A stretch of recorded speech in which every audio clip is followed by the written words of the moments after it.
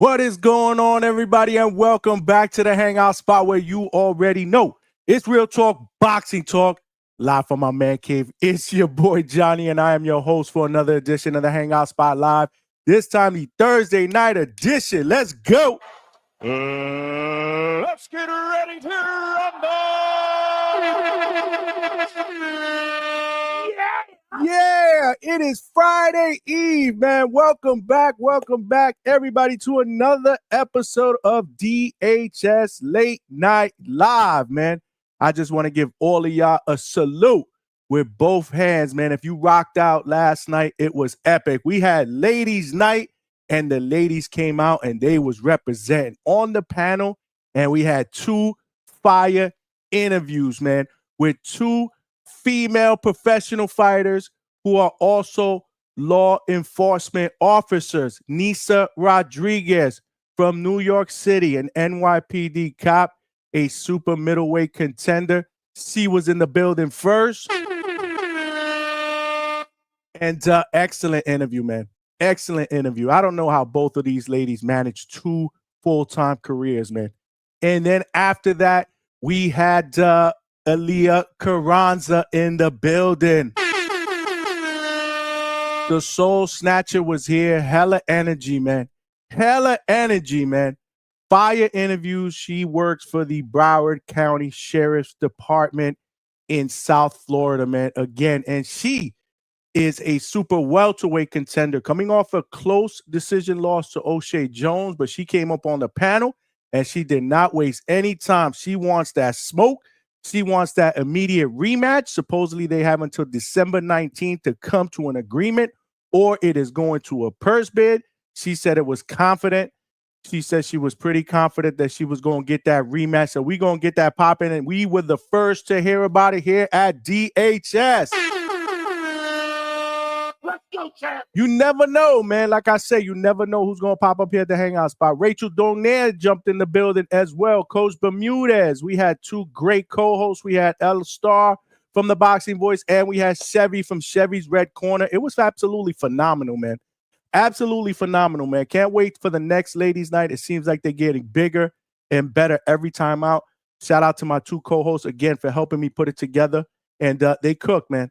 They cooked. And then when they got up, we cooked, man. Coach Bermudez, we had panel members. We had a good time, man. We did a 6-hour show last night.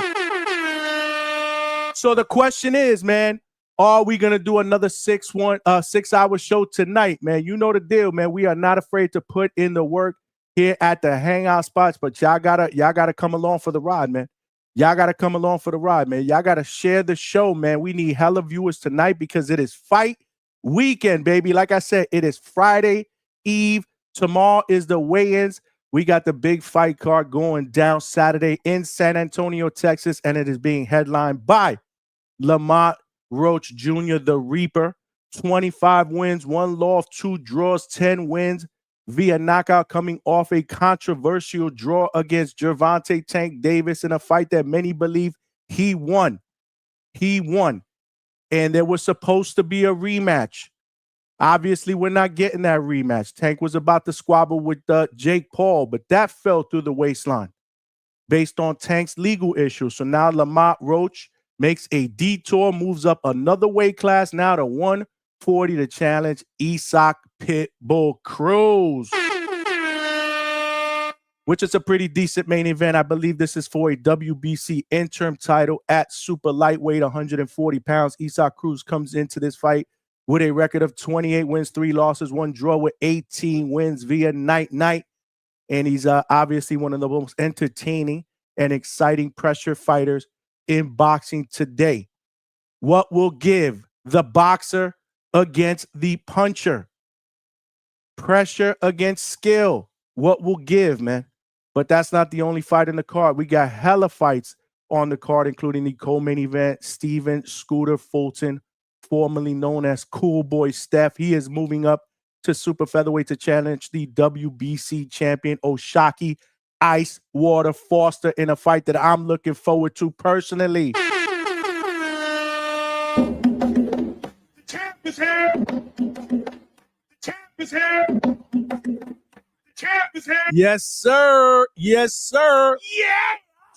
My man. Yes, sir. It is going down, and there's other fights in the card. We'll break them down, man. Tonight is a preview and prediction show where we will open up the phone lines and we will get everybody's thoughts on the main event, the co-main event, and the other fights. I need everybody's breakdown.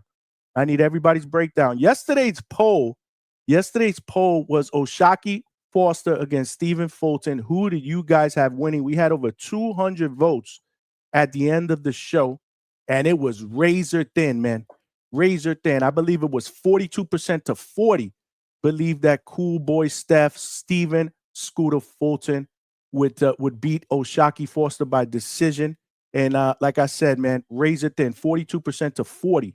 Nobody was really picking a knockout by either guy. Most people feel like this fight will go the distance. This is going to be a fight, a very, very skillful and tactical fight. And again, we will break it down, and I'll give my thoughts on this fight. But tonight's poll is the main event. So get your votes in. Lamont Roach versus Pitbull Cruz. Who y'all got? Do y'all got Roach by decision or Roach by stoppage or KO? Do y'all got Pitbull by decision or Pitbull by stoppage or KO? Get your votes in. We only got 13 votes in. And make sure you smash that like button. You know the deal. People start filing in little by little. But at the end of the night, we are usually packing the house here at the hangout spot. We cooking. We put our aprons on and we cook, baby. This is what we do, man. This is what we do. And we will have Coach Hector Bermudez on the panel later on to give his betting picks and his lock pick for the weekend. I know we've been slipping the last few weeks, but we are trying to get back into our normal Thursday cadence. So hopefully Coach Hector Bermudez will come up fairly early, not at 1 o'clock in the morning when I'm ready to pack it in. Hopefully he'll come on fairly early, give us his picks, and we could talk some boxing. Shout out to Coach Bermudez. I actually took part in one of his film studies earlier today. And, man, Coach be breaking shit down, man. Again, man, I go into those film studies, man, and I usually mute the button. And I just don't want to talk. I just want to take it in because, the way that he breaks down fighting films and just overall technique and things that he sees, that your normal boxing fan won't see. It's absolutely phenomenal, man. I got to give Coach Bermudez credit. It wasn't like the last film study that I did that was like 10 minutes long. That shit is a 2-pack of ass. I actually had to call this one because I had to go eat, man. This one was lengthy, and I'm sure it could have went on for at least another hour and change, man. Because again, the way he breaks down film round by round, it's very, very detailed. He's very, very articulate, man. He has an excellent eye for the sport of boxing, man, which is why he is a world-class trainer. So shout out to Coach Hector Bermudez. That's right. I'm giving you compliments, even though Alex Vega is your favorite and I'm not. It smelled like a toilet full of nasty ass shit, okay? But yeah, man, we rock out with Coach Bermudez as well as the DHS family. I see y'all are in the building. Shout out to all of y'all. Y'all know the deal. Before we get started, there are ground rules here at the Hangout Spot. If you're watching this live on YouTube, please smash that like button and help us get this channel, this show out into the homepage and algorithm of true hardcore boxing fans so that they know we rock out weeknights, Tuesdays, Wednesdays, and Thursdays, 9 p.m. Eastern Standard Time. Yesterday, we did start a little early to accommodate one of our fighters that we were interviewing early. That was Nisa Rodriguez, but normally it's 9 p.m. Eastern Standard Time, 8 p.m. Eastern Standard Time on Sundays, our epic Sunday night show, man. And we're also doing live fight chats, man. We are cooking in the live fight chats, and we do immediate post-fight reactions where we open up the phone lines and we get everybody to call in and give their comments on the night of boxing. That is what we will do on Saturday. That is what's on the agenda. We will be doing a live fight chat here at the Hangout Spot for this fight card, which I believe starts at 8 p.m. Eastern Standard Time. The only bad part is they're charging us $80 to see it. That shit is a 2-pack of ass. It smelled like a toilet full of nasty ass shit, okay? Not happy about it. But at least we got some decent fights on this card. It's actually a pretty good card. I'm not going to complain about it, but the price tag is a little steep, especially when we've seen better fight cards. Remember the last crescendo that Turkey put together with those 7 fights that could have been main events on different cards. The one that was headlined by Bivol and Better Be the rematch. The one that had Virgil and Madrimov. Remember that card? We only paid about $29 with tax for that card. So this card, albeit it's decent, it doesn't match up to that one, and we're paying $74.99 plus tax. That shit is a 2-pack of ass. Yeah, not happy about that.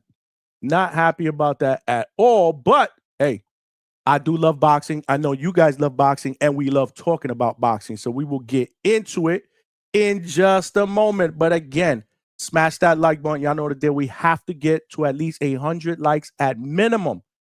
Mostly all of our shows the last few weeks have gotten to 100 likes and better. I believe yesterday we ended the show with about 140 likes. Those likes help us get out there. They help people see our channel.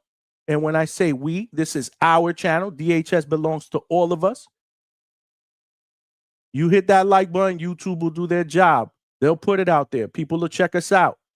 And if they like this type of boxing talk, laid back, having a good time, sharing our opinions and perspectives in a safe place, talking about the sport that we love, boxing in a passionate way, people will come aboard, they will gravitate, they will join the chat, and eventually they will become callers. That is the goal. We have to make the DHS family bigger. In 2025, we took it to the next level. Shout out to all of y'all. In 2026, we taking it even further. In 2025, I compare myself to a contender trying to get a title shot. In 2026, we are going for a world title. Yeah. You best believe that. We are going for a world title. I'm the most brutal and vicious and most ruthless champion there's ever been. There's no one can stop me. Lynx is a conqueror. No, I'm Alexander. He's no Alexander. I'm the best ever. There's never been anybody as ruthless. I'm Sonny Liston. I'm Jack Dempsey. There's no one like me. I'm from Nairclaw. There's no one that can match me. My style is impetuous. My defense is impregnable. And I'm just ferocious. I want your heart. I want to eat his children. DHS wants your heart. We want to eat your children. Our style is impeccable. Shout out to the great Mike Tyson, man. I love watching that. It gets me amped up. But again, man, smash that like button. We are streaming live on X and on Facebook. So salute to all my people on X. Salute to all my people on Facebook. Make sure you guys share the channel. Share the show, especially on X. We are trying to build the DHS family over there on X. We've been cooking lately, especially for the live fight chats. We can't take our feet off the gas pedal. So definitely share the show. Do the same on Facebook. Hit that like button. More importantly, come on over here. It takes 3 seconds to hit the like button here. And more importantly, subscribe to the channel if you have not done so. There's power in numbers. You know what I say? Small train eventually will be that powerful locomotive. But in order for us to do that, we're going to need some more passengers / subscribers / DHS family members. That's where you come in. If you are subscribed, everybody got a cell phone. Everybody got friends. Text one of your peoples. Tell a friend and subscribe to the channel and let them know we are doing big things. Interviews, great boxing talk, working out in the field, boots to ground. In 2026, we are taking DHS to the road. We're probably going to start out in New York City at the end of January for that mega fight card. Well, hopefully a mega fight card. I am considering the main event a mega fight between Shakur Stevenson and Teofimo the Takeover Lopez. So more than likely, yes, we will be in the building. DHS will be making its debut in New York City, but we're looking to take the show to other cities throughout the United States in 2026. Again, taking it to the next level. So it's not just shows. It is also live work, boots to ground.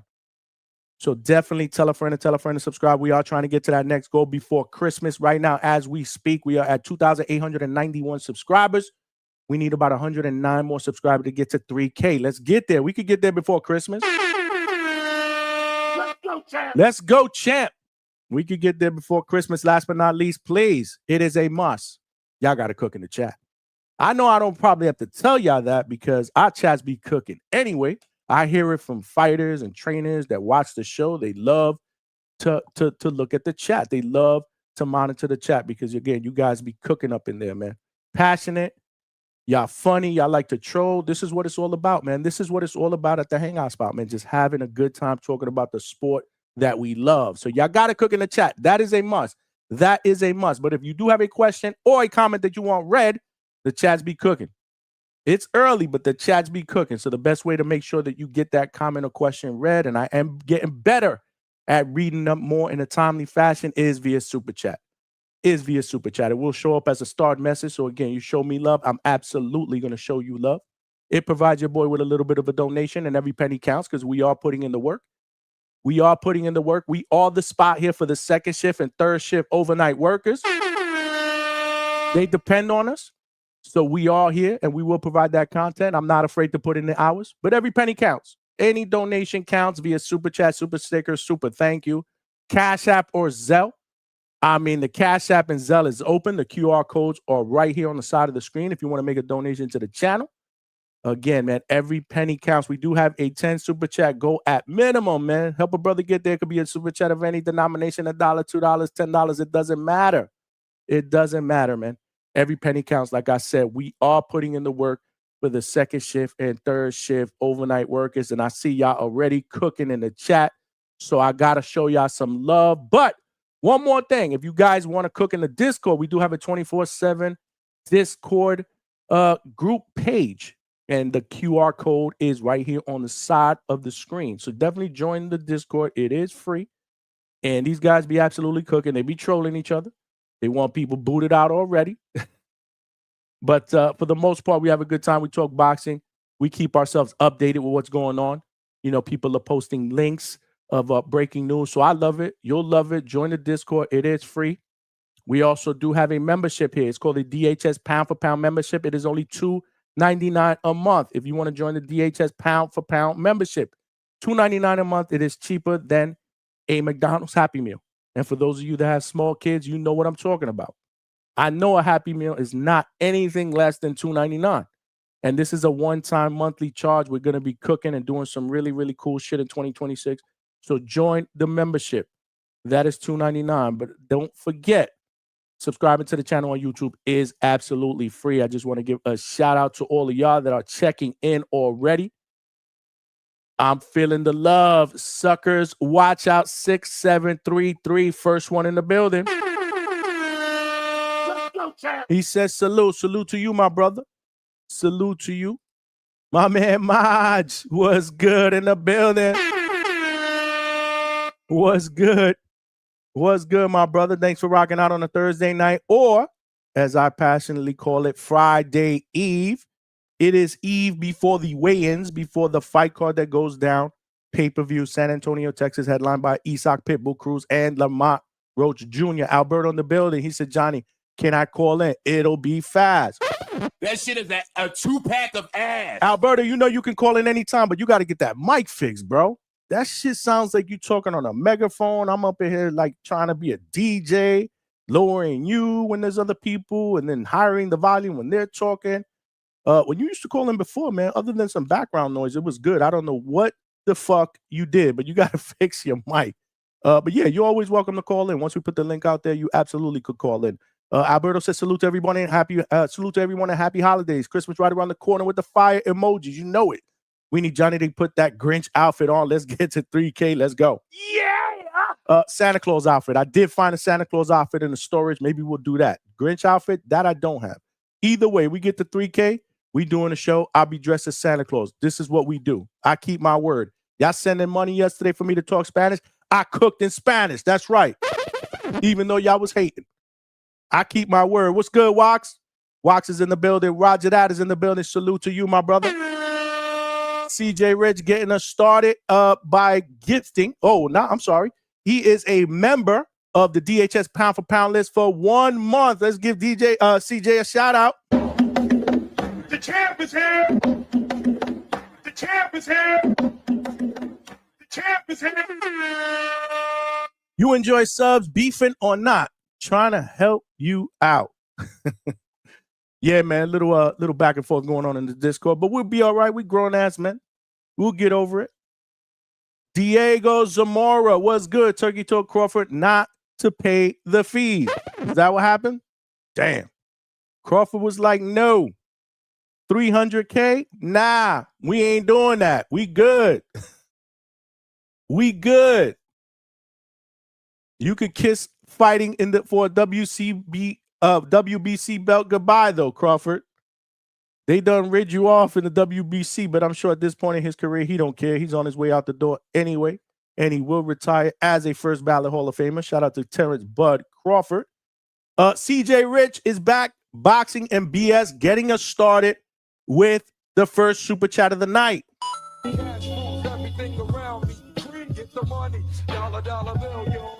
Yeah! Your Discord is wild. Salute. I'm ready to saute folks with a crispy exterior. No duty. Hey, man, it's a tough crowd, man. It's a tough crowd, man. A lot of trolls, but, sometimes we have a good time with it. If it gets personal, though, you know the deal, man. We family here. If it starts to get personal and people start cursing and screaming and bringing in family members and wanting to fight, that's when we got to cut that shit, man. Ain't got no time for it. But trolls, having a little bit of laughs, I don't see it as a big deal.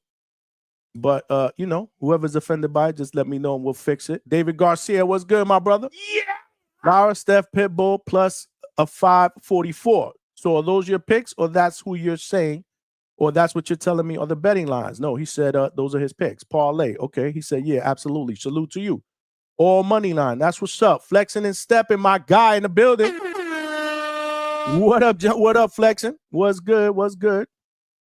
What is good? Yes, sir. CJ Tyson, number one. We got my sister in the building. Superwoman 607. What's good, sis? Yeah! Appreciate you. Thanks for rocking out. Welcome back. Hadn't seen you in the chat in a minute. Nothing but love from your bro.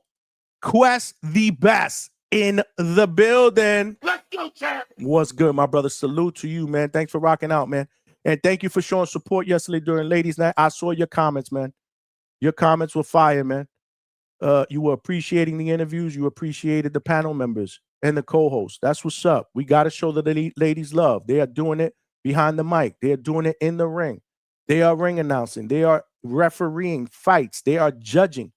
We had Alicia Collins on the last Ladies Night. First female referee ever in the Florida State Athletic Commission. Anointed in the Florida State Athletic Commission.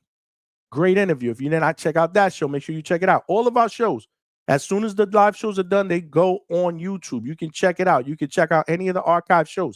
Leave a comment. Smash the like button there as well. Again, those likes help these shows get out there so that other people can see them on the playback.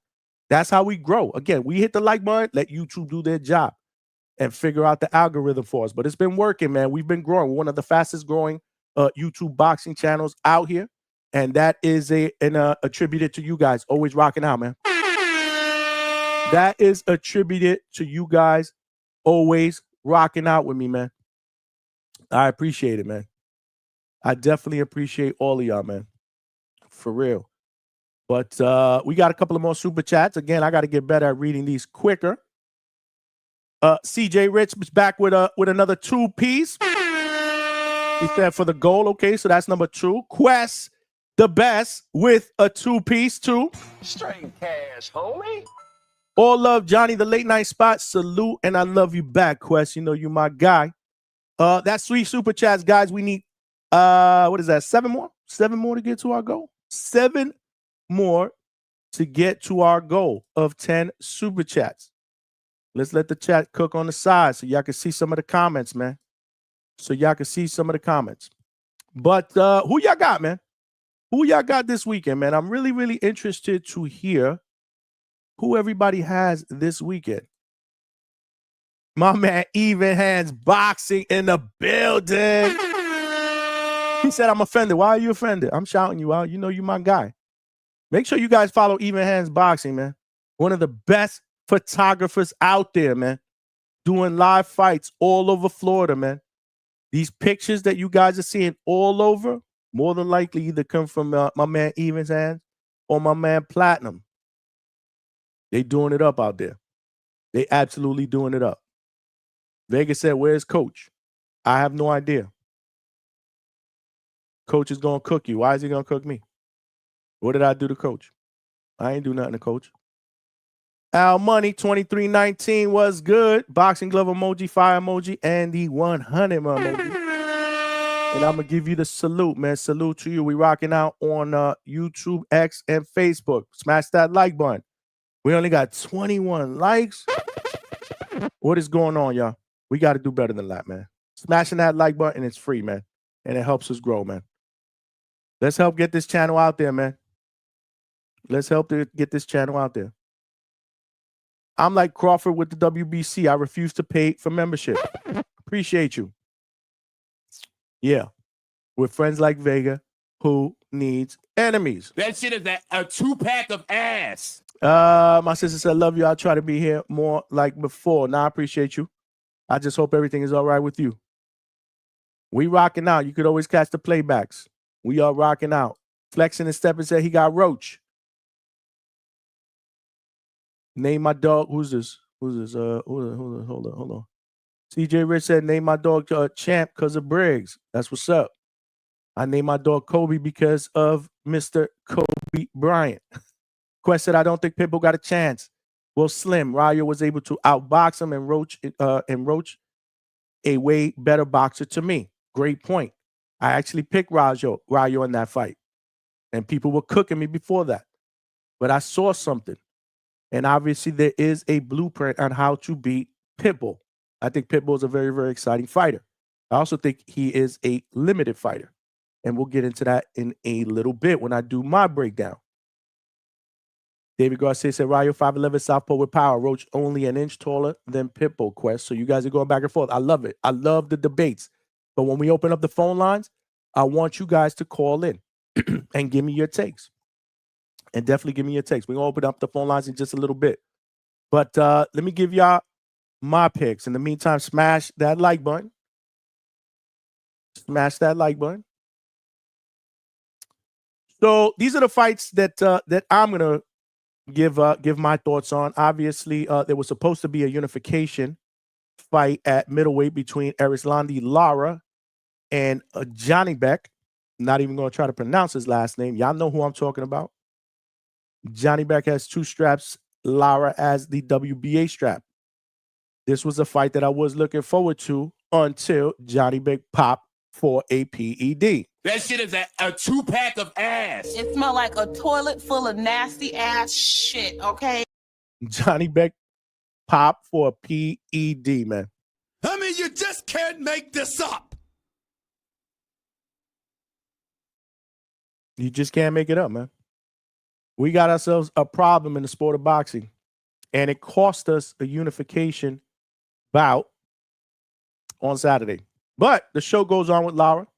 They did get an opponent for him last minute. It is a veteran contender, Johan Gonzalez, who is coming off a close decision victory over Jarrett Swift-Hurd. He's 36-4 with 34 knockouts. That is almost a 95% knockout ratio. But Lara is Lara. So that's a fight on the card. We got Frank the Ghost Martin. He's making his return.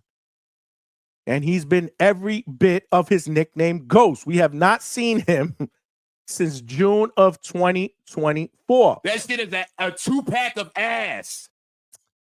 We have not seen him until, since June of 2024 when he got that tank bag. I broke my back. What do you mean by that? My back is broken. What, a vertebrae or what portion? Spinal. He must have broke his back carrying that bag because we haven't seen him. But he is making his return to the ring, so I'm thankful that we get to see him again. He's going up against a former champion and veteran from Cuba, Rances Bartholomew. That, I believe, is going to be on the free version of this card, the card that we don't have to pay $80 for. It smelled like a toilet full of nasty ass shit, okay? Are y'all paying for this? I need everybody's thoughts. Are y'all paying for this, or are we going the F word? Are we doing the F word? Do you guys have a problem paying $80? I believe it's $74.99, but again, plus tax. Y'all know the deal. We got to pay Uncle Sam his cut. Are y'all paying for this? Or We streaming Fire Stick Boys back outside. We not paying for that. That's not how this goes. Fire Stick Boys back outside.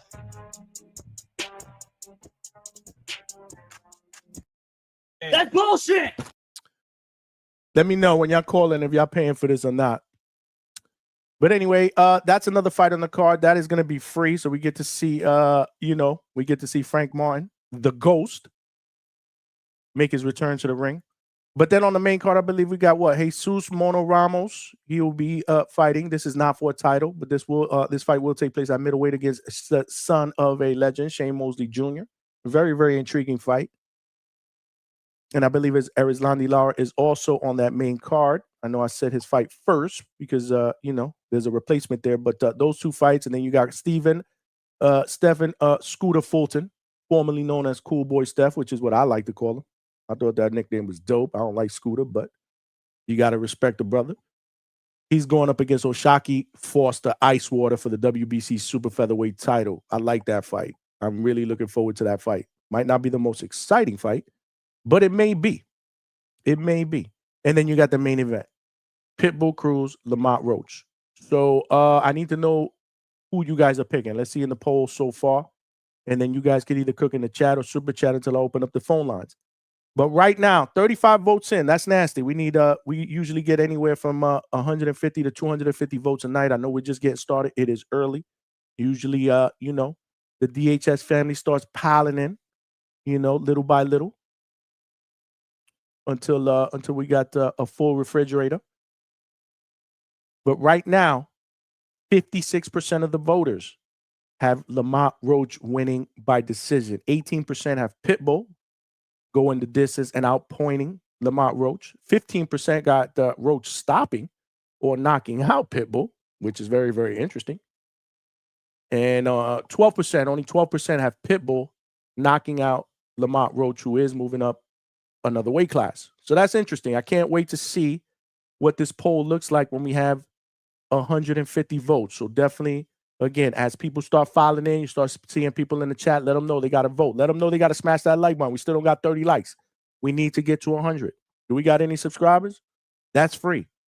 1 subscriber since we got started. We've been on for half an hour. Come on, y'all. Everybody got a friend. Y'all all got your cell phones. I'm sure you have them in your hand right now. Text somebody and tell them, yo, look out for a brother. For real. Tell us to give us a shot, even if they don't like boxing, man. You know the deal. We doing it up. We doing it up. But yeah, I want everybody's thoughts. Let me give you my thoughts real quick on these fights. Hold on. Let me just share the screen a little bit. That way we can put which is the first fight we'll do? Let's do Frank Martin. Let's do the Frank Martin fight. Oh, well, actually, yeah. We'll do the Frank. Let me see.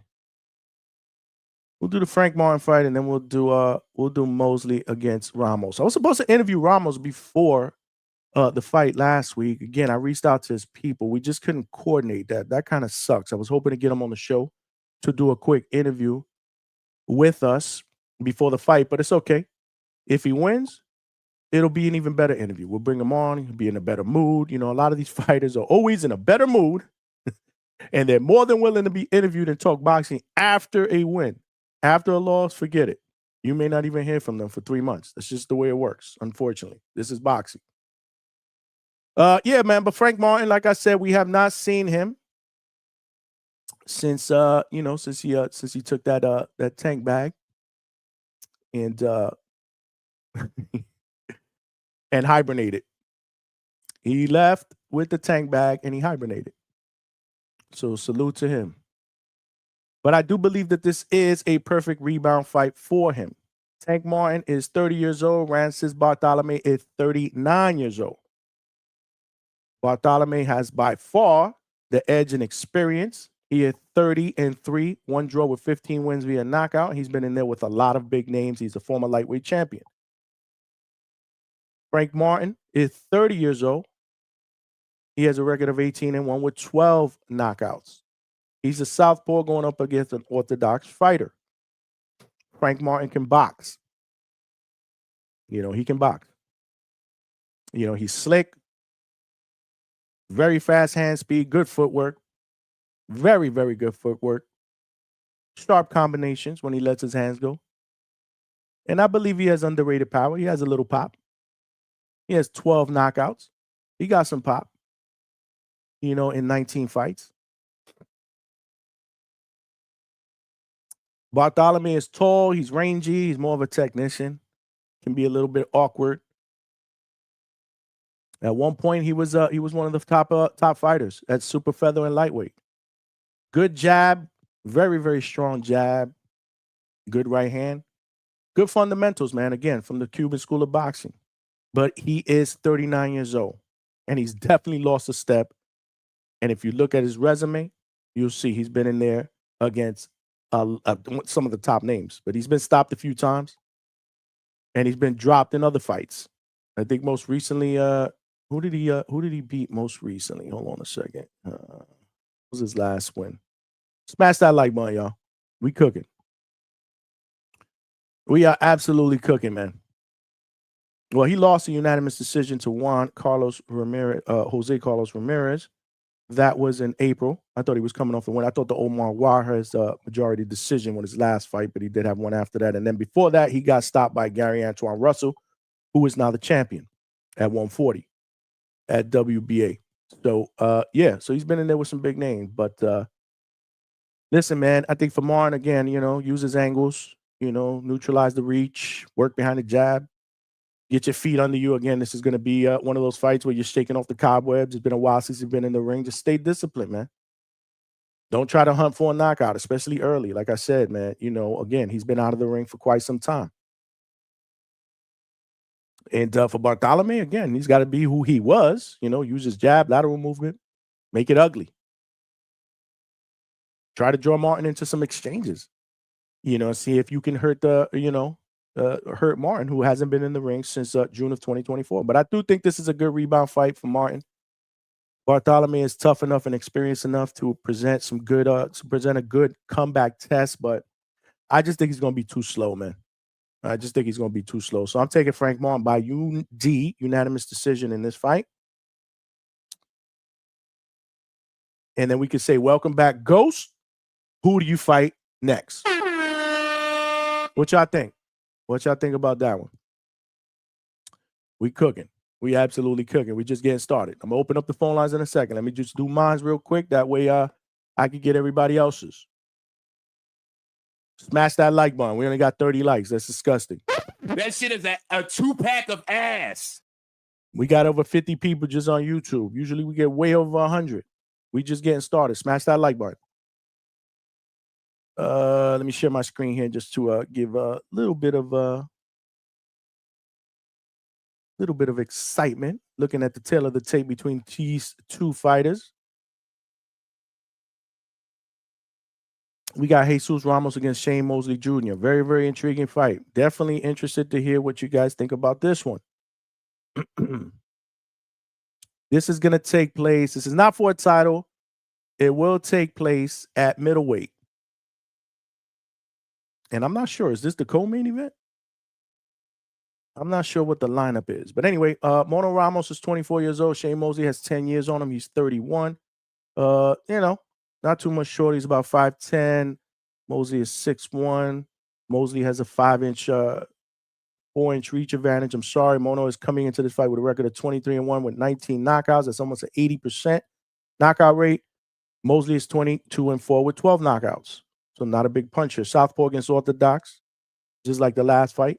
And Ramos is, he's a southpaw. He can be destructive, has power in both hands, especially a left cross. He has a good left cross. Goes to the body. He's a pressure fighter. For the most part, I think he cuts off the ring pretty well. But I've always had issues with Ramos in the past, just taking it from second to third gear. And that's, to me, what the elite fighters or the better fighters can do. It's almost like he's stuck on second. He has a really good first, really good second. I need to see what the third and fourth gear looks like. But maybe that's me nitpicking. I'm interesting to hear what you guys think about that. Am I nitpicking? He's he does have his only loss comes against Erickson Lubin. That was controversial. A lot of people feel that he won that fight. But that was also at a lower weight class. This is a middleweight, right? So again, he has been improving, especially defensively, and again, good body work. So it feels like it looks like he's kind of filled out at middleweight. Mosley, tall, rangy, Jab, straight right, controls distance. Again, is legendary pedigree there. Solid fundamentals. He's durable though. He's never been stopped. I looked that up. He's never been stopped. I don't believe he's ever been stopped in 16 fights. Hopefully, I'm not mistaken. Let's see. Let's just double check here. We got to make sure. I don't think he has. Or maybe I'm wrong.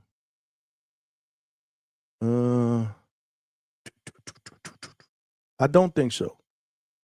Just kind of skimmed through his box rec. I don't think he's been stopped. But his best performance was outboxing Daniel Jacobs, who many believe was over the hill, and that was in 2024. So, yeah. When he's pressured, he can fold, I believe. Not getting knocked out, but for Ramos, again, just got to be himself, close the distance, neutralize that reach with with some angles. Target the body.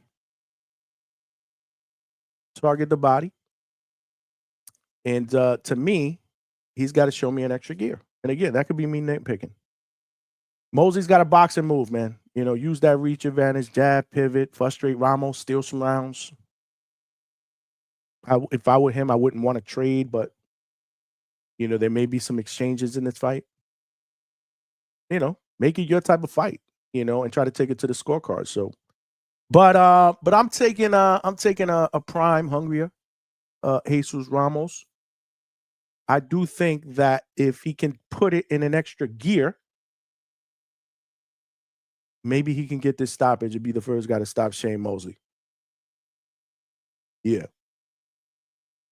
I'm going to say late round stoppage, but I'm not 100% sure. I don't know if I would bet money on it, but that's just my prediction. Don't know if I'll get that one right. Do y'all agree in the chat? Probably not. Probably not. Who wins? Okay. Let's see who y'all picking, man. Let's see who y'all picking. Who we got here? Let's put the other screen up. Was that the Lara fight? Johan Gonzalez. So again, man, this is a guy that's stepping in last minute. This was supposed to be, a fight with Johnny Beck to unify 3 titles at middleweight. But obviously, y'all know what happened with Johnny Beck. It's not even worth repeating. So this is the fight that we have. Hey, at least Arizona Lara doesn't have to go through a training camp for nothing. So at least he can lace him up, get some work in there. And then who knows what happens with Lara down the road. I mean, do they circle back once all these things get squared away? Who knows? But anyway, Lara's the WBA middleweight champion. He's up there in age.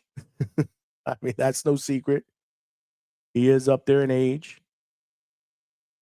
But so is his opponent. Smash that like button. Trying to pull up box rec real quick, y'all. Bear with me. Smash that like button. We don't look like we're making a lot of movement with the like button. We gotta smash that like button, y'all. Let me pull up box rec. Give me 1 second. I apologize for the dead air. But Arizona Lara on paper is 42 years old. But again, I don't even know how old Johan Santana is. Oh, Johan Santana, you hear me? Johan Gonzalez, my bad. They're both about Johan's about 6 feet tall. I was about 5'9", 5'8". This is another Orthodox versus Southpaw. This is becoming common in this fight card. And Lara is one of the best, boxing all-time technicians, man. He's a Cuban Southpaw. He hits in his prime. He was his defense was crazy, right? He can move, not get hit, laser jab, pinpoint counters, ring IQ is crazy. But again, at 42, he's lost a step. It's not realistic to think he's the guy that he used to be. In fact, he has fought his last few fights, more in the pocket, which is unlike the Lara that we saw earlier part of his career. The one that fought Canelo Alvarez, that moved, that most people think might have beaten Canelo Alvarez. Again, I think he's still sharp enough, though. And his recent win was a dominating performance against Danny Garcia, where many think Danny Garcia called it in that fight. And let's not forget Michael Zafara was a big win for us as well. So, Gonzalez, tall, lanky, Venezuela, got a lot of power. Obviously, 95% knockout ratio. Let me see. His last win was against Jarrett Hurd. He's aggressive, throws bombs, but he can hit you and he can hurt you with one punch. But I don't believe he's ever faced anyone at Lara's level, looking at his resume. So this is a huge step for him on last-minute notice. But again, when a guy can punch like that, you always give him a puncher's chance. But I don't know. I don't see this happening. Again, I think Lara is still good enough to be able to circle, jab, counter, make Gonzalez miss and pay. Maybe this fight, being that Johan is a 95% knockout puncher, a real puncher, maybe we'll see more of the old Lara. We're probably going to see more of the old Lara, especially at this age. Yeah, especially at this age. But Gonzalez, just go in there, pressure, cut off the ring, try to land a big shot, try to hurt Lara. Maybe try to draw him into your type of fight. I don't think Lara's that stupid. But try to force some exchanges and see if you could pull out an upset. But I don't see it happening. I think Lara is levels above this guy, Gonzalez. So I see definitely a large, unanimous decision victory here. That's just my opinion. What y'all think about this one?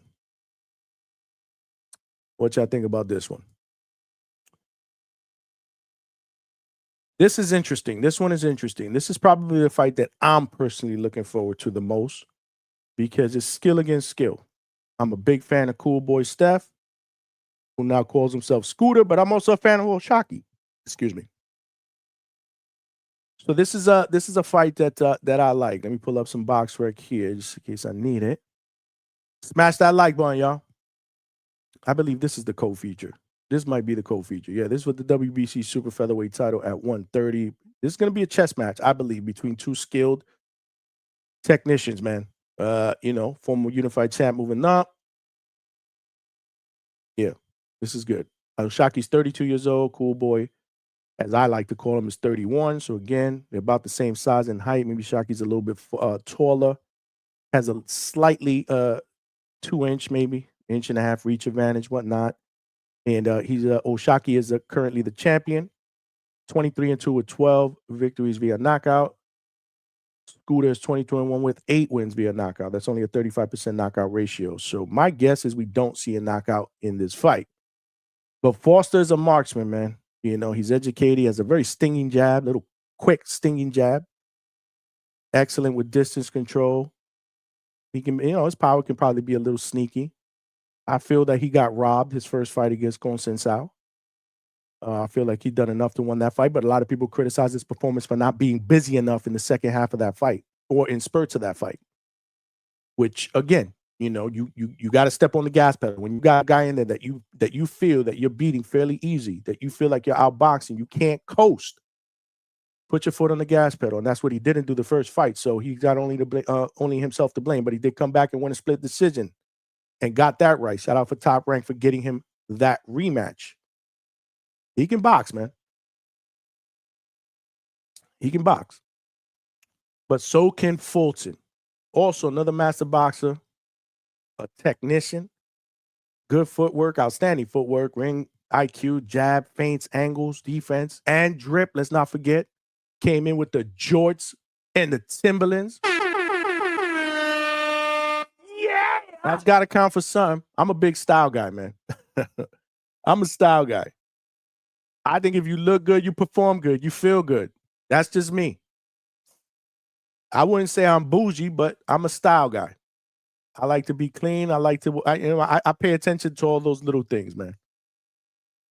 But yeah, he outclassed Brandon Figueroa in their rematch. That was pretty impressive. I actually picked Figueroa to beat him. I got that wrong. That shit is a 2-pack of ass. Again, I don't pretend to get them all right. I'm not. None of us are. And for anybody out there that claims they get them right, send me a screenshot of your bank account. But when you do send that, it better have more than $1 million in there. Because if you always get it right, then why ain't you a betting man? Why ain't you making millions and millions of dollars? We're not perfect. None of us are. But yeah, this is his first fight at 130. So I'm very, very interesting to see how he looks. This is one that I am really, really interested in seeing the face-off for. Like, I will give my pick, but I want to see the face-off. I mean, not the face-off. I'm sorry. The weigh-in and then the face-off. But the weigh-in, I need to see the weigh-in. I need to see how these two look against each other again. They look like they're evenly sized up, like in other face-offs that they did before. But again, just little something for me to look forward to tomorrow. But yeah, so like I said, for Foster, he just got to be himself. Steph's got to be him, right? Foster's got to pump the jab.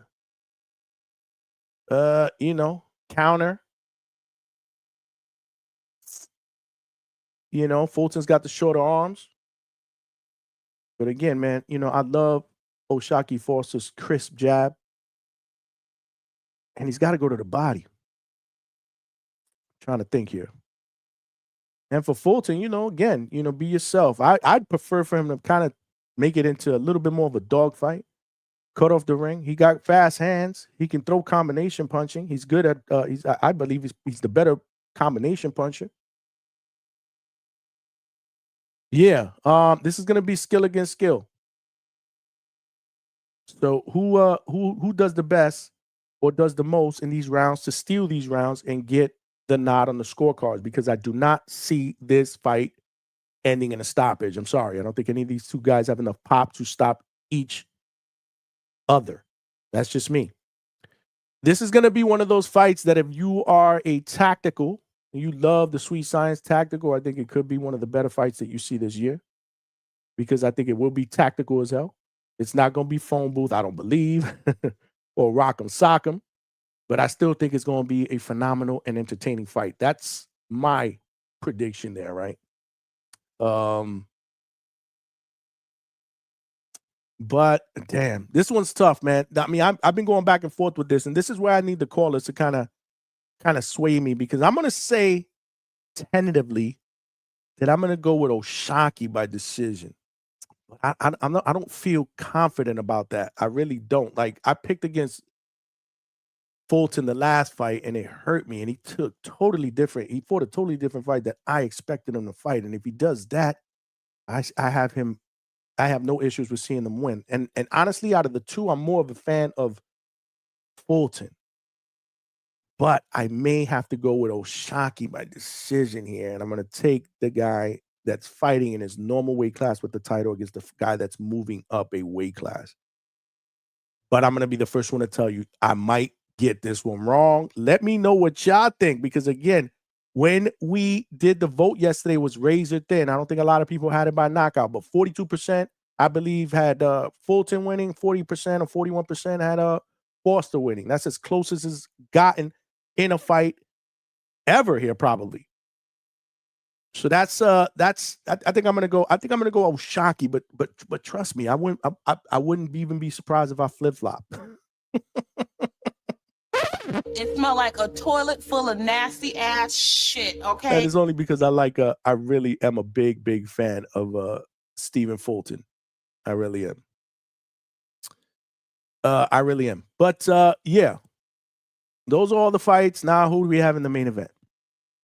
Isaac Pitbull Cruz, Lamont Roach. Hold on, let's go back. Let's put that screen up at least. Something you guys could look at least. Main event, y'all.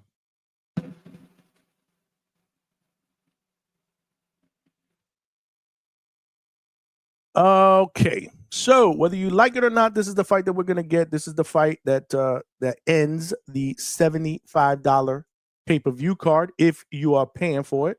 This is nasty. But this is what we have, and I think it is intriguing. Again, Lamont Roach is moving up in weight class. Pitbull is one of the most entertaining pressure fighters. If he only used the jab, like the Wizard of Oz, if I only had a brain, if he only used the jab. Might be a little corny, but Pitbull's 27, Lamont is 30. Pitbull is short. I don't even know if he's 5'4". That's what they have him listed. What do they have him listed? I'm looking at 5'4.5". I'm looking at the box right here. Just in case I got any questions on the resume. Pitbull's 27-2, 1 draw, 19 wins via knockout. That is a 68% KO ratio. And Lamont is 25-1-1, 10 knockouts.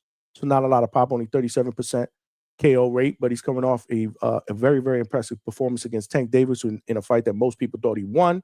This should be a rematch between Tank, but this is what we get instead. Finally, both guys are orthodox. We don't have the southpaw against orthodox in this fight. Yeah. And both guys are coming off both guys are on pretty decent runs as far as wins, right? No. Okay. No, that's right. Because I picked Raul Valenzuela to beat Pitbull. And he did by split decision, but then he came back and beat Angel Fierro in a Fight of the Year candidate. Then he came back and beat Omar Salcido by UD. And now here we got Lamont Roach. So he's on a 2-fight winning streak. Lamont Roach is, he hasn't lost a fight since he lost to Jamel Herring in 2019. Hector Garcia, obviously. He beat him to win the WBA super featherweight strap, which we haven't seen him fight for that bad boy in a long time. Then he stopped up Firgo McCory on a pro box card. And then obviously he should have gotten the victory against Gervonta Tank Davis. Yeah, so I don't know. I mean, if there's anybody that really, really models their nickname, it's Pitbull. Other than Ghost and Frank Martin. Pitbull Cruz is a pitbull, and that's exactly how he fights. He's a pressure fighter, nonstop. He's going to hit to the body. He's going to throw monstrous overhand rights, overhand lefts, great chin, no neck. And he's going to break you down with volume, pressure, ferocity. You saw what he did to Rolly. And he gave Tank a good fight, obviously. But there is a blueprint to beat him. Doesn't jab enough, in my opinion. In fact, does he jab at all? I don't know. If you think he's a jabber, you tell me why I'm wrong. There's a blueprint on how to beat him, but you have to be able to box, move, and follow exactly the plan that Rayo did. And I don't know if a lot of fighters can do that. Rayo was tall, counted well, especially uppercuts. I mean, this is no easy task. Pitbull is not an easy fight for anybody. Again, I don't know if I've ever seen him hurt in a fight. But Lamont Roach, again, there's a blueprint. So, follow the blueprint and see if you can do or mimic parts of what Rayo did against him. Because Roach is sharp. He's composed, man. He showed me a lot in that Tank fight. I didn't give him a chance. I didn't have him winning that fight at all. I had him stopped in that fight, and look what happened, man. This is why I say this is boxing. Anything can happen, man. But he's composed, got a great jab, good combination. He stood there in the pocket with Tank, exchanged. He's very, very disciplined. Fights tall. I mean, but has he ever been in there with somebody like Pitbull who's going to apply that pressure? Will moving up a weight class hurt him, or will the extra muscle help him, or will it slow his legs? I'm sure most people will tell you. I heard some rumors. Obviously, I'm close to what's going on in pro boxing. He's looked phenomenal in sparring, but that's sparring. So, again, not sure how much stock I put into that. A fight is a fight, but sparring definitely prepared you for that. Pitbull just has to be Pitbull. I think Pitbull is not interested in being anybody other than who he is. So you got to give him credit. He will do him regardless of who's in front of him. It would be nice if he throws more jabs to set up those power shots, but he's just going to throw bombs. Turn it into a war. Maybe he can lure Lamont Roach into a firefight. If that happens, obviously I favor Pitbull, but Roach has to box. Move, especially in the beginning part. Try to frustrate him. Use your jab. Hit him with uppercuts. Pivot. Turn him. Frustrate Cruz. Make him miss and make him pay. Everything a pure boxer should do. in a fight. Keep the fight in the center of the ring. Try to steal some rounds. This shit is crazy. This was another one I went back and forth with. But I picked against Pitbull once. I got cooked for it. And then I was gloating because I got it right. So I'm going to pick Lamont Roach in this fight. I'm going to pick Lamont Roach by decision. I don't know if that's the popular decision, the popular choice, but that's who I'm going with. I think Lamont Roach grew up. Well, let me not say that. Lamont Roach has always been a really, really good fighter. I just, again, I'm thinking that Tank was a level above him, and Tank was going to do what Tank does. Lamont was moving up a weight class. We had seen Tank do that against guys that had moved up lower weight classes, where he downloads that data and then eventually he snipes him out. He was not able to do that against Tank. So I wouldn't say he grew up, but he might have taken his game to the next level, especially from a confidence perspective in that Tank fight. He didn't back down from Tank. He didn't let the bully him. So I give him a lot of credit for that. But I think because of that and the momentum and the fact that he didn't get the Tank rematch, I think, and the fact that he's taking a shot moving up a weight class, I do admire that. He's a pro box guy. I'm going with Lamont Roach by decision, and those are my picks. What do you guys think? Am I on crack or what? Let me know your thoughts. We're going to put the phone lines out. I'd love to get everybody else's thoughts on this. Again, smash that like button. We only got 40 likes. That's crazy. That shit is a 2-pack of ass. How? Come on, y'all. It's free, man. Help the channel grow, man. Help us get into YouTube's algorithm, and then we can let YouTube do their job. Let me put the link out there. What are y'all cooking me in the chat? I haven't been able to look at the chat. I've been trying to monitor box rec and looking at some notes that I typed up before, right? Because it's all about preparation. But those are my picks, man. Let me know if you guys agree, disagree, if you wanna just chat it, if you want to super chat it, or you want to call in. Let me put the phone line out there. If you guys want to join the pound for pound, DHS pound for pound membership, it is only $2.99 a month. The link is pinned to the top of the chat. I'll probably replace that link in just a second with the call-in link. But I did throw the call-in link into the chat now if you want to call in. Now, in the beginning, like I said, if we got a lot of callers, I'm going to start rotating people so we can get different people to talk. And then later on, when obviously it slows up, then, we can kind of settle in and get some people to sit in on the panel. So we'll see how it goes.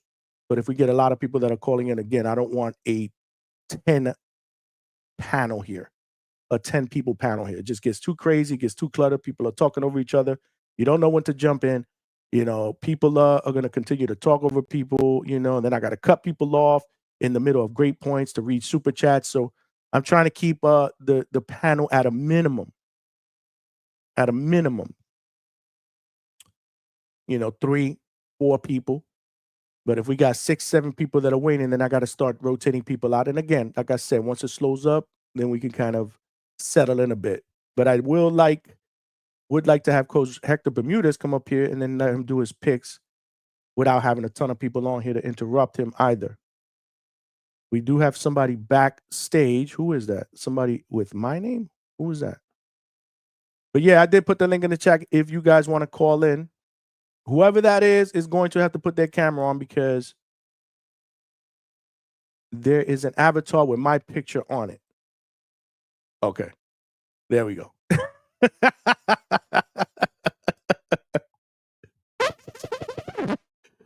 Number 1, we got Johnny at the hangout spot joining us. I didn't know I had a twin brother. But welcome aboard, brother. What's going on? Or is this somebody else that I know? Identify yourself. But you will have to unmute before you talk. My bad. This is I don't know your last name, but I guess this is Malcolm from the hangout spot, We're related, man. What's good, bro? All right, so what did I do to deserve this? Look at the fucking avatar picture. Where you Why the tuxedo in the hat? Yeah, you Johnny Corleone. Johnny Corleone. Somebody said that yesterday, Johnny, from the mafia spot. Hey, man, it's all about family here, man. And when people start getting crazy, we got to start sniping people, man. Mafia style, man. We got to keep it in the family, man. this thing that we're building, you know, we need to respect this, you know what I mean? But yo, that shit made my night. What's good? I was like, damn, should I bring this person up? Is this a troll? Am I gonna bring this person up and there's gonna be some crazy whatever? I'm not even gonna give that the time of day. But what's good, Malcolm? What's popping, bro? Chilling, man. I'm good, bro. My bad if my service is a little weird. I hope it's gonna get a little better in like a minute or two because I'm walking this dog, man. But yeah, man, just chilling. It's fight week. You know what I'm saying? I'm actually fight week. I'm excited because Janet Beck pulling that bullshit. You know, I was really looking forward to this card. I still am, man.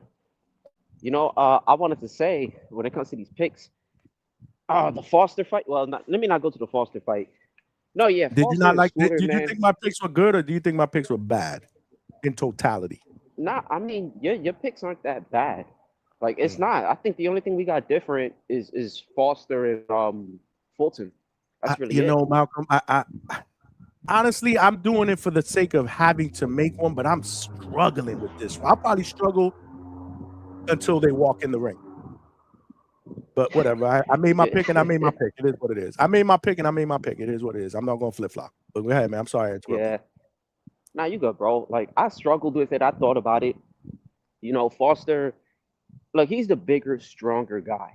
That's the one thing that I'll say. Like he should definitely be stronger than Scooter. There's no way in hell he's not. You know, he got the power. But other than that, he's not. I don't know. He's not that good to me. You know, besides that, he got those traits and being the bigger man. It's just Scooter is technically way better. You know, his inside game, his IQ, his ability to adjust, everything, he just checks off those boxes so well. You know, and I like how he's doing work with Bozy. You know, they got him doing nice body work. You know, sitting down in the shots a little more. He's just looking refreshed. He's looked better ever since he moved up, you know. Now, granted, I prefer if he would have just stood at 126 and kind of let his body adjust. You know what I'm saying? Even though he was at 122 for so long, kind of killing himself. So I can get why he wants to jump up. That. See, I'm also worried about the move up. But even though I shouldn't, man, why do I always allow that to sway my decision when realistically, more often than not, lately, it really hasn't mattered. Mm-hmm. But I mean, no, it matters. I think it usually always matters. But when you got guys that are so big, you know, it's kind of like you see Lamont Roach, even though it's going to tie into this now. You see Lamont Roach, come on, he's moving up. But, you know, he's always looked big for a 130-pounder. And now that he's moving up all the way to 140, like you pretty much went up 2 weight classes, 135 your last fight, now you're at 140. Pitbull isn't a big guy. So, you know, him moving up, like he'll be just fine. And Pitbull's not a big dude. But then when you got somebody else like Schoolboy, who's, you know, your first fight, I think this is his first fight at 130. Yeah. You fighting a big ass dude like Foster, who's a little more comfortable in that weight class, you know, and you could definitely get hurt, and you're definitely capable of getting dropped, you know. And that's not to knock him.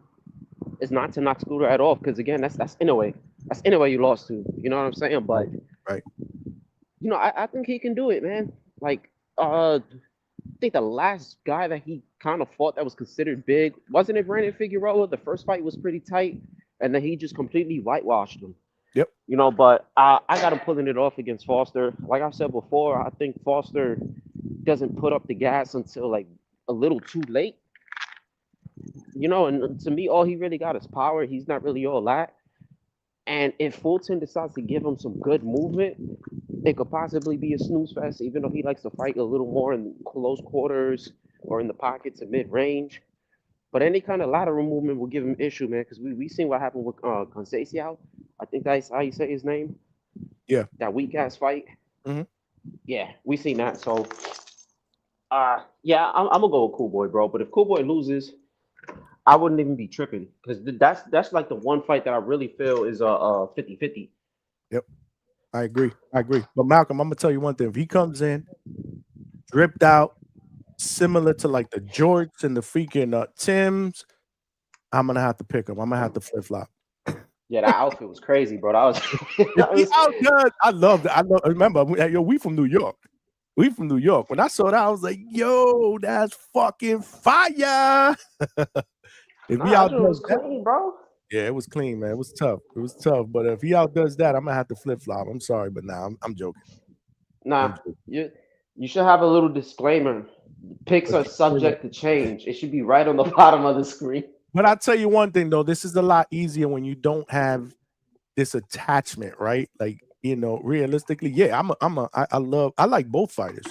I probably will tell you that I like Fulton a little bit more, but there's not really that. Like, I'm okay with either guy winning or losing. It's no pressure on any of these fights for me going into this. So this is going to be a good card for me. You feel me? I don't know what you know what I'm talking about, right?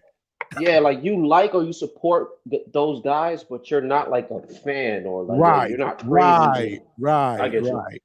Like the Norman Haney, there was some pressure there. Like I remember Friday night, I was hanging with the wife, we chilling. I'm like, damn, I'm getting jittery fighting them on shit. And then fight chat with these dudes and they gonna cook me. Like it was pressure, man. But it turned out well. It turned out all right. Shit happens. Just remember, bro, the more you try to stress yourself, you're going to get more grays, man. Then the hair going to start pushing back. You're going to lose your hair. Don't do it, man. It's not worth it. I tried to make a conscious effort years ago, especially when I started this channel. This channel's been a godsend because, man, nothing bothers. Like, just roll off, man. Just you blessed. Fuck that stress shit, man. Enjoy the rest of your life, man. So, yeah, man. But this is boxing, bro. There's some people that we rock out with. But this is a good one. I mean, if you're like me, this is the fight that I'm personally looking forward to the most because I do agree with you. I think this is as close to 50-50 as we're gonna get on this card. But it's a solid card, man. Tell me what you think about the other fights. All right. Let me see, because I got to think of all of them. I can't really talk too much about the Lara fight. I can't. You already know that. Shout out to Lara though. Yeah, all right. So Lamont Roach and Pitbull, Tanks Pops versus Pitbull Cruz, right? Oh man. Yeah, look, man. I got Tanks Pops, bro, straight up. I mean, he's, look, 130 pounder. You went up to 135, you look good against Tank, which listen, the only person I knew calling that fight they're like, oh, it's gonna be a close one, was Tip. But that's because Tank's his cousin. And he was trying to breed, like he was literally trying to big up the fight. He was trying to make it bigger than what it was, but it kind of, you know what I'm saying? It played out right. So shout out to Tips, right? So you do that, you go to 135, you arguably beat the guy. You know what I'm saying? Like you had a good performance. Now 140, you fighting Pitbull Cruz. Pitbull Cruz is ass. Notice like my bad. Let me not say it that way, but compared to the rest of the fighters that are higher. Because I don't want to say like a bum, obviously. He's not there. I don't think he is of that level. He's just going to come forward. He's going to throw these hooks, these uppercuts.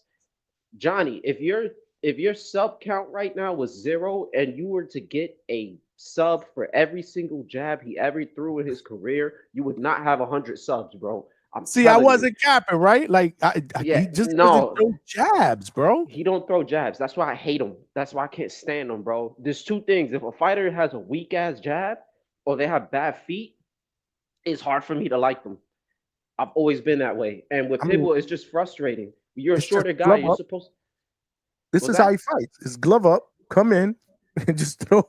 And just apply pressure. Make your time easier. You shoot a jab or a double jab with some head movement. He got a nice guard. You know what I'm saying? That he's already like a short, compact guy. Like I don't know if you've seen, like he got some kind of traps. Like he has neck muscles, so you're able. He got no neck. Punches. What you mean neck? I haven't seen a neck. This dude ain't got no neck. He had his shoulders, bro. But yeah, that's what I'm saying. Because remember that rank when we were little? Remember that rank? Your mama ain't got no neck. They call her head and shoulders. Oh, nobody was saying that when I was in middle school. That's why I forget I'm older than you.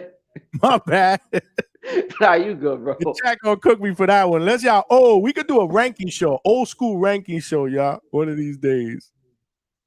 See, y'all call it. We weren't calling it rank. We was just calling it cutting ass. Ranks, bro. We had yo. He ranked you out. We was just, yo. You here yesterday, bro? This dude ranked him out. That's what we used to call it when we were young, bro. I just remember cutting ass. That's how we used to call it, man. Those was the good old days too, bro. Because anybody was a target. It's just whoever was in the mood. It's like, yo, he getting targeted, and you just got to hear it all fucking day. Yep. But what was I saying? Yeah, it's just Pitbull, bro.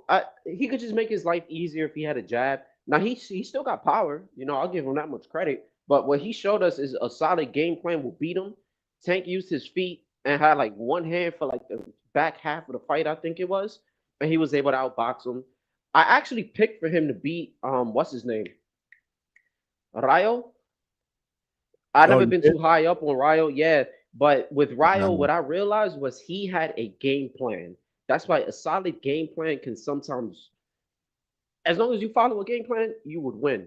You know what I'm saying? And he showed it because he was just the movement, everything that Rayo was doing was perfect in that fight. You know, so just Pitbull, bro. I don't have faith in him like that. I'm not too much of a fan just because you got into you pretty much got outboxed by Tank. And because everybody said he was running, that's where your fame came from. You know what I'm saying? I think Lamont has very good inside work, very good defense.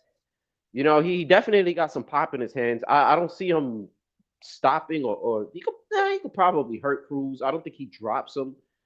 You know, but what I still will say, the only thing different about this is because Pitbull likes to throw a lot of shots, he could have more effective work than Tank did in their fight.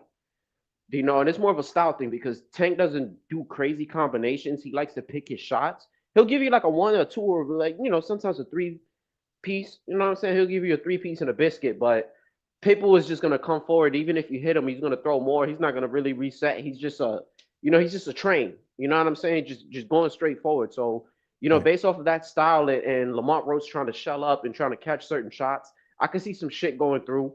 You know, whenever he tries to do like a little Philly shell and tries to catch it in the pocket. But ultimately, I got Lamont Roach, bro. Straight up, Pitbull is not who he is, man, who people think.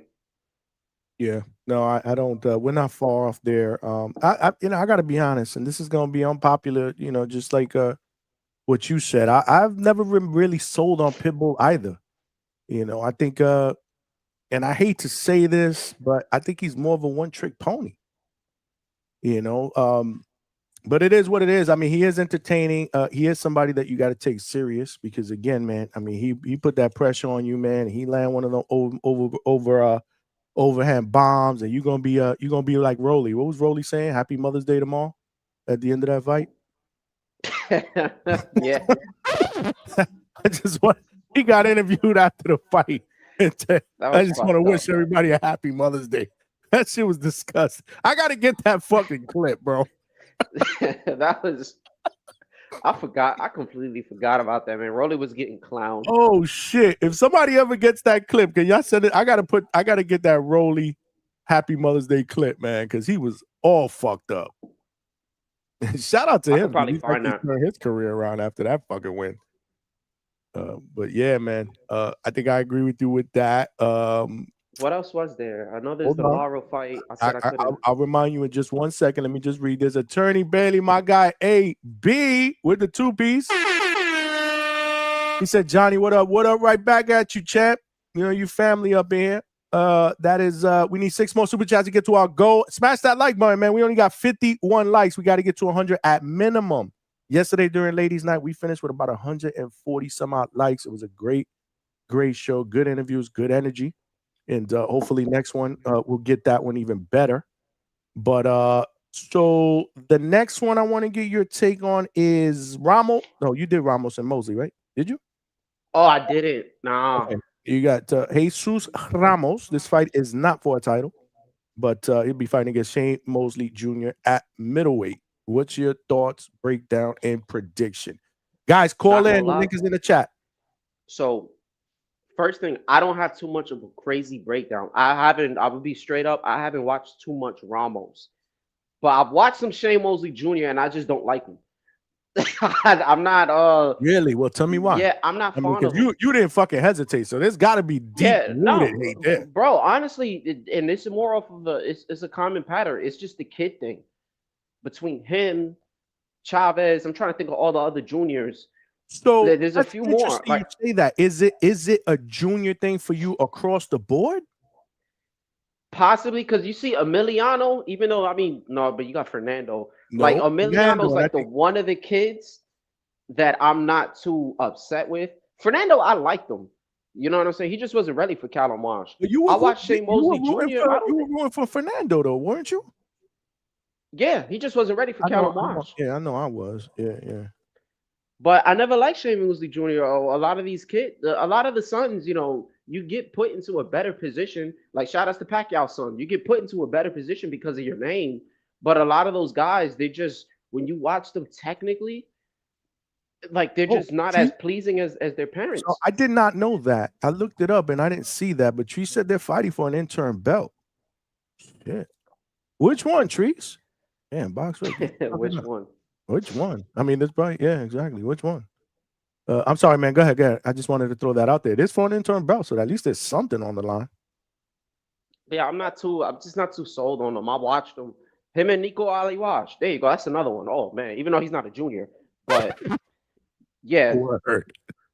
Sorry, man, but like I mean, Shane Mosley might be the better of them, you know. But again, also this is Ramos. He just moved up to 160, if I'm right. So I mean, I haven't really seen him at that weight class. I think this is his first time jumping up. I don't know if he started at 147. I doubt it. But yeah, I mean, I'm not gonna lie. I probably got to kind of watch a little more to like really gauge it. But I will have a biased take and go for Ramos. I will root for Ramos in this situation. You know, shout out to Shane Mosley. You know, your pops was one of my favorite fighters, to Mosley Jr., but not really too crazy about him. And then the sidebar, Johnny, do not change that Ladies Night song. Do not do it. That's what I'm thinking, man. That shit is a classic. Like, what is wrong with Star? It's cool in the gang, bro.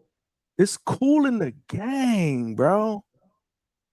Let me tell you something. We went, obviously, I don't think the lead singer was the lead singer, obviously, because I don't know if he's around, but we went to Universal last year, me and my wife, and during, I think it's the February months, every week they have a free concert at Universal, and we got season passes. So one of the weekends that we went was Cool in the Gang. That shit was dope. It was fucking lit, too. A bunch of old-ass people. Fire. It was dope. It was absolutely dope. I'm sorry, man. I mean, there were people way older than me that looked, and it even looked way older than me.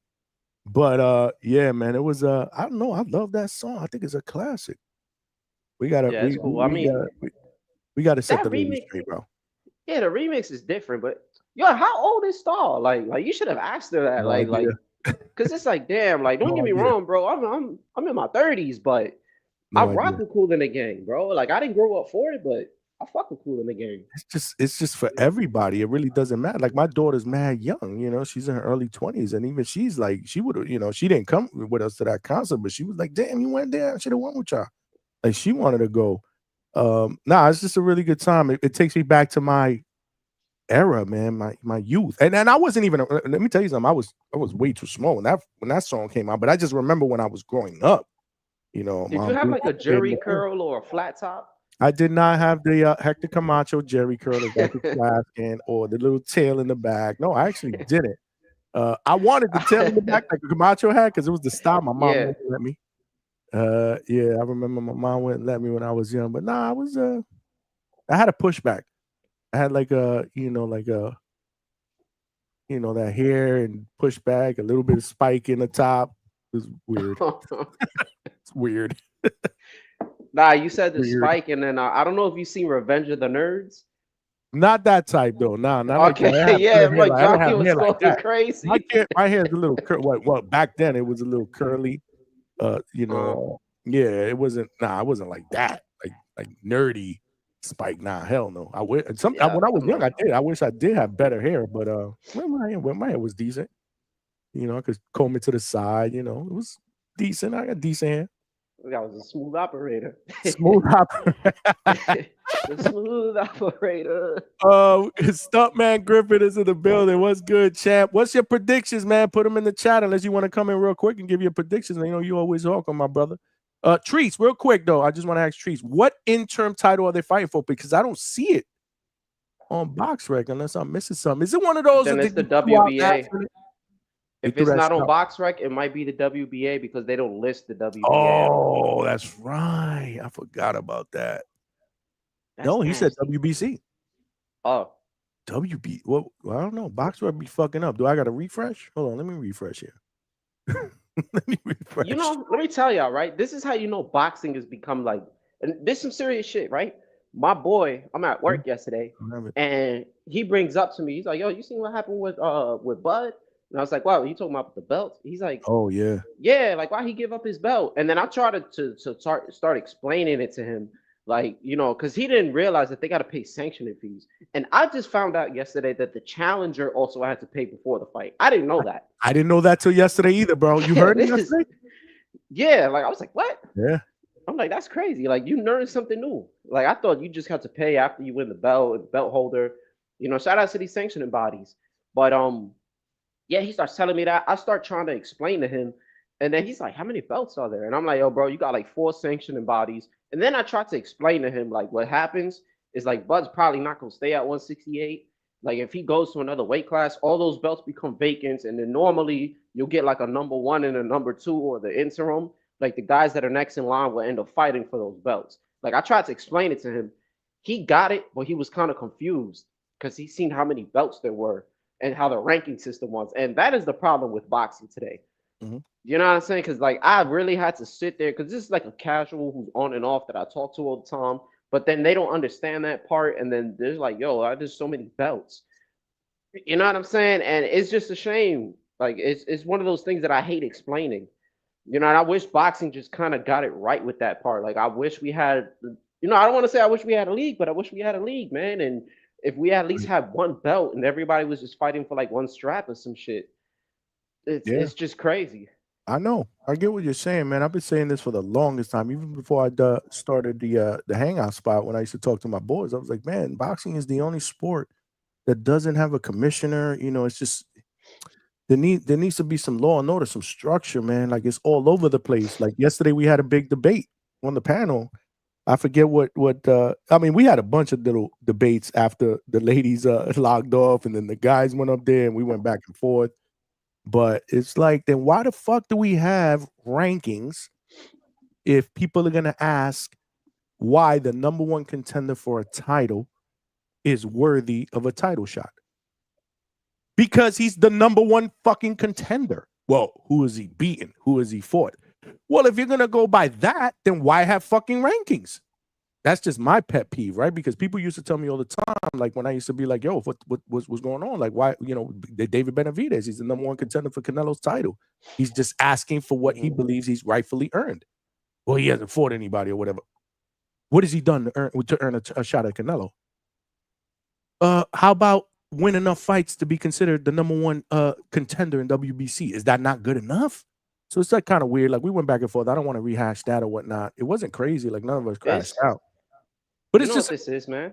You know, I absolutely know what it is. But let's say that instead of sitting there and be like, "Well, what's he done?" Stop the shit. What's he done? Yeah, it's a shame. I remember when Dan, I wish you can get the WBO president on here, bro. That would be I've been trying. Like you know what's funny? Like he slippery on text he don't dodge. But then when it gets to the day, I got something going on. Can we do it next week? Never. And then it got to the point where I stopped. So I'm 2026. We'll get back on that train. I know there's been a lot going on with him, and then obviously they're doing a joint what do you call it convention.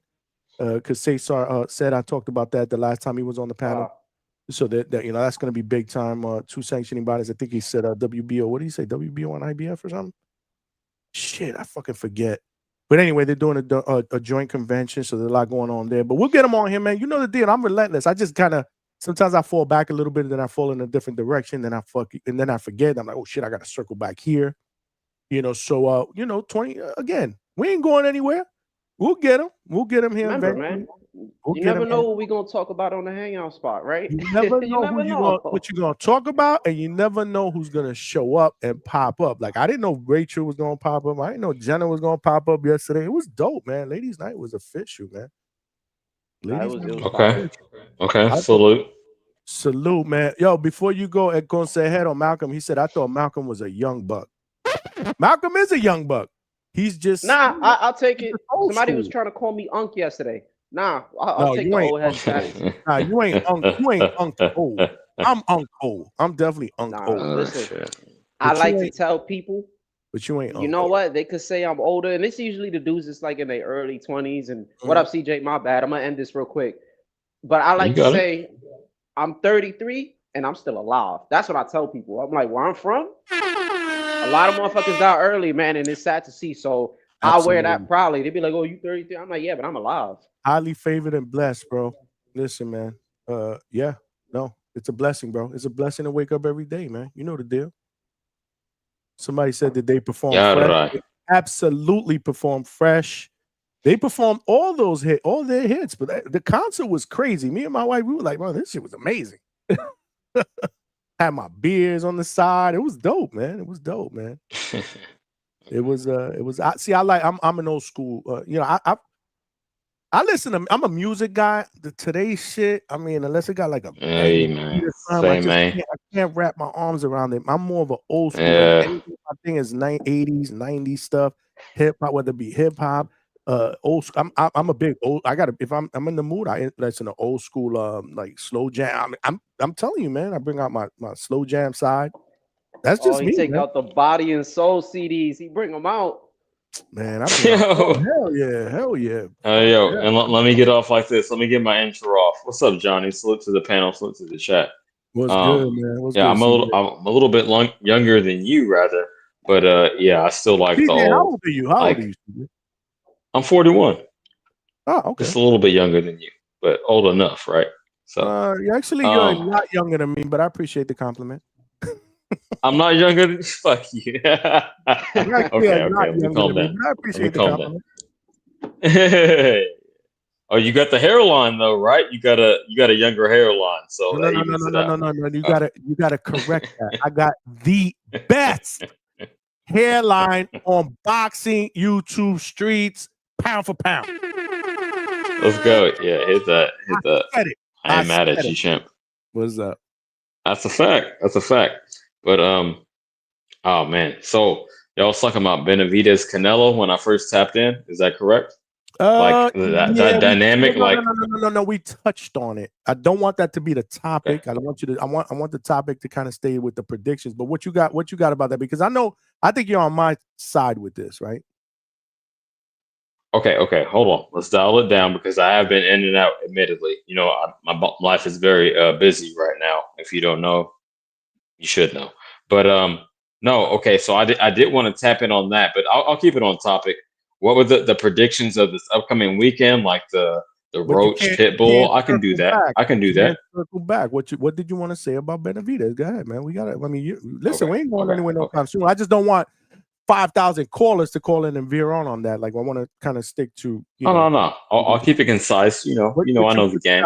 But yeah, man, it's just very disappointing that he didn't get that opportunity.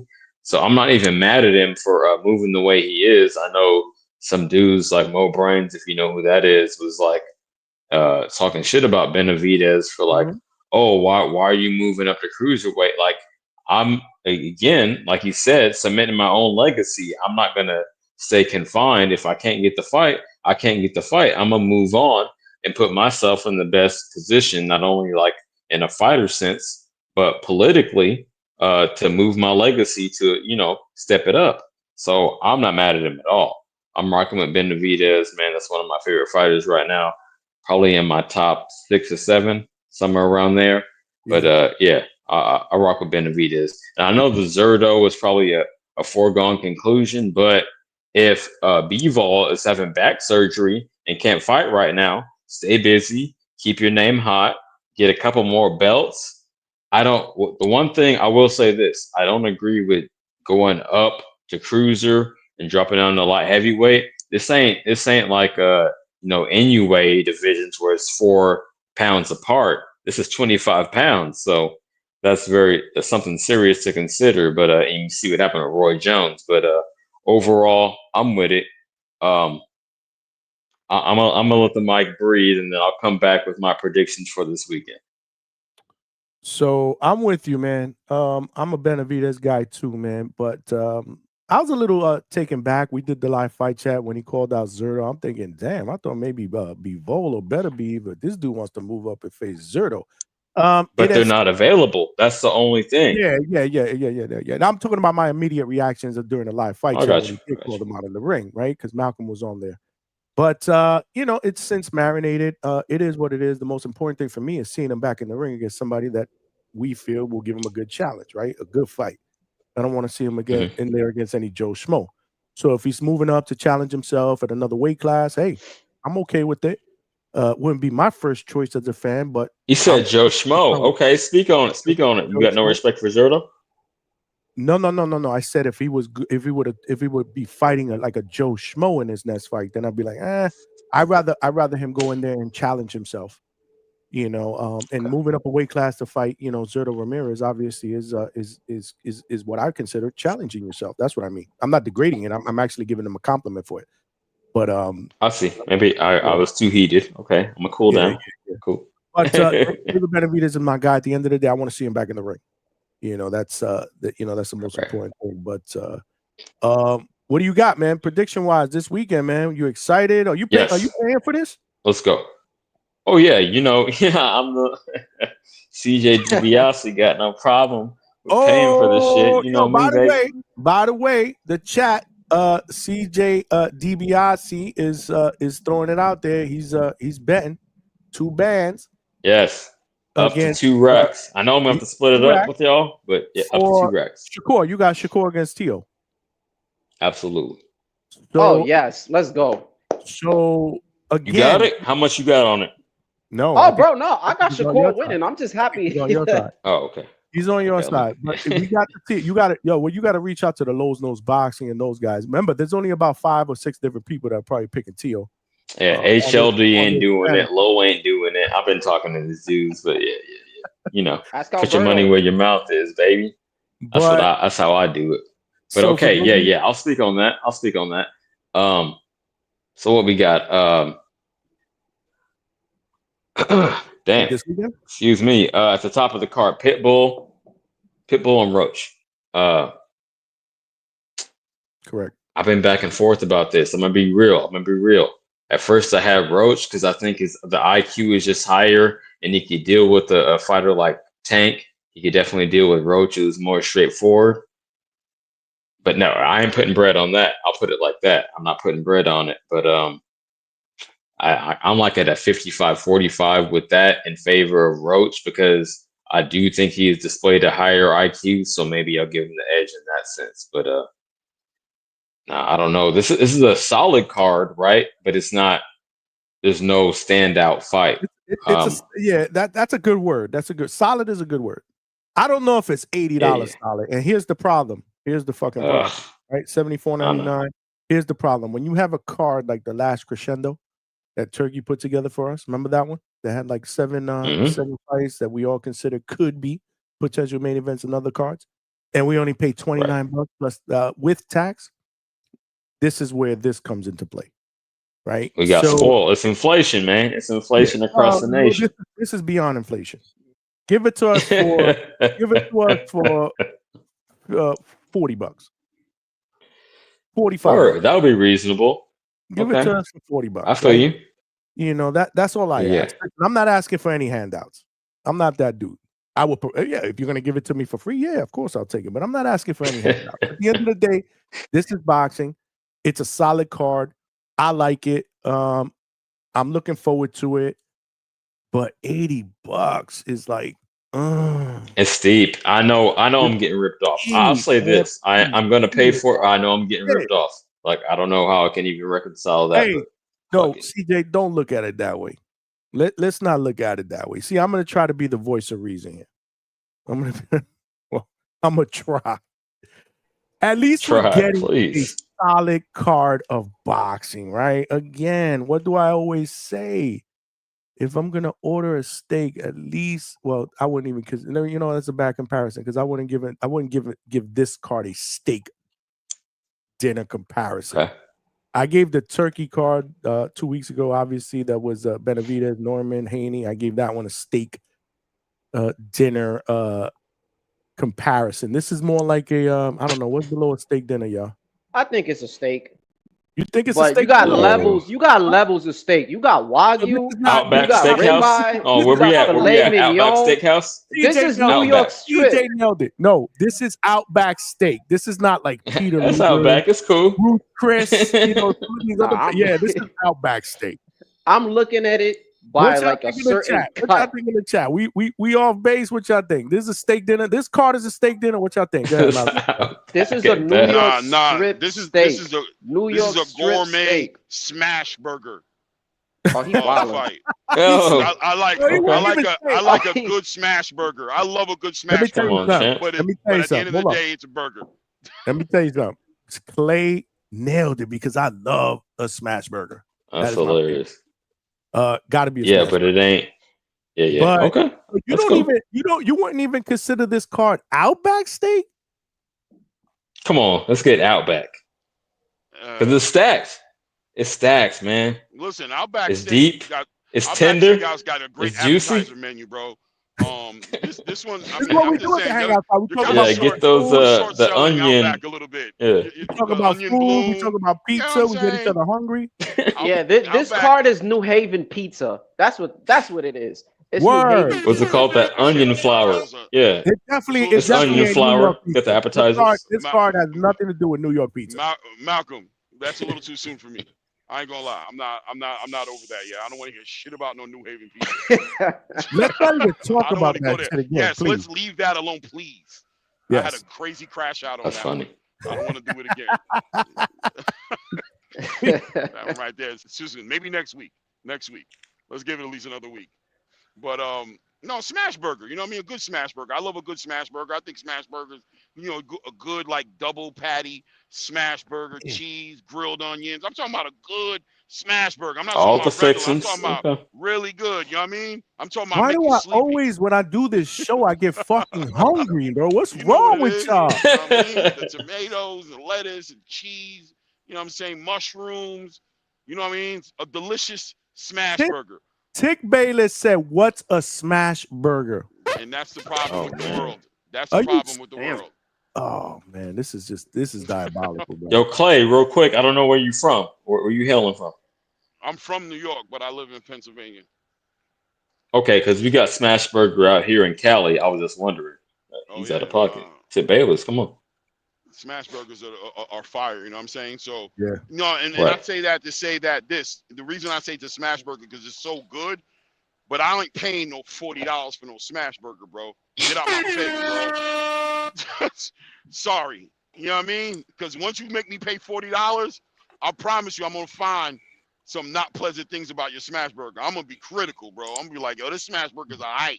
I mean, it's good or whatever, but what you talking about? $40? This is an $80 smash burger. They trying to charge us well, for. 80. I just try to make. You're just trying to compare it. Polo like, Buck I'm said, tapped out $20 on a smash Polo burger. Buck said trash burger. Are you crazy?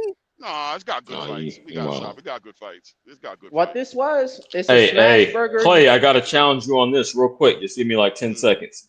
Like, what if you went to Chili's, right? Which is the comparison I made. And they not only they give you the steak, but they gave you like hella appetizers, like the onion rings and all the other shit. Oh no, Outback. I'm sorry, Outback. It was all the onion blossom and like all type of sides because it's deep, right? It's nothing standout, nothing super special, but they're giving you all the sides. How you feel about that? Well, that's what I was saying. I was saying the appetizers, the sides, whatever you want to call them at Outbacks or you know what I'm saying? I think they're A rated, not A plus, but they're good. They got great appetizers at Outbacks. The coconut shrimp, you know what I'm saying? They get, you know what I'm saying? So, and I give respect to that. You know what I mean? Outback is cool, you know what I'm saying? But I think we're underselling Outback personally. I don't think it's quite even on the Outback level yet. You know what I'm saying? I think Outback. It's not on the Outback level. Nah, Outback got a decent. It got a good. Outback got a good bar. You know what I'm saying? You got a good bar there. Get me a nice old fashioned. You know what I'm saying? With the black cherry in there, with the little smoke on the top. You know what I'm saying? I can get my sip on. Outback is, you know what I mean? Outback is official, man. We need to stop playing with Outback, bro. Yeah, I can hang out with Clay because I like all that stuff, man. I love me a good old fashioned. No, I don't. Okay. Yeah, I wasn't trying to cut Clay off. I was just, responding in real time. Yeah, okay. That's your opinion. That's cool. I think it's Outback. And you think it's Five Guys or a Smash Burger, rather. I think it's Smash Burger with unlimited fries. You heard? Like bottomless fries. You know what I mean? It ain't no In and Out. You know I know that much. Ooh. In and Out. Yeah, I'm getting hungry. Here we go. Another show where I'm like, damn, should I DoorDash here? I'm dying right now, bro. I'm drinking coffee and we talking about burgers. Like, the other day, these guys were going back. We were going back and forth about pizza and all this Chinese food. It was almost 2:00 in the morning. I'm like, damn, I'm fucking hungry, man. But I gotta go. Was crying. Yeah, for sure, man. But what I wanted to say, either way, like this is based because we're saying like it's like a smash burger. You know, you get some nice golden fries on the side, maybe some onion rings. And then you got that good shake. You know what I'm saying? Like you got a nice good shake. But the reason why we're lowering the value of this meal is you basically got your food and they told you the ice cream machine is broken. That's the Jenny Beck fight. Come Nobody want that shit. Diabolical. Nobody want that shit. Like let's say you really a McDonald's person. Nobody really is. Like you just get your Big Mac meal. And you get your ice cream shit or whatever, and then they tell you the machine broken. You're not gonna want to eat that shit no more. You might if you're hungry. I think that's what the card is. The Beck and Lara is probably the fight that we wanted the most. Pitbull Cruz and this guy, Roach. It's a cool fight, but it doesn't have the substance that Lara and Beck would have had because that meant a lot at the 160 division. We would have possibly got the Bud fight. It did for the future. I feel you. I agree with you. The Esau Cruz Pitbull fight is the smash burger. That's what makes it a smash burger because it's a headliner. It's a headliner that you're charging me $75 for, and they're not a headliner fight. It's just not a pay-per-view fight. It's not. There's no selling that to me as a pay-per-view fight.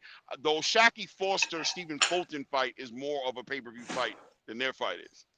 That headliner's trash. Wow. I didn't want to speak on that, but I would put that as a headliner, not by any means. But I just mean the card is deep. My overall point is the card is deep, even if it's not top heavy. So that's where I'm at with it. And then I got on the schoolboy fight. That fight right there is kind of crazy for me. I don't know because I'm gonna be honest with you. I've been saying this from the beginning. I don't know. Is going to affect Stephen Fulton. I'm hoping it's a positive thing because I felt like up until this point, I feel like it's been kind of. You got me again. He's been kind of chinny a little bit. And the fight against Brandon Figueroa, he didn't look that good to me. He looked good though, but not that good because I thought Brandon Figueroa just didn't bring his A game. And I felt like, yeah, okay. Like, you know what I mean? Like he looked all right, but Brandon Figueroa didn't look good. So it's like he did, I don't know how to really. Brandon looked bad, to be honest with you. He looked horrible. It's kind of like, I don't know. And I'm wondering with Bozy, he's sitting on his punches. He's catching and shooting. He's fighting kind of like Lamont Roach now, where he used to be more of a slick fighter. Now he's more like catching, shooting. He's trying to knock you out. And I saw an interview with him recently with Brian Custer, and he was talking about the power he has, and people don't know he has power, and now he's setting people up better to stop people, and people are telling him that he's punching real hard. So it seems like he's kind of hyper focused on being that kind of the traditional Philly fighter that we're used to seeing, and I don't know how that translates in this fight.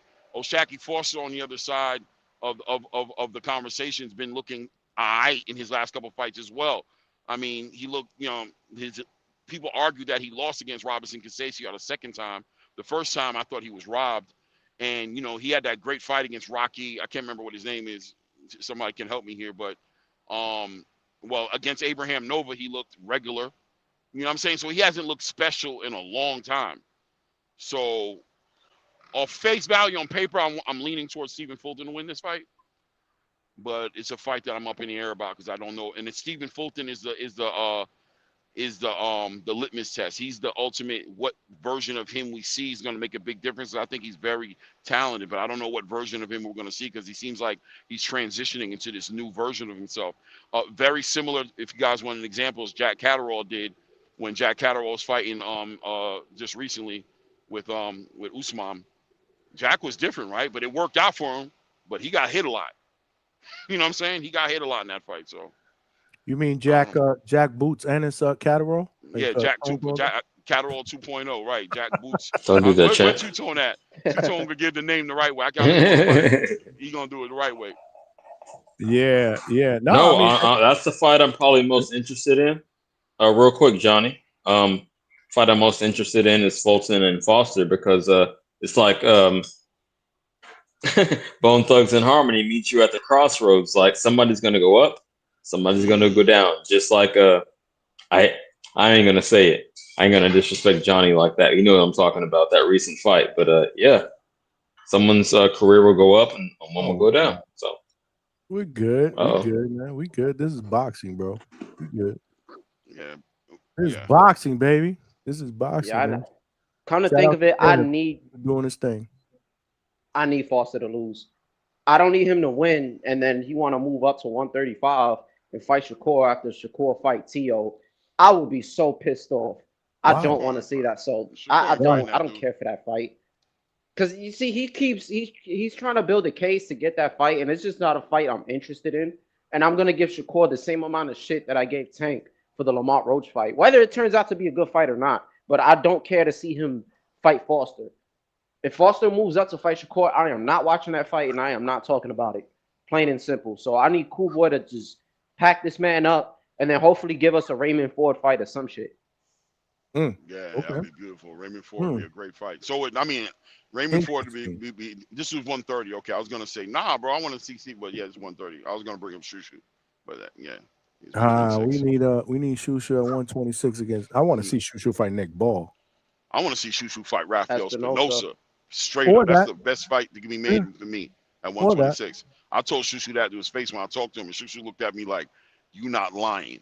Shushu's mouth was watering. He was like, "You ain't lying. That's the one." That's what he said to me right there in New York.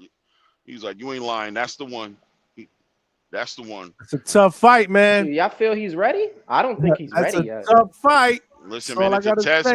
I think Shushu has more poise and patience than a lot of people understand. And I think, in my opinion, he's my wild card. He's my dark horse at 126. I think he's. I like him. Shushu, my dude, but Raphael's a unicorn, man. Raphael just got a thing going on right now. He's just He's hard to deal with. He's tall. Works behind that jab. What am I calling him? A unicorn? But I'm just Why saying. Why do you think I'm calling him a unicorn?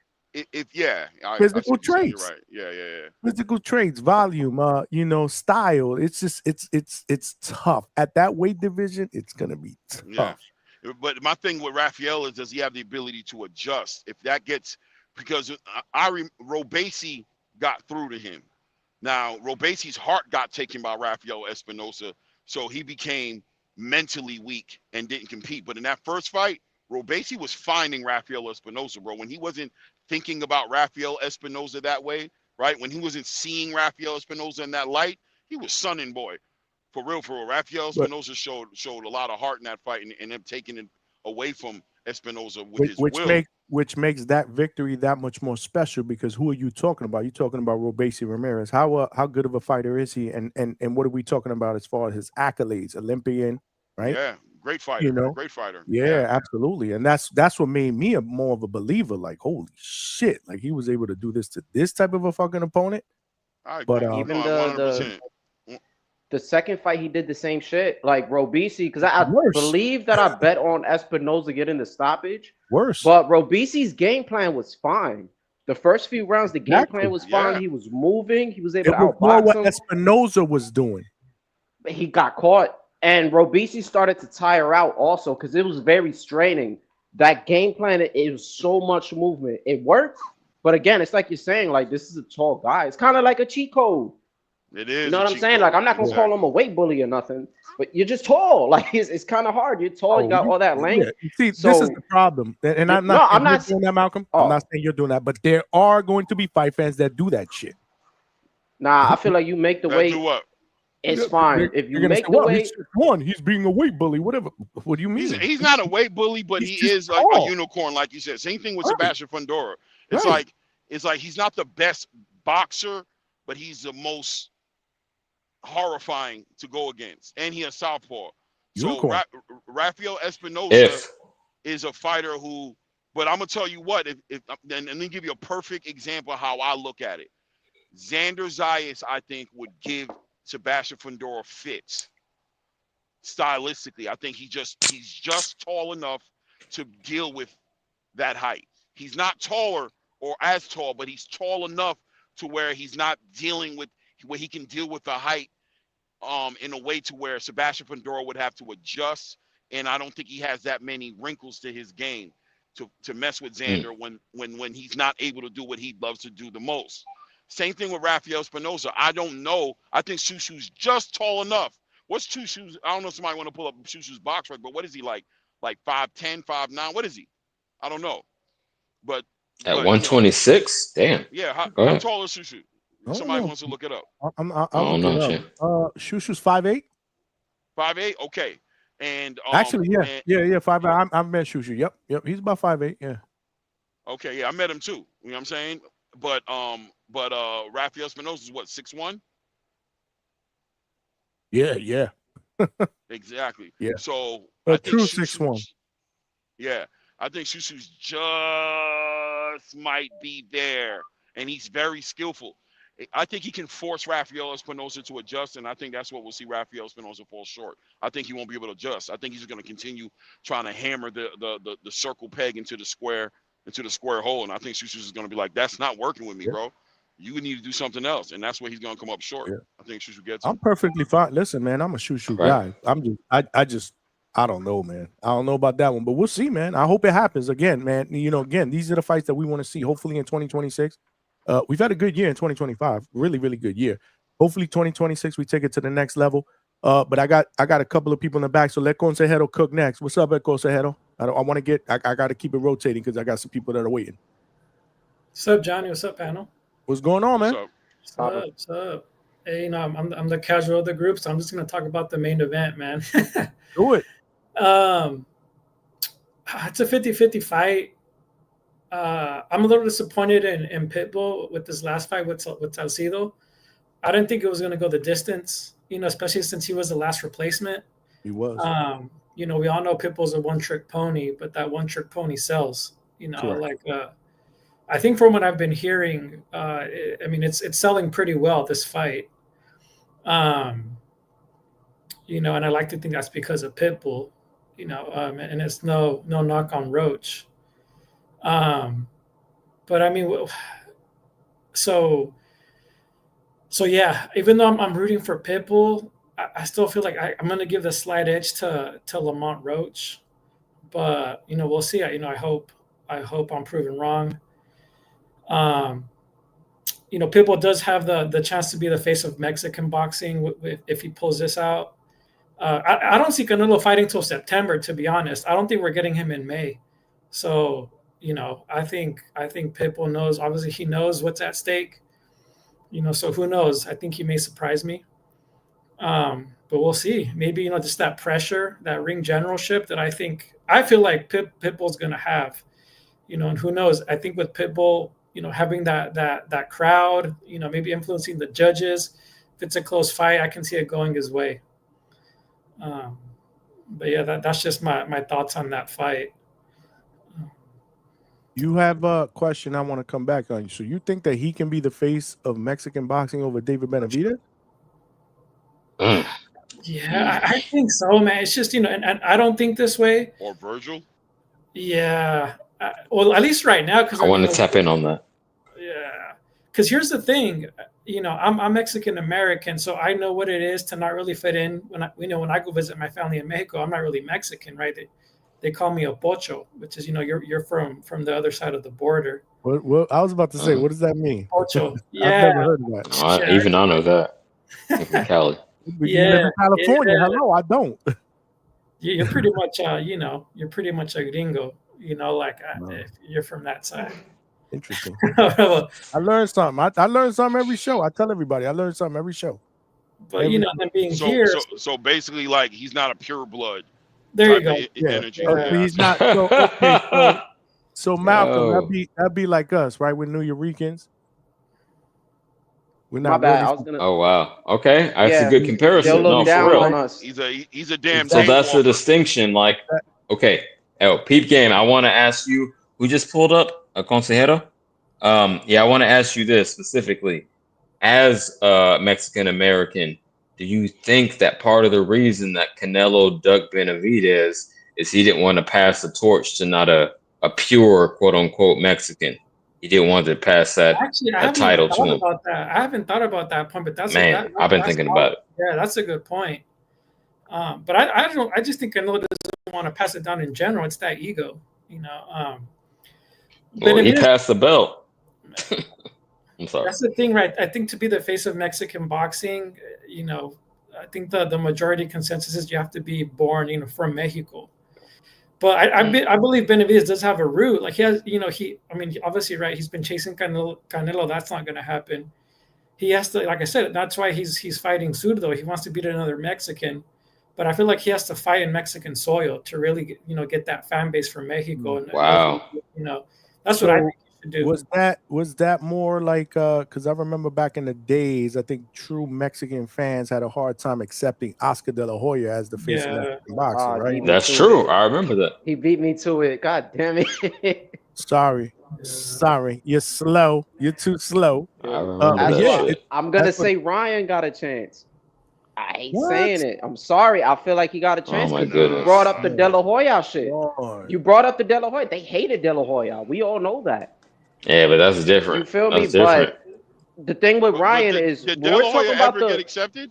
One by one, y'all. One by one. We talking. I believe so. There was a point where they just didn't root for him like against Vargas. They never picked, like when he fought Fernando Vargas, they were going for Fernando Vargas because he had more of the Chicano shit going on. But everybody else, if he fought like a African American fighter or whatever, they fucked with him. It's just the Chavez shit, no.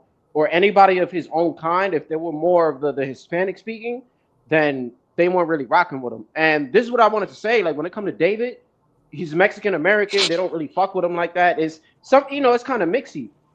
Ryan is the same thing, but he already has the star appeal. And well, here's the thing, right? What the fuck, dude? That's what I have a problem with. It's to get the casuals in Mexico because my uncle, he's a hardcore and he knows who David Benavidez is. He rocks with David and he hates Canelo, right? Because Canelo, right, you know, what people have been saying he's been doing is not fighting the best.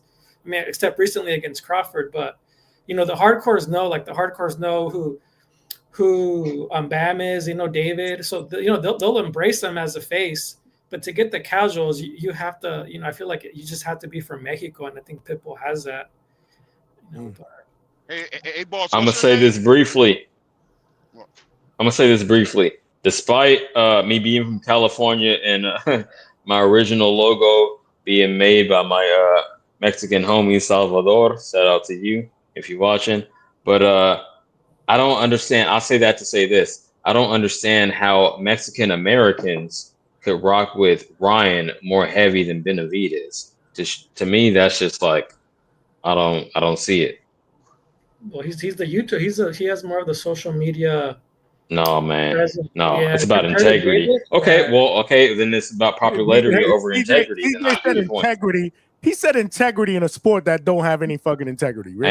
Hey, man. You know, I stand on my square. I wouldn't say no integrity, but integrity is questioned in this sport. Let's just say that. What's the guy's name? Benavidez over. You guys got to let each other finish. Oh, what's up, Clay and Consejero? A consejero? He's trying. Whoa, you got to say that 3 times now. Consejero. I think the I have a feeling the first way I said was better. Yeah, I'm about to say the first one probably was better. Yo. But do you believe, because this is what I believe with David Benavidez, it seems as if David Benavidez has gotten the cosign from the legends, from the Chavezes, from the Barreras, from the Moraleses.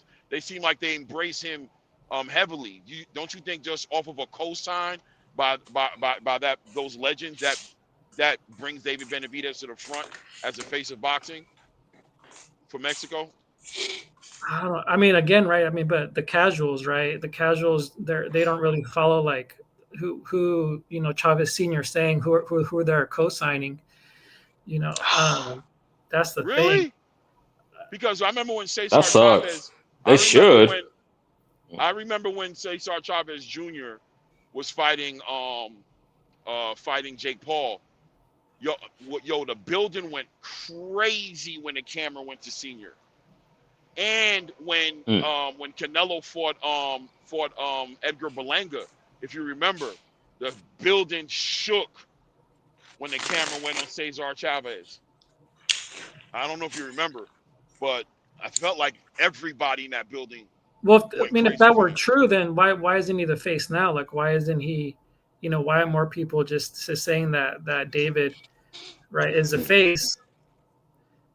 So why isn't that happening now? I mean, I feel like David's trying. I mean, he even, his last fight against Anthony Yard, he rocked that gold Virgen de Guadalupe chain, and she's really symbolic in Mexico, right? So he's doing these little things. Like I feel like he really wants to, and like it's just that the path for him's harder compared to a Pitbull Cruz. Would you say that he's fighting for it by having an event with Zurdo Ramirez in May? That's the mission. Yes, that's exactly, what he's right. Trying to do, right? There's a path he has to follow. Fighting on Cinco de Mayo, fighting a Mexican, right? Because he's not gonna get that Canelo fight just yet.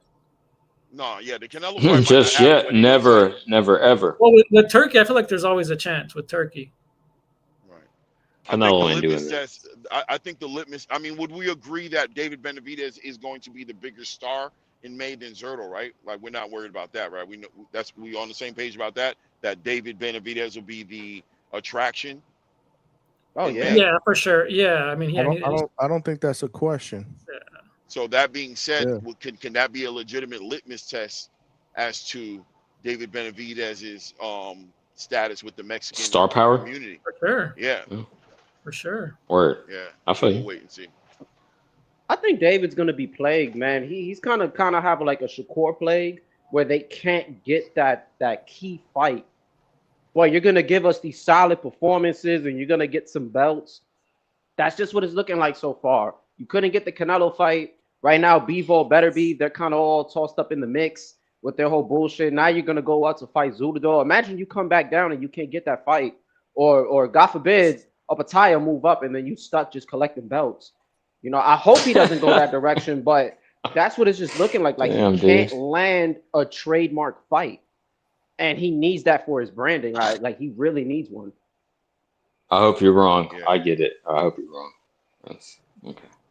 Yeah, I think David's in a very compromised situation. I'm actually nervous for him a little bit because I don't like this idea of him going up to cruiserweight and then potentially putting himself in a situation where he's going back to light heavyweight.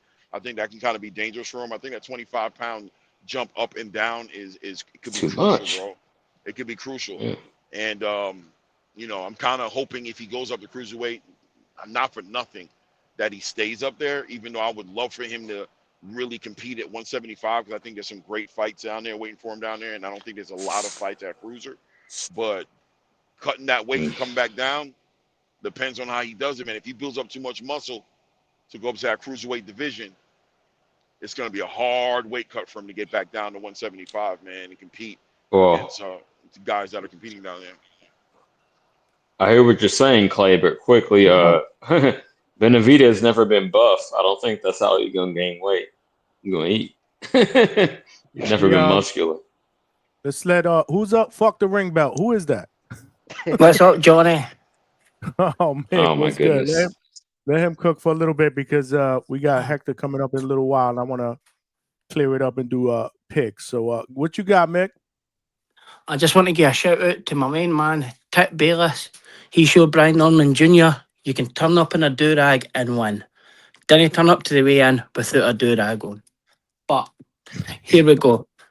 The Mexican that will be the face will be the Olympian, the one that's gone to the Olympics, the amateur. Because he's getting a big push. There's a Mexican amateur, and he's going to go, they'll probably win in the Olympics when it comes back around. I think so. I think that's his name, yeah. I've heard that. But then you've also got, for me, Navarez. Is Navarez a champ at flyweight? No, Navarez is a higher weight, but Like, it's like people forgetting Virgil Ortiz here. At light, what weight division you talking Straw, about? sorry, strawweight, the you talking 105 about- pounder. I know who you're talking about. Hold on. Ooh. Omar, is it Navarez? No, that's not the guy I thought you were talking about. The one that won the last time where Pro Box fucking cut off the card. I'm sure he Oh, fine. You ain't talking about Sandoval, right? no. Oh man. I'm sure his name's Navarez. These Mexicans with all these names. Omar Navarez. I'm sure he's never. Yo, you always racist, Mick. I appreciate it. What do you mean? What do you mean racist? What are you talking about? No, I ain't gonna bring that over here. He knows what I mean. Oh God. Yeah, that's that Marco shit that y'all do over there. Yeah. That's not Nah, I'm not interested in that shit. Leave it over there, please. Yeah. I'm not. Calazo, sorry. I will. Calazo, Kenya with the name. I'm not interested in that shit, CJ. So just keep it. It's Puerto Rican. Same man. I had it off, but I just acknowledged it. I just acknowledged One your by nature. one, y'all. Please. Right. No, I can speak. I don't think Ryan Garcia is a bigger pay-per-view star at the minute, yeah. Ryan Garcia is a bigger star attraction, but my question was to Gonzalez was, or not? Well, who brought it up? Was it Malcolm? That said that he thinks Ryan has a better shot to be the face. That was you, Johnny. That was you, bro. Nah, it was me. It was me. No, it wasn't Johnny. That's hella funny. Try to pass the buck. I was like, huh? But that's the thing. Was it Consejero? I don't know. But yeah, someone said that. But you're talking about from a popularity standpoint. So isn't that usually what the face is, though? Right. Like the face of boxing. That's what you say, though. That's what I'm trying to say. Like letting him marinate, I guess. He will be the most popular. Well, right. Like when he first said it, it kind of hit me like, huh? But he's done two pay-per-views, 1.2 million with Like Tank you and said. 6. God's sake. Go and just keep quiet till I finish, please, and then I'll stop an argument here. So, yeah, people. he's Yo, done you're not 1.2. gonna fucking stun me. Don't do that. Respect Johnny's panel. If I step in for 2 seconds, just let me do that. Go ahead. Guys, stop it, please. Come on, y'all. This is why. This is why I don't like to do 6 people. Nah. So I'm gonna drop a couple of y'all, man. So yeah, this is why I don't do this because this is it gets crazy. It gets crazy. People want to talk over each other, and then people want to argue with each other. And again, I'm not getting mad at anybody. I'm just saying, like, we've been vibing, man. Let's keep the fucking flow going, man. It's Friday Eve, man. Yeah, so he's done 2 pay-per-views, 1.2 million with Tank and 600,000 with Haney, Ryan Garcia. And Tank's done nowhere near the numbers after that. He's not done above 300,000 or something. So Ryan Garcia is a massive pool. But is it streamers? Is it boxing fans? Yeah. That's the bigger issue. I don't think David Benavidez should go to it. He's an excellent fighter, but man, he has to fight either Opetaya next or the winner of Bivol or Beterbiev. If he doesn't, man, he's just going to be another Zurdo. Pick up belts, hang around, and didn't get that win. Nobody will take to him. Mm-hmm. Like, yeah, I think Mexican fans like respect more like somebody like Leo Santa Cruz or somebody like that, Luis Neri, guys like that would go and try and go up in weights and fight the main people. Where I don't know if Benavidez, if they're scared of him, but I'm sure Opetaya will fight him. But for me, the Mexican they really need a star. Yeah, I'd like Really? to see that. Absolutely. Cool. Can I quickly respond to that? And I'm gonna keep it strictly boxing. Do you think it's reasonable for Benavidez, if you said right before this fight, right before the Yard fight, the narrative was that his punching power didn't carry up to 175. Is that correct? Yes, it is. Okay, moving on. You want him to go and move up 25 pounds, as we discussed before, and fight the top guy at that division. That's the only way he can get respect and be the face over Ryan, who is a cheater and never been a champion. Just answer that. Who sold more pay-per-views? Answer my question directly. Don't Ryan's a bigger don't star. answer with another question. Ryan's Don't a bigger answer with star. another question. Who is more worthy of being the face? No. You're asking a lot of Benavidez, whereas Ryan has never been a champion. Who is more worthy to be the face of boxing? Benavidez or Ryan? Just answer that directly, and you can add whatever extra sauce you want on it. I swear. I'm gonna meet up. Ryan Garcia, because he will spread boxing to more viewers than David Benavidez will. Okay, that's his answer. Guys, let me. I want to get Stuntman Griffin up here, so I'll open up the phone lines because I want to get him in here, get his predictions, and I want to get the coach's picks, and then I'll open up the phone lines again. So I'm gonna drop you guys and bring you guys back on later on. Is that cool? Cool, man, Johnny. Thanks for having me. All good. Appreciate you. Shout out. Yep. Shout out, Tip. Keep it real. And fuck your smash burgers. Oh, Lord. Shout out to Mick. Shout out to everybody on the panel, man. You know, this is boxing, man. You know, it's passionate talk, man. We get into it. Get into it. What's up, Mick? Abbas Baru is coming. Abbas Baru is coming. Yeah, He's all right. coming, boy. You know what's going to happen there. No, we're going to chat it up before that happens. You know what's going to happen there. I can't believe they're going to do Teofimo and Shakur on the same night. And Backram and Kelly. That's and disgusting. probably Plan and Charlo's sick, man. But yeah, it's nasty. Shout out. Peace, man. You got it. I'll talk to y'all in a little bit. But smash that like button. Smash that like button. We are cooking here. We got my man Stuntman in the building.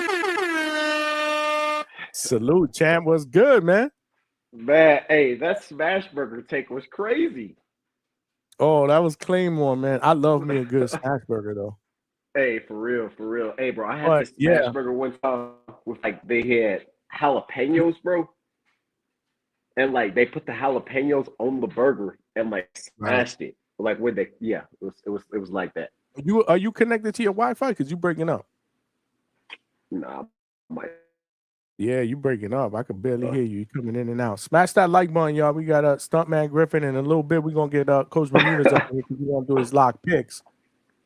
He will be up here in just a little bit, so make sure we got at least close to 100 likes. We got close to 100 people watching, man. What's going on, man? This is nasty work. Hitting that like button is free, and subscribe to the channel. Are you good now? Because it's like your video is choppy and your voice is coming in like not good. Maybe you want to jump out and jump back in? Yeah, he going to jump out. He going to jump. Yeah, you see? He pausing up, man. He going to jump out and jump back in. Smash that like button, y'all. We are cooking. We are just getting started. It is Friday Eve, Thursday night here at DHS. We got fights this weekend. We got bets coming up, breakdowns. We're still doing predictions. Later on, we will reopen the phone lines. But y'all got to keep it clean, man. That's why I don't like to have 4 or 5 people here, man. This ain't we don't do that here. We don't do that here. Well, we try not to do that here. We're trying to get better at controlling the flow, man. We want to make sure we give boxing fans the best boxing content out there, man. Coach, what is good? What is good? What's going on with you? Man, you already know the deal, man. I gave you a huge shout out earlier for that film study. Vegas said you was mad at me. Why you mad at me? What did I do wrong? That's an emotional. It's a female trait, man. Oh, I don't know. Talk to your boy. He's like, coach. People that be crashing out. Mad at me for what? What the fuck I do? I ain't do nothing. People that be crashing out. Those are female traits, man. Oh, on the panel. Yeah. Well, you know how it is, man. People get passionate over the sport of boxing. I heard you was crashing out the other day, too. I crashed out one time. Yes, I did. And I apologized the next day for it, man. But you know, Vega played a big part in that crash out, too. He was gaslighting. Even though he wanted to play. Actually, Stuntman, what's good with you? What's up? Good, Coach? Am I good, Johnny? Can you hear me now? Now you're good. Yeah. I don't know what it was earlier. Hey, Johnny, but when we was waiting for you to come on, they was telling me about your crash out. Well, what did they? Who was they? It was a Vega. Reyes and Vega was telling me about the crash out. Oh, okay. Yeah. Well, listen, man. Again, I'm an anyway guy, but I had to keep it a buck. And then they were trying to tag team me. Nah, man. We went a little out of character, but you gotta we say pause, apologize. Johnny. You gotta say pause, man. Hold when I tag team you, pause. No Diddy. Yeah, they were trying to jump me. But it's all good. I got broad shoulders, man. But we got Coach in the building. We got Stuntman. Coach, I want Stuntman to give his predictions. Okay, Stuntman, what you got, man? Stuntman Saturday and shit, because I like Stuntman the scholar too, man. We gotta listen to Stuntman. Man, I just got out sparred, bro. I'm still pretty mad. I just got out sparred 12 rounds. You know. Damn, look at him. Yo, Coach, Coach, you didn't bring him down there, Coach. He said he trying to say he pretty after sparring. Coach, here's my question, Coach. You think you're gonna be pretty after sparring out there? I'll be pretty as a girl, man. Cause yo, and today not your girl, Coach, my girl, man. I'll be pretty as my girl, man. Today we saw some diabolical sparring, man, and it was a treat. It was a treat, man. Between two of these what do they call them over there? Demons. The demons. 2 demons and shit over at the fire. But that wasn't where was that though? Because I came in late. That wasn't the firehouse. No, we went to a different gym. Ah, okay. In Massachusetts too? Rhode Island. Oh, you're not far from Rhode Island, right? You're probably like what? Just an hour. Oh, okay. That's not bad. That's what's up. I thought maybe it'd be in the firehouse, but I was like, that didn't look like the firehouse. That looked somewhere else. Like you guys were somewhere else. What was that? That's why I was saying that Boo was at Boo Boo's gym. That's right, because all the big posters in the background of Boo Boo, so it makes perfect sense. But good stuff. We'll touch on that a little bit later, obviously. But before, because I know Coach wants to open up and do his picks, but Stuntman, I need your breakdowns, man. What you got on Saturday? Let's go, man. We got to start with that Frank Martin fight, bro. Mm-hmm. Frank Martin against Bartholomew. Bro, hey, Frank is on upset alert, dog. Frank is on upset alert. He sees switch trainers. Whoa. Frank is the underdog in this fight? Nah. I'm just letting you know right now. Like, Frank is on upset alert, man. Oh, you saying that Bartholomew to get him? Yeah, Bartholomew's a good fighter. Oh, you're okay. I get what you're saying. Okay, I got you. I was like, yeah, that's the last fight on the undercard of the non-televised undercard. I think that's gonna be free on YouTube, on the Premier Boxing Champions YouTube page. Yes, yes, that will be yes. Bro, if there's a fight where you want to like steal some money, I think this fight for sure you could definitely, if you want to put a few dollars on the upset. Frank Martin, he sees switch trainers, going up a weight class. His first fight at 140, so I think it's gonna be interesting. And then Bartholomew's he's a tricky guy, man. He's not just a straight up and down come forward fighter, He definitely got some layers to his game. And then like in terms of the main card, man, that Jesus Ramos fight is gonna be pretty good too. I think Jesus Ramos probably wins. This fight's at 160, right? It's not at 154. This is at middleweight. Yep, this is at middleweight, and I just found out it was for an interim title. I didn't know it was for an interim title. Yeah, this is his third fight at 154 since he lost to Lubin, or is this his fourth fight? At 60. This might be his third fight at 160, if I'm not mistaken. Yes. Man, I always thought Ramos was a big 154. Man, I don't know how he made 54. That's kind of crazy. I stood next to a dude inside of in Texas. Where was it at? I think it was San Antonio. I stood next to him and I was like, man, this dude's big. But yeah, I think Ramos probably wins. I don't think he stops him. I don't think Ramos gets the stoppage, but I think Ramos could definitely win by decision. Man, this Janabek business got me tripping, man, because I was on the panel Tuesday. And I know we were talking about that, man. I was looking forward to that Lara and Janabek Alan Kanui fight. Yeah. I mean, we talked about that earlier. Yeah, I mean, there was for 3 straps on the line, but Lara got a replacement, man. So at least it wasn't a wasted training camp. This dude is he's a veteran. Yeah. He's got a high knockout ratio. 34 stoppages and 40 fights or whatnot. But again, last notice, Lara is up there in age. Last time we saw him, Danny Garcia, kind of called it quits. So what do you think about that fight? If I'm Lara's coach, man, I'm telling him take him to the deep end. You know what I'm saying? We don't know how good of a shape this guy is, coming in there, short notice opponent. He might be drained from making the weight cut. And then I think another thing, because since Lara has moved up, and since Lara has been aging, he's been knocking dudes out, man. He knocked out that Scottish dude, or not Scottish, that Irish dude, McCrory, I can't remember his name. Knocked him out, man. Knocked out Danny Garcia. He's got some really good power since he's gone up to 160, man. I think this fight, if I'm Lara's coach, man, I'm telling him take it to the Yeah, I said that earlier. I said that I just think he's just a different fighter with age, right? We're not seeing the version of Lara that we saw when he was younger, when he moved, and he's sitting in the pocket, he's sitting out on his punches, and I think age has a lot to do with that. But do you think it's because he wants to sit down more, or do you think it's because he can't move anymore? I'm kind of thinking there's a difference. I'm kind of thinking it's the latter, and this is why I want everybody's opinion. Again, I'm not always right. I don't pretend to be. I think it's more of the latter. It's more of an adjustment, based on obviously age and limitations. That's just my take on it. I like it though. I obviously like it, but we can't forget who Lara was, back then. And I mean, does he revert to that same Lara and he tries to move, being that this guy has the knockout power to be able to hurt him with one punch?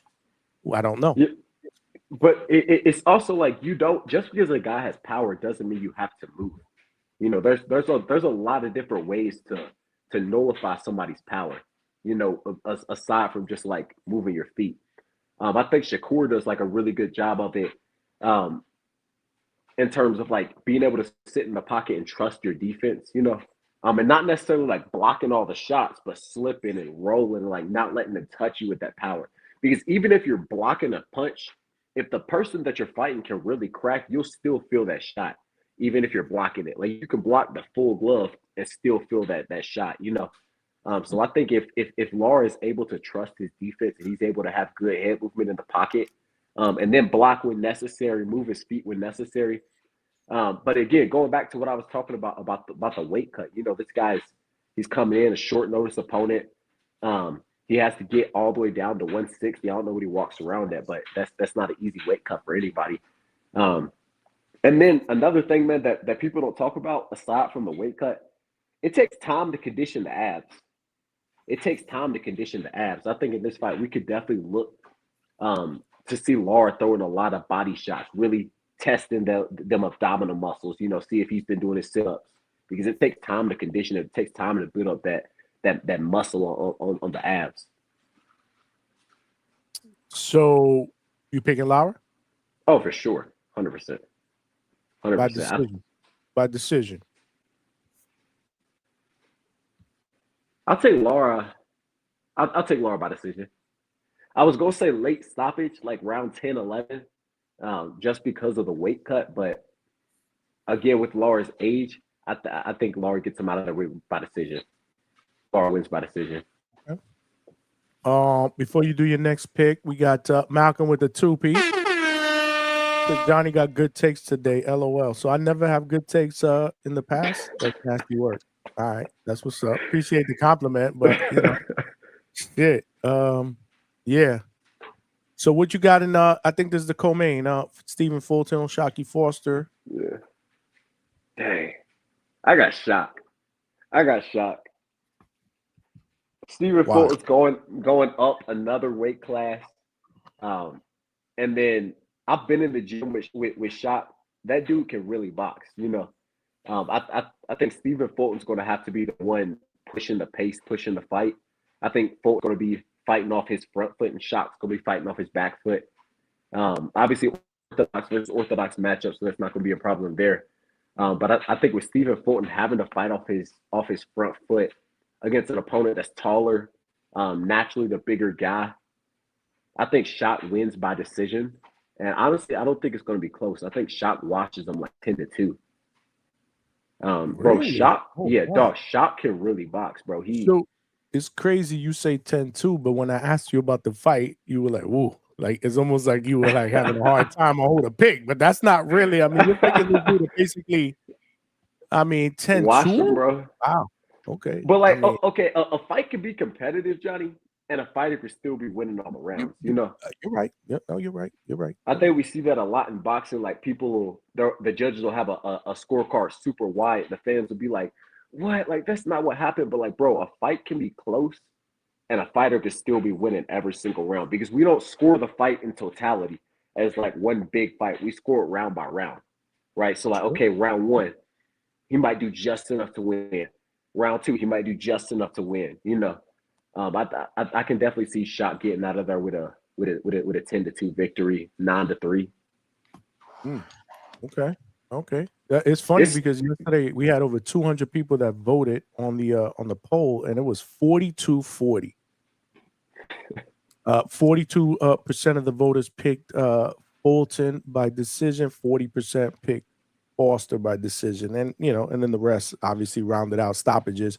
So I don't think that's why I didn't even mention it. I don't think a lot of people in totality see a stoppage in this fight. I don't either, but I had a hard time with this one. I think this one's going to be a lot closer than you have it, but I'll tell you who I picked later after you're done. Unless you heard. Hey, that being said, though, like Fulton, he can fight off the front foot. I don't know if you remember his fight with Angelo Leo back when Leo was a champion the first time. Fulton, he fought Angelo Leo. He fought him in the pocket, bro.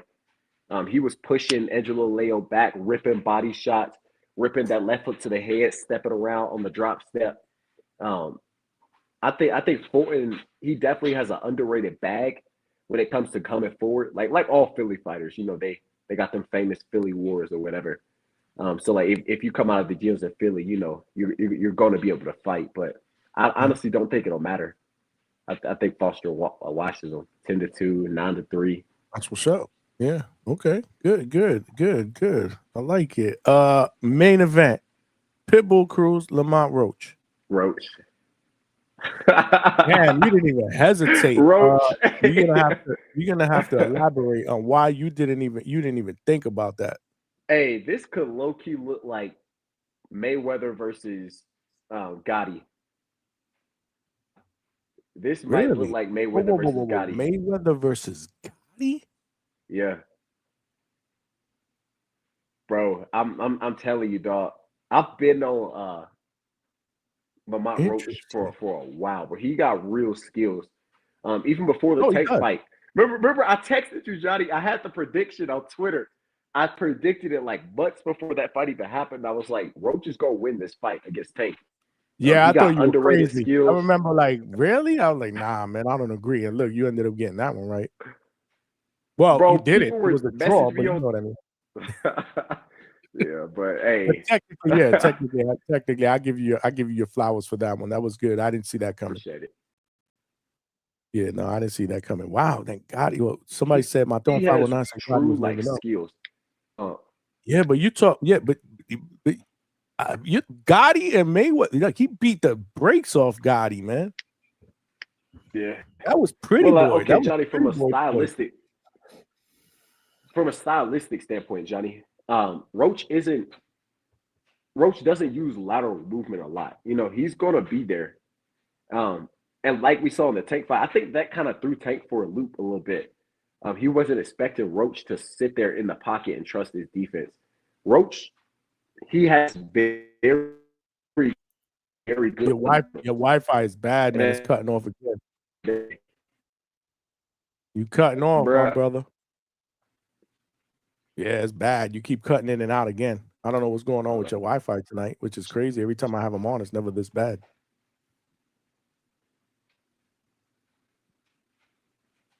Yeah, I might have to hop out. Yeah. You sound like a robot. You sound like you're from Star Wars. I sound like Coach Bermudez. No, his Wi-Fi be pretty good. He got decent Wi-Fi over at the firehouse. Man, it's snowing out here in Colorado, bro. Something crazy. So That's probably what it is. It's the Power weather. lines down, bro. Yeah, that's what I it don't is. do 'cause this it's Back him cold up, bad. weather, man. dog. Back him up, man, because he cutting in and out. Yeah, it's bad. It's bad. Yeah. But at least we got all his picks before he cut out. Coach said, "Pack him up." You just ruthless, man. Let's go. Pack him up. He's taking too damn long with his picks, anyways, man. God. He's articulate, Coach. Like there's a lot of people that are articulate. I did my picks early. I was pretty articulate. I try to be as articulate, but you see, I opened up the show. Picks, man? I opened up the show with my picks. So, and this is my show, so I could be articulate. But no, I broke it down. I broke it down on why I feel like I picked these guys. The hardest, we don't need to break down. Who you pick? The hardest one that I had a hard time was with the co-main. I picked Lara. I picked Lara by easy decision. I think this is a good get-back fight for Frank Martin at the end of the day. I'm not trusting Bartholomew at 39 years old. I picked Ramos. I think that my biggest criticism against Ramos, and it could be nitpicking, is that I think he has a good first and second gear, but sometimes I have an issue with him not hitting that third gear, which I think he's totally capable of hitting. But it looks like he's coming into his own. In middleweight, he's filling out. He's an excellent body puncher, so I'm picking him. I took Oshaki by a very close decision, even though I'm probably I hope Fulton wins because I'm a Fulton guy, but I'm picking Oshaki. I'm making and I broke it down why, even though you don't want to hear it. And I'm taking Roach. I'm taking Roach by decision against Pitbull. I picked Rayo to beat Pitbull because I saw limitations and the blueprint is there. So I picked Roach. So now the floor is yours. The floor is yours. Fulton, right? I think Fulton and Foster, right? You're gonna start with that one? Yeah. Fights in Texas. Is this your pick? Is this your betting pick too? I'm gonna give you something that you could dump all your money on and be confident with it. Get it. Let's get it. But you have to talk about Foster being a Houston guy from Texas. He's beloved in Texas. I think he'll be I think all roads lead to and still. I don't think logically I could see, stats don't lie. Foster's not a guy that gonna volume punch you to death. It's not his style. So you're leaning on the fact that if you're with Foster, you're leaning on the home cooking kind of guy. If there's a punch prop, Fulton would throw more punches than Foster. But I just think Foster is a better fighter than Fulton. He's more well-rounded. So yeah, that's how I see that fight. So you got Foster by decision. Do you agree with Stuntman? Because Stuntman had a 10. Yeah, I ain't up front. Stuntman's my guy. I like him, man. He's very articulate, but I wasn't listening.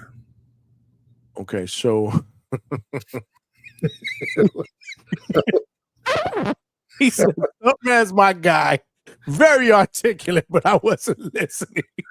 Somehow the two just don't mix. Oh shit, man. Oh yeah. Man. What did he say? What did he say in the short version of what he said? The short version was because I asked him who you got. He was like, So I'm thinking, oh shit, he's having a hard time. He said Oshaki beats him 10-2. But it's gonna be a close 10-2.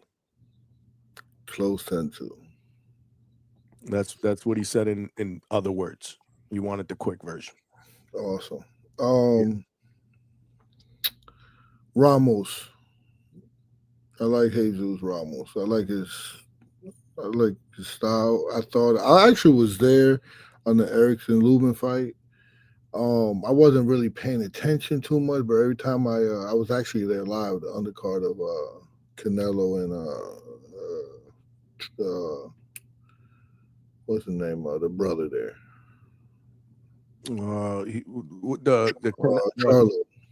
Charlo. Yeah. Charlo. Yep. Oh, Lord have mercy. Are we?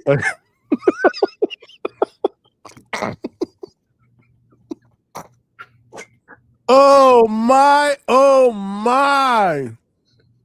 Are we really doing this? Are we really fucking doing this? Chevy.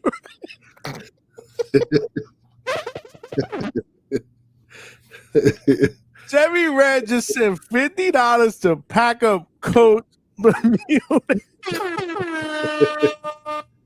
She said, well, sorry to ruin this party. Pack them up, Johnny.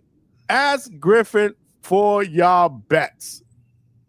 Coach, wow, this is crazy. I got to pack you up, Coach. Unless somebody got to send $50 to bring you. Hey, man, somebody send $50, man. Somebody help me out, man. Hey, Tip, you broke ass motherfucker, send $50 in. Oh shit, Coach, you got to stand by. I gotta boot you out, but we got to get you back in here. I think somebody. Hey, I'm gonna leave, but I feel that someone's gonna bring me back. Somebody's gonna bring him back, man. Coach, damn, we didn't even get to his picks, man. Hey, boy, I got some money. I got some money picks that you can dump your whole house on and be. Lord have mercy. I don't know if you could pack up oh man, but she sent $50. We got to do it, Coach. Yeah, we got to do it. I love you, Coach. Oh my Lord, this is fucking diabolical, man.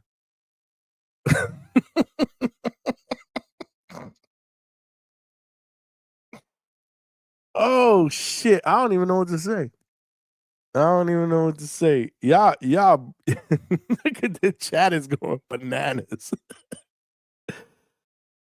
Wow. Damn, Johnny. He said, Johnny, you got to boot him immediately. He ain't say nothing else after that. He ain't giving any of his other picks. Lord have mercy. We gotta do something different for like a co-host coach, like not a caller or somebody that just comes on and I let them hang in the panel for a little while or something, man. We got to do something different because Coach is like a co-host host. Like we do a segment for the coach, but Chevy was a co-host as well. Damn, we got to get this straight, y'all. We got to get this straight because this is supposed to be a prediction, preview and prediction show where I take callers, but somebody said that's straight comedy. Where I take callers and get everybody's prediction and keep it flowing. But Bermudez is different. I kind of wanted to have him on here so that we could get his picks. This shit diabolical. Shout out to Chevy Rando. Hey, in this case, I guess they're even now, right? What's good for the goose is good for the gander. But we got to straighten this out because yeah, so let's say hypothetically I got a guest up here that I'm interviewing, we ain't packing that person up. So yeah, we gotta fix this. We gotta fix this. Either way. Rules are rules. Trini BX with the 2-piece. That shit made me almost cry. Salute to DHS 1 of 1. No, salute to you, my brother. And salute to all of y'all rocking out in the chat. We got over 100 people. Close to 100 people up in here. We need to get to this 100 like mark. We're about 19 away. Oh shit. Alex Vega just hold on. Let me read some super chats here. Did I read it? Yes, I did read it. Damn, I skipped over yours, Trini. My bad. I guess it's because this one had my name on it. Malcolm, we'll read it one more time. Malcolm with a 2-piece. Johnny got good takes today. LOL. Johnny always got good takes, so stop the shit. Cut the shit, Malcolm. Cut the shit. Sometimes I got better takes than others, but I'm not perfect. But I did a little bit of research before I did my picks tonight. Mick Doonan with the 5-pounder. Let's hit him with the woo.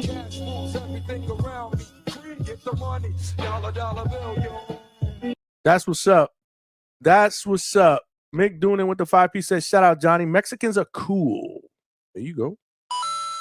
My man will be on soon with a wrestling equation. So I guess you mean wrestling or wrestling equation. Dude can't let people speak. All right, so this is the feud that Mick Doonan has going on with CJ Rich that spilled over while they were on the panel. Y'all got to get that shit straight, man, because I'm not trying to have that shit no more. He said, silent emoji, hand emoji, Haney fan looking for a payout, 100 emoji, and salute emoji. So Mick Doonan has a feud going on with CJ Rich, boxing and BS. And they were both on the panel. And apparently, yeah, I had to break them up and send them to their neutral corners because it's early. Crash outs aren't at least until an hour left before I pack the show up. We can't do it early. We got a preview and prediction show. We're taking calls. But I appreciate the 5-pounder. You guys got to settle your beef, man. Shout out to Chevy Red again. I gotta give her props. Hold on. She the true champ.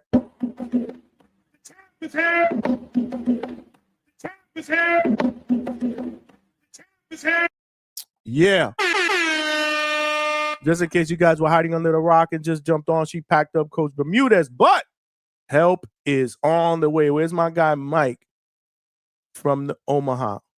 Because Vega just paid $20. Another 20. And a 10 to bring Coach back. Let's go, champ. Yeah. So, Coach, you can come back, Coach. Where are you? Where are you? We need Coach back because we need his previews and predictions. Chevy gonna be mad. Damn, bro. Every single show, man. This I appreciate y'all, man. I appreciate the overwhelming love and support. This shit is crazy, though. Crazy. Where's Coach at? Let me test Coach. I got to get Coach back because I got to get his previews and predictions. We're taking a break on calls. We got to get Coach back in here because I got to get him on the panel. I'm not having 4 or 5 different people on the panel while Coach is giving his predictions. Hold on.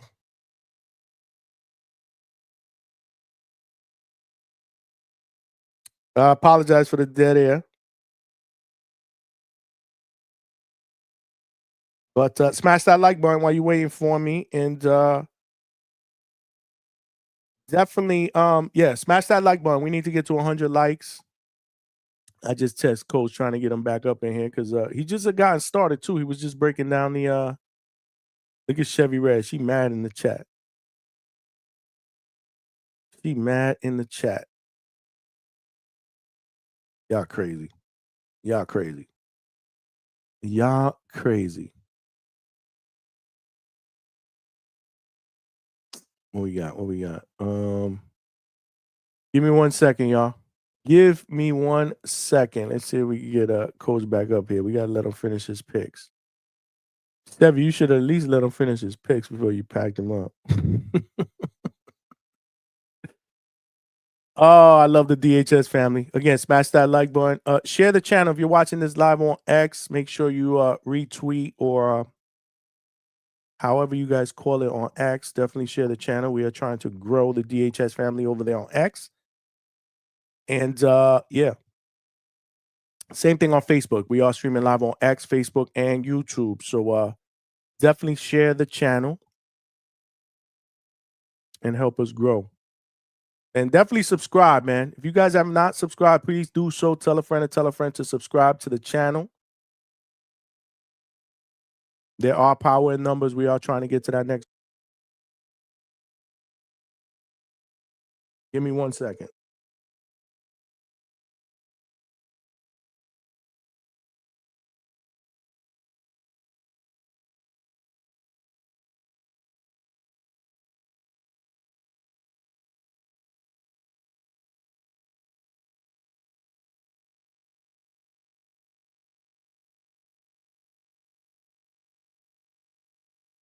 All right, we are bringing Coach Hector Bermudez back. Chevy tight. Chevy, Vega bailed out coach, bro. Vega bailed out coach, bro. Vega bailed out the coach. Y'all got me sounding like two-tone here, repeating myself. We got to get the coach back up in here.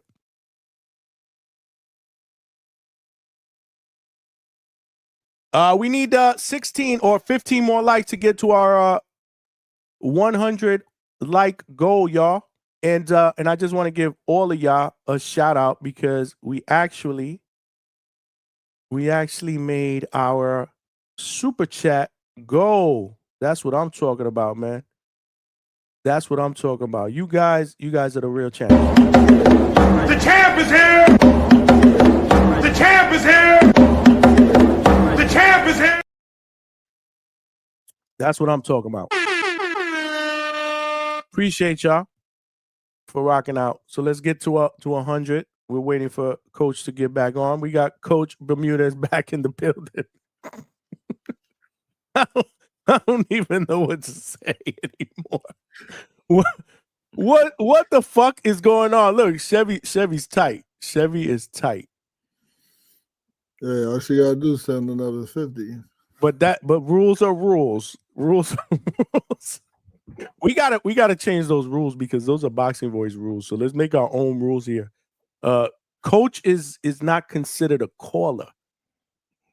He's a coach. He's a world-class trainer. We have a segment. So what we're trying to do, guys. But you know what's funny, Coach? So is Chevy.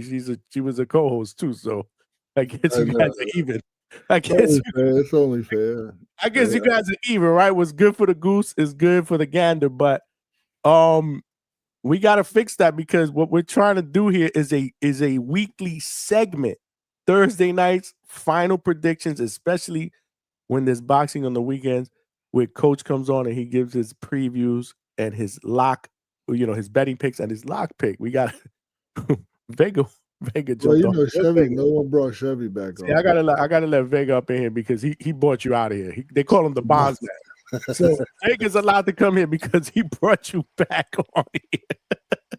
And tell Two-Tone to come in here because Two-Tone was supposed to meet us at 5:00 today. He wasn't there, man. I think was he doing a show? He probably was doing his own show. What did she say? She said, "Look, nah, I'm coming back. I'm reporting the page next." Chevy, we no more. We gotta figure this out for hosts, co-hosts. Yeah, because shit, I get it if you got somebody that comes in here and they wants to rant and crash out, and somebody wants to pay to get them off. Then yeah, we could pack their asses up, get them the fuck out of here. But this is different. I'd say Red report your business page, but we don't even know what the URL is. She mad at you, Vega. She mad, bro. Yo, she mad. She ain't that mad. She'll be all right. She'll be good. Ooh, just pay another 50. Yo, pay 50 to knock me off. Well, Chevy, you can pay 50 to knock him off. Because shit, I don't think she got it. That's the problem. That was the last 50 she had. That's why she's so mad. That shit caught me by surprise. Coach was talking. I saw that shit. I'm like, oh Lord, I got to go back and watch my reaction. Every night, man. You never know who's gonna pop up. You never know what we're gonna do, what we're gonna laugh about. Last night we were joking around when Coach said that he saw Tip Bayless in Vegas, and he turned around. He didn't know if he should give him $1. The way he said it was funny. But Vega, thank you. I appreciate the generosity in bringing Coach back. Man, now maybe we could get his picks. Can we finish that before somebody else pays $50? And ruin the flow. Yeah, that's crazy. He's cracking on my head. Somebody said Vega's only worth $15. But he won't pay it. But you won't pay. We want to see it from you. Hey, what's rules are rules, man. They pay 50, they got to bring them back. Look, Vega, that's Diego Zamora. He said you only worth $15. That's crazy. Yeah. So do you know who that is? No. Exactly. So oh, let's move on. You know who it is? No, I mean it's a troll account, bro. Come on, man.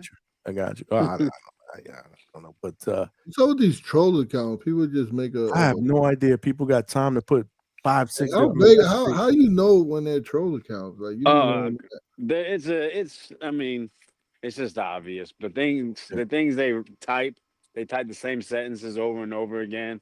Their usernames, they're usually just a Mexican name, and then when you look at their, you go to their channel, they've only been active for like 3-6 months. They don't have any activity. You can sometimes, like as a moderator on the channel, I can look at their history and see what they talk about, and see they talk about the same thing over and over again. For example, there's, I know it's Mexican boxing, and whoever he really is, it's Mexican boxing number 1. Yeah, that's what they're saying. Yeah, he likes to just always say something about me. So I can look through the moderator history and see it's always talking about me or some shit like that. So that's obvious. You know what I mean? Or they're always saying, like Mexican boxing number 1, and they'll change their username, for whatever reason. But I can see like they're saying the same thing, putting, just typing the same type of way. So I pack them up. I'm gonna pack them up right now. Actually, hold on, I'll be back. Damn. All right. Well, then while Vegas doing that, smash that like button, y'all. Vegas, more. Vegas on patrol. Vegas on wrench patrol. Remember you said, "Yo, what are the wrenches?" Well, that's what the wrenches do. They clean they clean up the chat. They keep the chat clean from trolls, from shit like that. Before you do your next lock, we got our guy in here, Jake Bellinger, man. Jake Bellinger, who was the one that originally said, "Yo, we need to do this on the regular because he's a big time better." In fact, Jake be reaching out to me, Coach, when you don't jump on Thursdays. Like, Coach ain't do his pick, and I'm like, nope. So, Jake, appreciate you. We got third woo on for you, brother.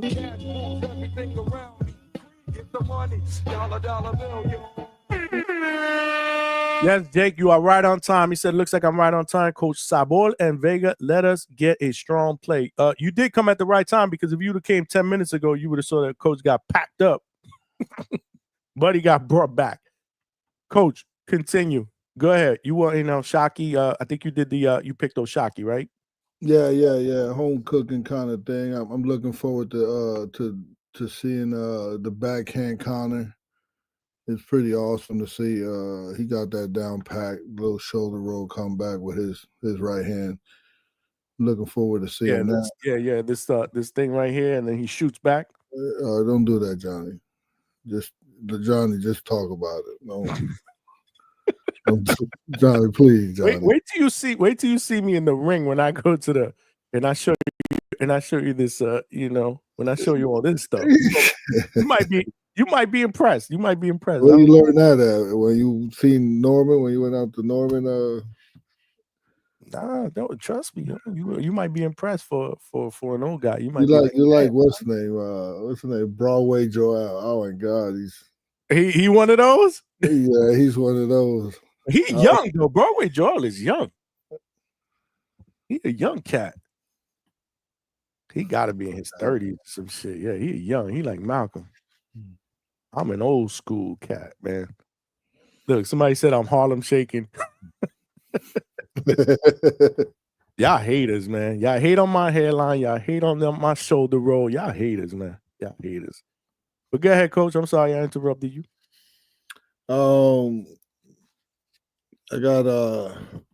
I actually got. I mean, I saw Ramos fight on the undercard of Canelo Charlo. I was actually impressed with the pressure, but I wasn't. I was in and out. But I thought from just the skimming, I thought he was like winning easy, and then come to find out he lost the fight. And he was surprised. I think he didn't know that he could have. Like he had more in him to press, and he really felt bad about that performance because he had more to do. Coach, do you agree with what I said earlier about the second to third gear? Because that's what I didn't see. I didn't. That's exactly what I was alluding to. That particular fight, for some reason. Okay. And I still thought he did enough. I still thought he did enough to win that fight. Okay, you thought he won too. Yeah. I thought he won that fight. Absolutely. Yeah, so I think Mosley Mosley isn't twitchy, right? He's not like a huge puncher. Nope. Defense is subpar, so I don't see how he goes the distance with someone like Ramos. All right, so we're on the same page there. You got him by knockout too? Yeah, I got him by late round stoppage. Yep. But mind you, I don't believe that Shane, and we got to throw that out there. I don't believe Shane has ever been stopped before. Pretty durable dude. How old is Shane? Shane is 10 years older than Ramos. Okay. He's 10 years older than Ramos again, So that was my pick as well. Where's my guy Stock Chasers and Trini BX and all these guys? These guys are sleeping today, huh? No, Trini was in the chat. I haven't seen Stock Chasers yet. But when you come on, I like to have it just you and me until you're done. Then I can take some calls. I just want it to be a segment. Like I don't want people talking over you or whatnot. I forgot. Serious shit. Yeah, you gonna start talking over you and shit. Like I want to. Like this is like people ask. Like Coach, I'm not even lying. Like I've had people. Yeah, we gotta get some money today. I'm put a parlay together that Jay. What's his name? Billinger. Jake Bellinger. Yeah, Jake Bellinger. Yeah, that's his screen name. Good dude, man. Really good dude. Supports the DHS family, man. Who so there's a fighter that is a good fight. He's a good fighter. He sparred with Armando when I went to Vegas. I went to Vegas and I brought Armando out there with me. I don't know what I was doing in Vegas. I think it was a fight or something. How long ago was that? Recently? Yeah, not too long ago. But I was in Vegas and I brought him with me, and we went to a couple of gym sparring, and he sparred with Nunez, and Nunez is pretty good. So I was impressed how strong he was. Mm-hmm. So Nunez, I forgot the kid he's fighting. I think he's pretty a big favorite, but. Oh, you talking about he's fighting Hector Sosa? Yeah, that's right. Talking about that undefeated. Yeah. Okay, got you. Yep. He's like 20 and something like that. Yeah, he's Dominican. Kid from DR. Yeah, I know what you're talking about. Well, he's not a very heavy-handed kid. I thought he was younger than that, though. Shit, he got a baby face. Oh, Samson is promoter. I didn't know that. That's right. That's probably why he's not here with me. Samson be hate. Really? Yeah. That's crazy. Okay. Yeah. He's fighting on that card, so he'll be on the free portion of the card that's going to be streaming. Yeah, Hector Sosa. He's fighting. Yeah, Hector Sosa ain't too bad though. But he's 18-3. Yeah, no, he's 18-3. Yeah, Nunez all day. Is he that kid? Yeah, he's from Argentina. So you taking Sosa I'm sorry, not Sosa. You taking Nunez? Yeah. You writing this stuff down or what? I'm right. I got my pen. I'm writing it down. Yeah, absolutely. But here's the deal: the ones that you just predicted, those are not bets. Those are just predictions. Well, yeah, you could bet on them, but then I'm you got Shockey. Something. Yeah, you got Shockey by decision. Is that money line? Yeah, definitely. And if I could do something like no, I'll just pick them money line. Pick money line, and then let them kind of do what they need to do. Yeah, I'll pick money line, but you could even go the over on it. You don't even have to pick anybody if you because it is a 50-50, basically 50-50 fight. Closest, I agree. I agree. So you could. I'm pretty sure it'll go the distance. So you could pick the over. So what's the difference? Now I'm gonna sound like a nerd here. What's the difference between money line and over? Well, the over is I think in this fight is see, this is where we need Vega. What's the under and over on Oshaki fight? Where's Vega? Vega's allowed here because Vega paid to get you out. So yeah. He so the over under I'm not too sure, but I'm pretty sure it's pretty high. See, I know what over and under is in sports. The same thing. Scores. How was that the same thing? So it might be like over 10 rounds. It can't be the same thing. We're talking about scores, like combined scores. Is it the over combined of the two teams? That's the okay. over. So it might be an over and under around 11 rounds. So okay. See, now that makes sense. Okay, I get what you're saying. Okay. Money line is just a straight winner. Yeah. Winner loss. Okay. Yeah. Right. So you don't get usually you don't get as much on the money line because right. That makes so sense. if you more the more specific you are, yes, the more you get. All right, my guy Tip Bailey. Hey Tip, man, you couldn't bail me out, Tip. Talking about they took 15 hours away from him at work. That's what he said. Times are rough. This is where you know how many people love you. You would think there would be like 20 people that would put $5. Hey, my guy Jake Billinger would have bailed me out. He would have bailed you out for sure, man. For sure. So you got Nunez over Sosa. Is that money line? Yeah. Or you're not going stoppage? No, I'm just going. He is a puncher though. I'm trying to tell you, Nunez is a puncher, but I ain't trying to lose no one any money. Got you. All right. So far we got 2 bets. What we got next? We got 2 bets. Yeah, you got Oshaki by decision and Nunez over Sosa. I don't think you did. You say, oh, you pick Ramos, right? Yeah. You pick Ramos, but you pick Ramos by stoppage. Yeah, no, this is just let's do a long parlay and then Let's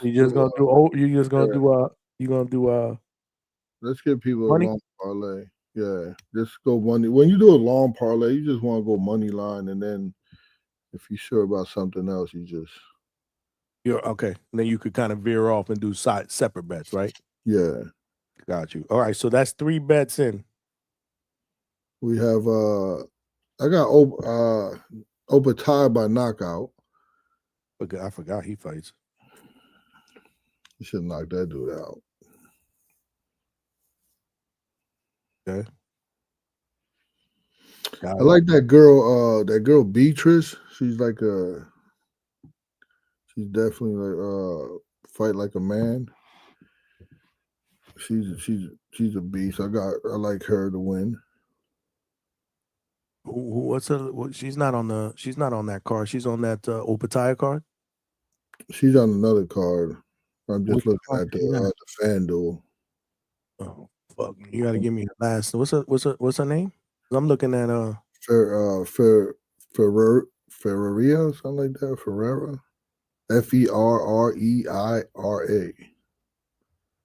Is that her last name? Yeah. You have her by beating who? She's beating Tehran, which is a decent fighter, but she shouldn't hang with her. Beatrice is a man. How do you spell that last name? You got it in front of you? Turhan. My guy Vega become Vega. That's why he got that wrench. Why Tip Bailey don't got a wrench though? Why? Because Tip Bailey's don't be on like that. He what? Well, Tip is on. Lately he has, but this time, well, I mean, I could get him a wrench, absolutely. Tip Bailey need a wrench because his name don't even look right, just black and white. You want to get Tip? Yeah, but Tip Bailey's don't be in the chat like that. No, listen, he don't be in the chat. He does be chatting, but I don't know. He be on his phone walking. Hey, one thing about them Wi-Fi's bad. Purple headphones. Them purple headphones gotta stink. I promise you they do. Because he be working out in them. Then he's dressed up going out in them. Yeah, he was in a film study today with him at work. It wasn't a film study. Tip, is that true? You got funky headphones? Yeah, they gotta be, man, because he be working out in them. I seen him in Vegas with him. He said he's Dominican. You ain't no damn Dominican. He Dominican? He said, damn, those shits made it to Vegas. They made it to Border Wars. He got a show. He's dressed up with him on. He got, then you see him with jogging stuff, working out with him on. We seen him shadow boxing one time with him on. Wow. Coach, you brutal, man. They got a stink, man. I got, listen, when you come here, hey, Tip, when you come here, I got these for you, man. These are yours, man. I'm not. There you go, Tip. A little extra incentive to get out there and get that work at the firehouse. Look, he's LOL. The tip. Somebody said a tip slander. Anthony Forbes, what's good, my brother? What is good, man? Salute to all the Border Wars fighters, man. Appreciate all of y'all. Can't wait till March, man. Coach, you got to come down to Florida in March, bro. Chevy, even Chevy's not mad no more. Chevy, you not mad no more. We love you, Chevy. You know you family up in here, but you know we had to get this. We had to get these bets going. Shout out to Vega. All right, so that's 1, 2, 3, 4. You got 5. All right. And you still haven't even did the main event. And this shirt, I did not have this shirt on yesterday. Who said that? Somebody talking about your shirt. I had this shirt on yesterday.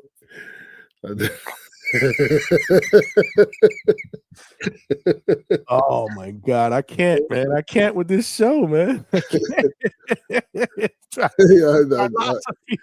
40-51 was good, my brother. He said Pitbull. I had to mess up I had to break up the floor. He said Pitbull might just KO Lamont if he isn't careful. Shit. I need coach's breakdown on that before we move on. But that's so you got 5. What else you got? Okay, who we got here? He said quality hate.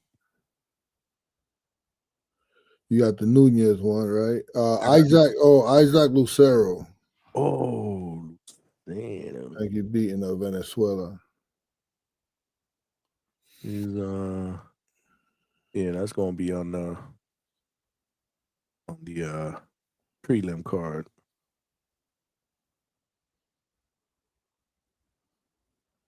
I like Lucero. Mm-hmm.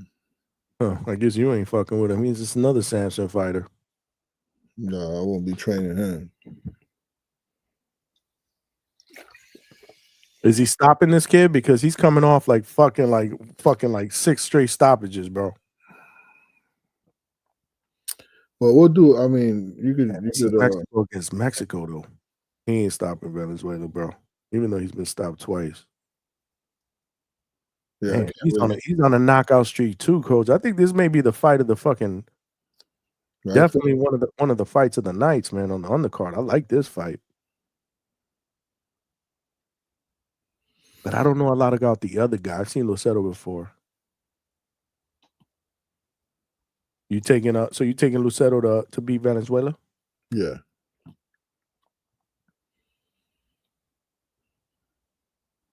Is that it? What else? That Blanca's kid. I like that Blanca's kid too. Trained by Benavidez. Daniel Blancas, man. Is he on here? Mm-hmm. On the betting app? No. Nah, I don't know about the betting app. I'm not looking, but he's on the card. He's on the prelim card. So is Lamont's little brother, Jordan. I've seen him. Did we get so did we get Martin? We got Martin, right? We don't got Martin. You got Martin cooking Frances. Yeah. And we got Ramos. We said Ramos. I got that. We got Lara, right?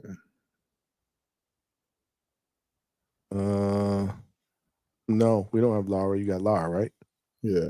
I mean, I know people saying Lara's old, but Lara was getting ready to fight Jenny back. So of course. I'm pretty sure he's ready to go. What's his name? Gonzalez, man. He has power, but he not on short notice. I mean, he beat Hurd, but the version of Hurd that he beat, in my opinion, wasn't the Jared Hurd, obviously, that we had known when he was beast and shit at 154. He basically had 1 foot out the door, and it was a close decision victory. I think Lara cooks him. I think Lara just beats him by easy unanimous decision. If this is 10, is this 10 rounds or 12? I don't know. If it's 12, you 10-2s him. 11-1. That's my prediction. So under that is we said O'Shaquie Foster. Yeah, I had so I was contemplating that fight, and I had to watch it. I remember I was in Abraham Nova's corner when he fought Foster. Oh, that's right. You did tell us that. Yeah. Yeah, we talked about that one time. And Nova was just a little step behind, and you would think that someone like Fulton got that extra step. That was a good fight too. Yeah. So that is a 50-50 fight. So that was on the top rank card, right? Yeah. Yeah, I remember. So you could play with these bets, and you could either take that one out or you could flip-flop that one, because it is a 50-50. Yeah, but you didn't you didn't pick the main event. Yeah, no, that's a easy. You had to go with Roach. How can you not go with Roach? If the crazy thing is, if this fight would have happened before Roach fought Gervonta Davis, everybody would have been picking Isaac Cruz. But he looked really big in that ring against Davis. Somebody asked that question yesterday. Did somebody ask that question? I kind of feel like somebody said, what if Roach wouldn't have had that Tank fight? Would you be picking him over Pitbull? And I think all of us were like, no. Yeah, no, right? There was just somebody never, because the Hector Garcia fight, that version of Roach don't look like he would have fared too well with Pitbull. All right, I gotta put Yeah, this. so there you go. I think it was fun. What he said? He's saying Nova has turned up a lot ever since he got a new trainer. Well, his trainer is my student.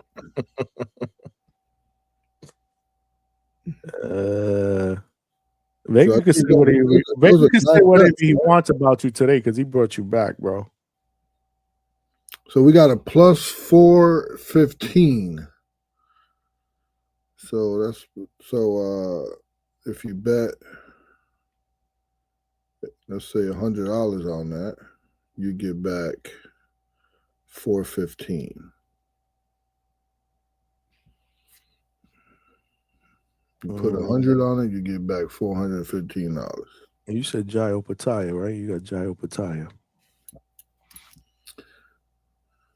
Yeah, so the reason why Nova's been turning up, I think also, what's my guy? Jermaine Ortiz is gonna. I don't want to blow this up, but he got a good fight coming up. But these guys, yeah. How do you know that? Jermaine Ortiz? I know how you know. He fights for Box Lab, man. Those are my people. He's right up the street. Right? Yeah, I know. He's actually, I think he's in Dubai right now. But that's my dude, man. Good people, man. Well, he has a good one coming up, or is offered to him. I'm pretty sure he'll take it. Damn, I can't ask you no questions because we're online. Yeah, I have a funny feeling. Well, if you have funny, I mean, we can't stop your feelings. If you have a funny feeling, you say it. You know what I mean? Is it at least an eliminator or close to an eliminator? Well, now you got a feeling, but now you want to ask me. You want me snitching? That's why I told you. Like, I didn't want to say nothing. You just say it. You don't ask me. I got a real good feeling. Put it that way. But we'll leave it at that. We'll leave it at that. TAIA. Okay.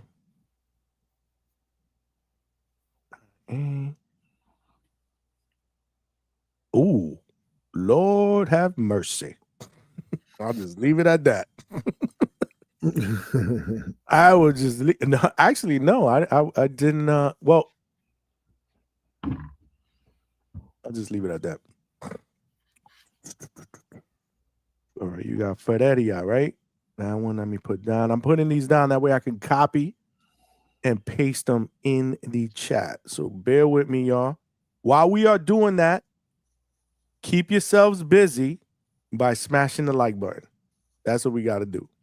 Because we still, Coach, can you believe we still don't got 100 likes? Well, I bet you we got more likes than you had on yesterday with those girls on. So, you know, you want me to tell you something about that? Because I saw your comment in the chat. And it was valid. There was something that you said in the chat that was pretty valid. Yeah, because you was at 70 and you're never at 70 anymore. Right. I saw that. And then I looked and I was like, damn, he got a point. But if you look at in totality, man, the show did great, man. I mean, yeah, it did good. It did good because when they got 100 views, 140 before we ended the show, we had close to 140 likes. Yeah, when they went off and we was on, Yeah. it went over 100. See, yeah, I wasn't gonna say that, but I'm telling you, like that ladies' night is a flop, man. No, it's not a flop. But we also gotta build it, Coach. Build it for what? You already doing better than that. How you gonna go down to build something up? But the goal is to have it help me continue to build what we've built with just what we're doing, right? Does that make sense? I'm trying to say it and be politically correct while I say it. I need my guy Vega to make sense of this. Where's Vega? He paid to get you out so he can come back up here. Yeah, he need look, to make. He said it was like 100. Look, he said it. Look, he said it was like 100 likes within 2 hours yesterday. You see? Yeah, after they got off.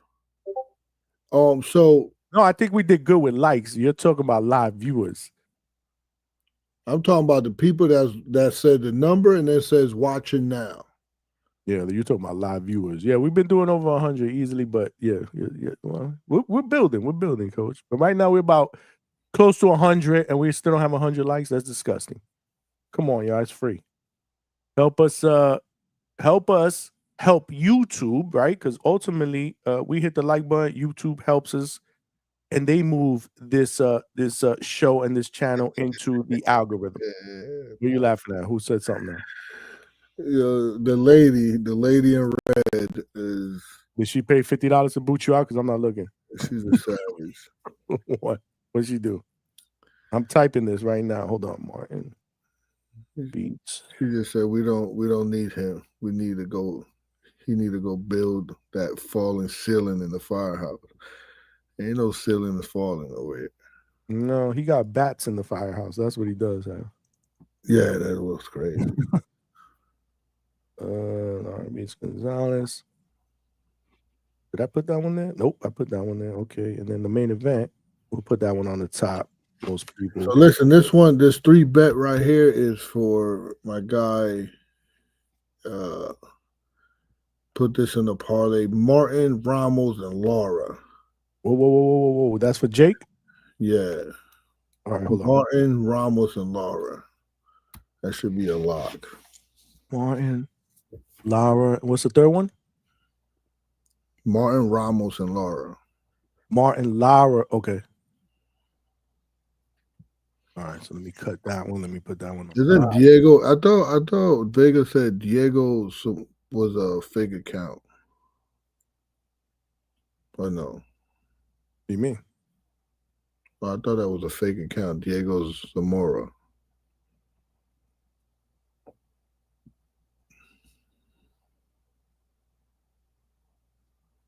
This is Jake Bellinger, this one. Anybody actually. Vega said, no, I was wrong. He's just a hater. Well, tell him out anyways. He said I was wrong. He's just a hater. Vega be having a lot of haters lately, bro. What the fuck is going on, Vega? You know what they say. If you ain't got no haters, you ain't popping. My man Two-Tone too, man. Two-Tone was supposed to be in our film study today. I want to say, I mean, he can I think he was doing a show during that time, if I'm not mistaken. Or no, I don't think so. I think it was after that. All right, so these are the picks. These are the picks. So there's a total of 1, 2, 3, 4, 5, 6, 7, 8, 9, and obviously you can parlay them in any way you want. But the parlay that coach just suggested for the hardcore bettors, like there are people that ask for those specifically, namely Jake Bellinger. He got Martin over Bartholomew, Lara over this Gonzalez guy, and then Ramos over Mosley. But he also got Roach over Pitbull, Foster Foster over Fulton. Nunez beats Sosa, Opataya by knockout. Ferreira beats Turhan, and Lucero beats Valenzuela. Did I miss anything? That's got to be all of them, Coach. That's all of them. So put the parlay to put together is Martin, Ramos, and Lara. Yep, I got that one. So for you, those, let me take a screenshot and share. Smash that like button, y'all. We'll do a screenshot. Oh, that looks ugly. I don't like it. Let me do that shit again. Because I gotta be perfecto. That's good. That's good. All right, let's do that one more time. Only need 2 more likes for 100 at least.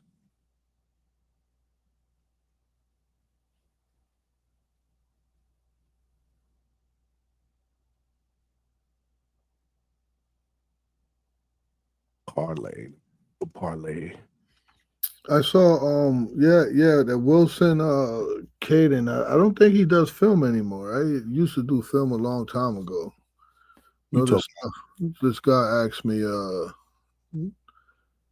he said, Bermuda, did you ever check Wilson Caden film study?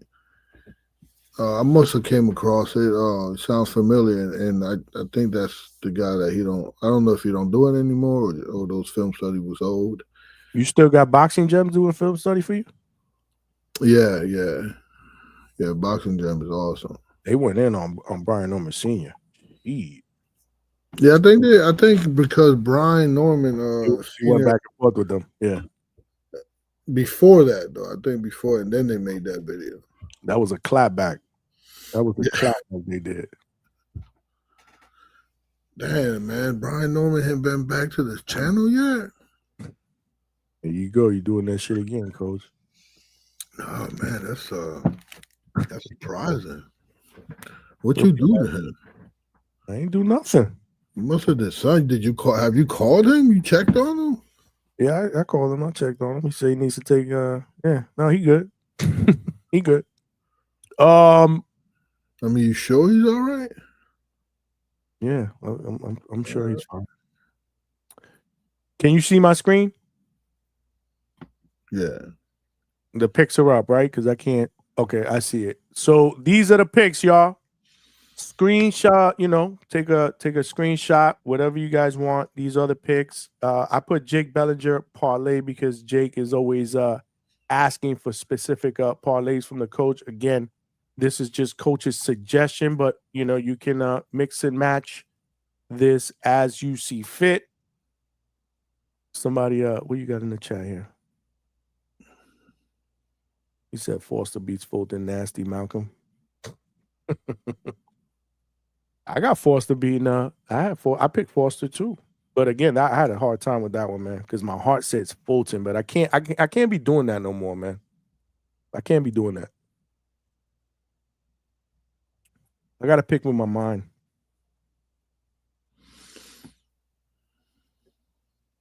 So these are the picks, man. So again, either screen whatever, or I could put them in the chat, but it's gonna look all beat up in the chat. It's gonna look all beat up in the chat. So hopefully you guys. Which one was Roger that says you don't know about the second one? Which one was the second one? The second one was Foster beats Fulton. Oh, yeah. So that's close. That's the closest one that I yeah. would. So Roger that. So if you could go, you could do the other bets and then just flip flop that one. See, it comes out all beat up in the chat. It comes out like a run-on sentence. I hate that shit. Yeah. You should have put ellipses in between them. I don't know. How the hell you do that? Let me see. No, because the way I have it, before you hit send, it has spaces. Let me try this. But the ellipses, you should have just put that in between. This is bullshit. Oh, okay. I see what you're saying. Let's delete that. Let's see. Let me take that off. Let's try to do this. Bear with me, y'all. In the meantime, Cole Hunter, why do you feel Fulton's gonna beat the crap out of him? I mean, Fulton's been knocked out at 122, even though it was by in a way. I should have put coaches parlay. Jakes. Coaches parlay. Let's see if this one comes out better. Let's see if this one comes out better. Yeah, Roger that. That's a really good pick. Lara, Patai, and Ramos are. That's a good lot. This one's a little bit better, except it it went over 2 different messages. So the last one is actually on a second message, but at least it's separated somewhat. But again, the easiest way to be able to make sure that you have what you need is to take a screenshot. Take a screenshot, use your phone. And while you got your phone up, text somebody and tell a friend and subscribe to the Hangout Spot. There you go. You kill 2 birds with 1 stone. And if you're really feeling generous, you could throw a super chat too. That works too. You could do it on your phone too. Yeah, we only got 1 subscriber. That's crazy. That's crazy, y'all. We gotta do better than that. We do have 1 more like to get to 100.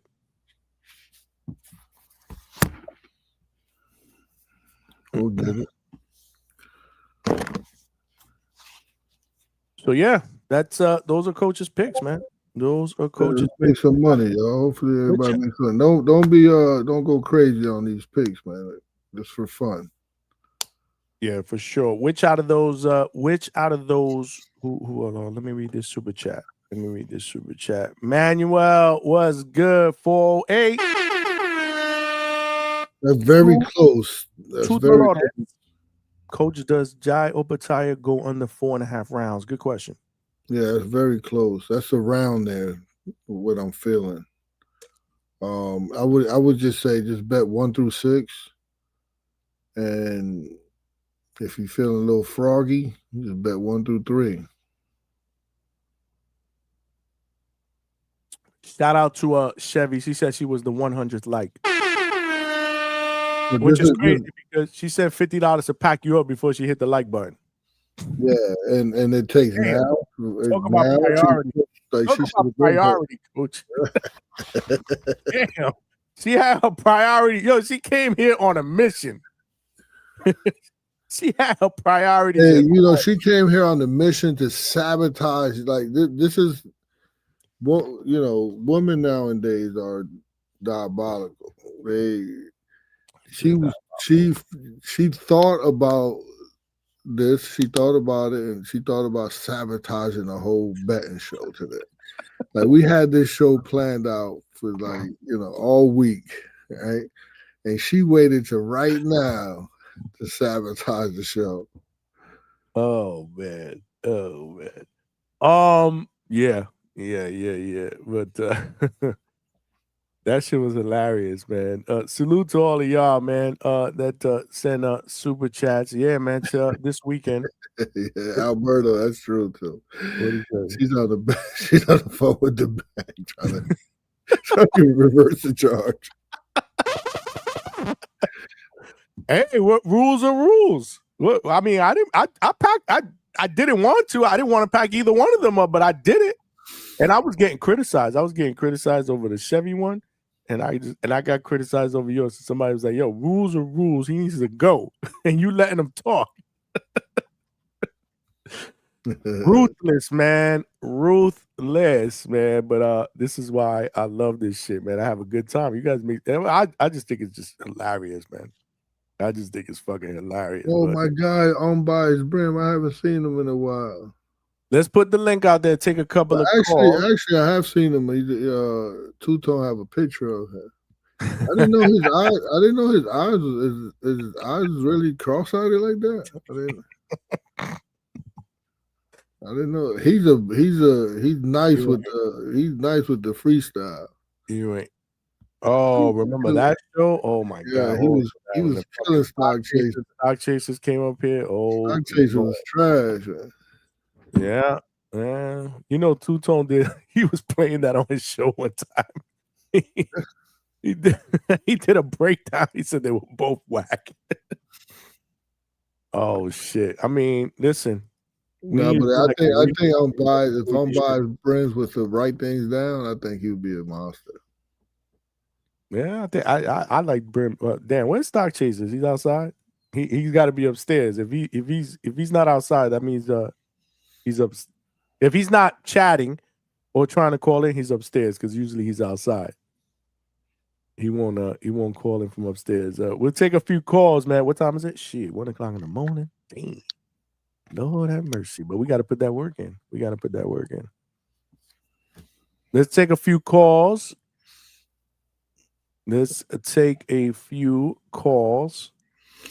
But we are not having a ton of people on here. So we got callers. We got to rotate people out. Chevy's trying to sabotage. She ain't not only trying to sabotage that shit no more. What's she trying to do? She's talking about, do I have a girlfriend? She's not only trying to sabotage the show, she's trying to sabotage my life. Word. What's that all about? We don't trust you. We don't answer those questions. We don't trust you. You might DM her or something. You might DM her. You might DM her. Alberto, I put the link in the chat, but yo, you better have a good mic, man, because if not. Oh, not Alberto. Come on. Reyes, what's up, man? Reyes, okay. What's up? What's up, Coach? I was gonna say, so Johnny, rules are rules. So now you're gonna need to make sure that if somebody tries to kick out Chevy, you don't do it. We gotta come to an agreement here. It's the co-host rule. It's like the certain people, like I said, there's certain. I mean, we're not just talking about a co-host. We are talking about a world-class trainer. Yeah, we know that. When we have a world-class trainer on the panel, that is a privilege for the channel, for the viewer. Right. There's no reason when you say those words. What's up? Is that wrong? I got Chevy cringing. Oh well, listen, but hear me out, because she legit. So when I do, she is a co-host. She is, ladies' night. I mean, shout out to Chevy. She helped, her and Star helped put the yesterday's together. Chevy reached out to Carranza to get that going for me. To make sure that we had her up in here. I thought that was a great interview, a lot of energy. Chevy's been reaching out to not only Chevy, but Star's been reaching out. What can we do better? The next time. So they are legit co-hosts as well. You know what I mean? Hey Reyes, that show flopped yesterday until we got on late. See, Coach. You know what would flop? You know what would be a good show, Johnny? Is Chevy and Coach. You put Chevy and Coach in the same show, people will love it. See, but you're talking about the show in totality, and if you look at the show and you look at the numbers, it didn't flop, Coach. What do you mean the numbers, though? Look at total viewers. Okay, so some people could just come on and off, and that'll be a viewer, and I can't see that on Well, no, I see what you're saying. So consistent viewers, I get what you're saying. It wasn't in the hundreds, and then it became in the hundreds after you came on and the guy, we started talking about whatever. But I look at it, I look at it from from up here. Like, was it a good show in totality, right? We had 2 good interviews, good energy, good views. That lady was pretty awesome. She really Good playback, good playback views as well. Again, remember I can monitor the playbacks. It was a very, very successful show when it came to playbacks this morning, and it'll continue to be out there. Obviously, I mean it just ended. But which one, Carranza or Rodriguez? The second one, the Carranza. Yeah, the Soul Snatcher. Yeah, she was good. She had good energy. She announced here that she's trying to get that O'Shea rematch. Yeah, I think O'Shea beats her. Yeah. Well, you give her some good advice. Well, yeah, I think she's strong too. She's stronger than O'Shea. When she was hitting O'Shea, it had better reaction than when she was getting hit. But it is that I think she hasn't been boxing for too long, right? Her coordination is a little off. She probably need a coach that just work on purely fundamentals for a little while. And if she gets that down, man, she'll be dangerous because she's pretty strong for for what's out there. Yeah, women's scene. As far as ladies, she's strong for a female or lady. I ain't say female. So did you watch that part? Did you watch that part of the show when I asked the panel, and I told Chevy, I can't have you talk here. I need everybody else to give me their take. Am I wrong? And they were giving me their take on the whole female situation because again, I don't mean it in a bad way. You forgot when I came on. Were you on during that? Yeah, I came on and I gave my take on everybody. Oh, that's right. Yeah. Oh, that's right. You left, and then at the end he was like, "And now Chevy." I think he left him for last. Oh, you said now Chevy. You went around the horn. That's what I'm telling you, man. If you look at it, it was a dope show, man. It was because I don't think the panel when she was talking about the female thing, I don't think it was explained right, and the panel was like, it was like it was like she was tripping. It was like, what's wrong with female? And there is a negative connotation behind it. When you came in, you said, "Oh, that's right," because you came in and said it's more of it's a noun, right? Well, so person, place, or thing. I remember that part. No, female is an adjective. Or I don't know. You said something like that, right? Yeah. Which, it made sense at the time when I was listening to it. But I remember after, and I was like, I asked my wife, I was like, "Babe, do you think being called a female is degrading or whatever?" And like, "No, I don't think so." So I was like, "Damn, okay, I don't know." But I mean, Chevy explained her side of it, and I respect her side of it. No, but it's not about her explaining her side of it, or no, it is what it is. Like, when you say female dog, you say female, is an adjective, right? But it's the way you say it. In a sentence, right? Use it in a sentence type shit. So I never said it in that way. So I'm saying it like, well, the females in the sport of boxing, they popping. You know what I'm saying? We got female referees, we got female fight. You see what I'm trying to tell you?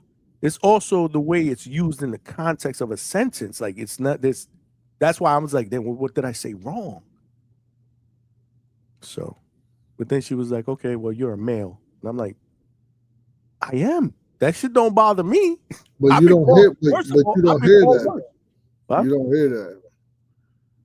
I mean, so if we're doing listen, I don't mind not being equal, right? I don't mind that, but it's not equal,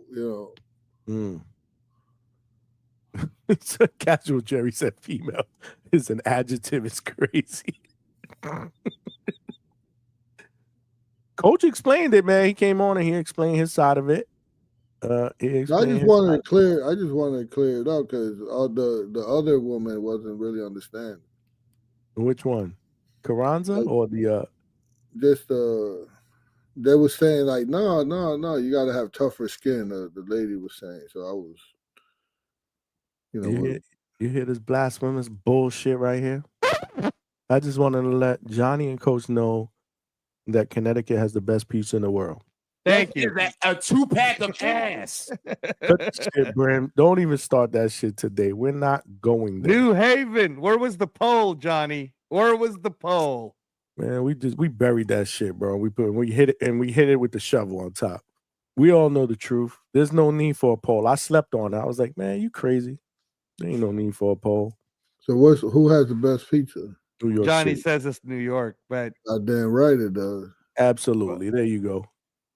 You've had a New Haven pizza though, Coach. You've had a New Haven. He lives in Connecticut. No, but that doesn't mean he's had it. No, I have, and I went to this.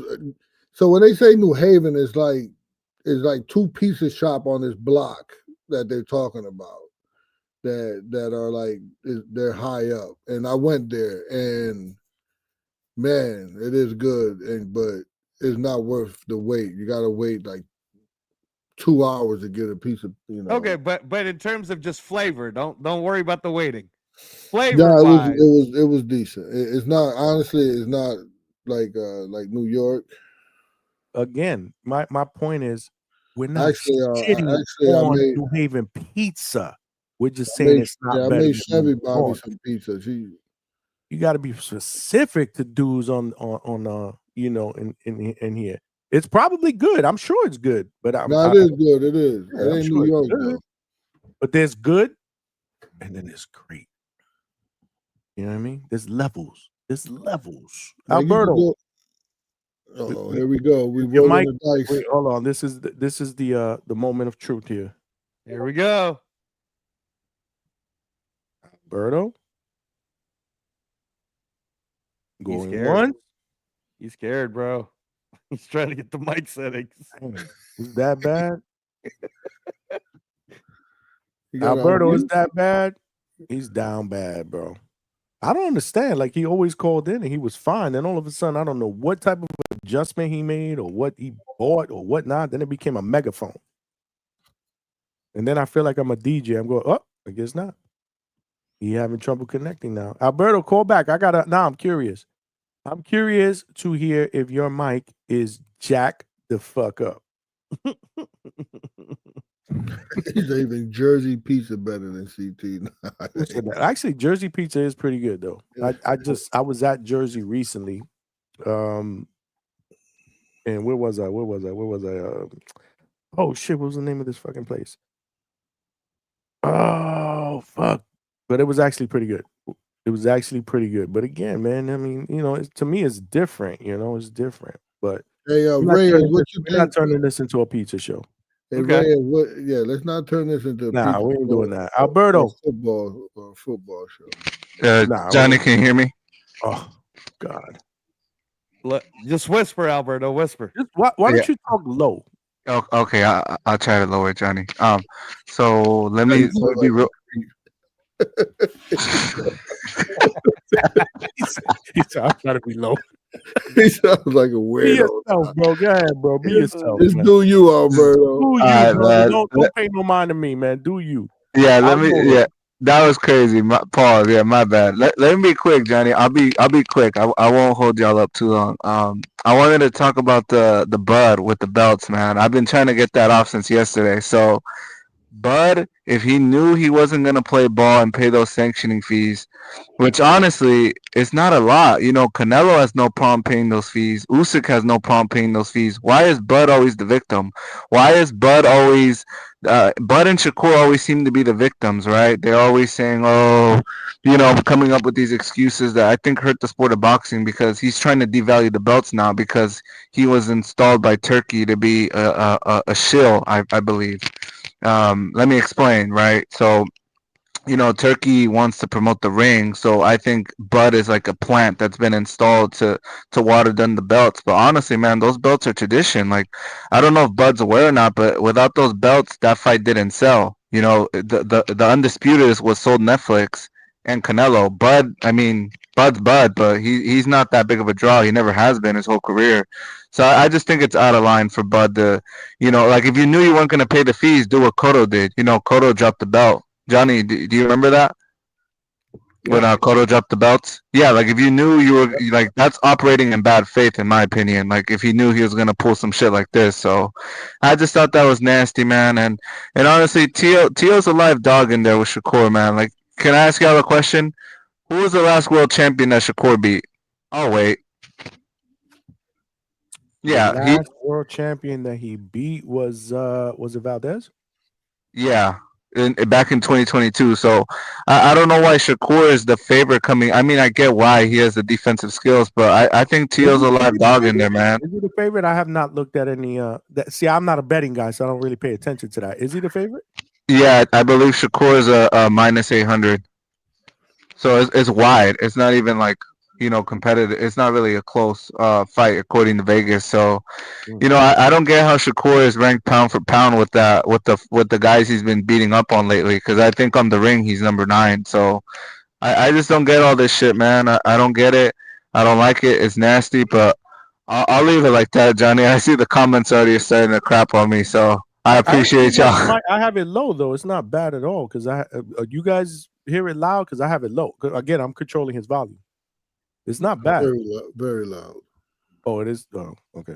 I'm like, maybe you guys hear it loud. So, is the mic like in your mouth or is it?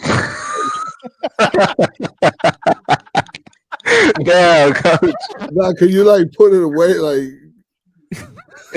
it's like the AirPods, so it's like it's not in my mouth, but it's like right near me. You get what I'm saying? What have you done differently? Because you've been calling in forever, and this is just happening like the last couple of days.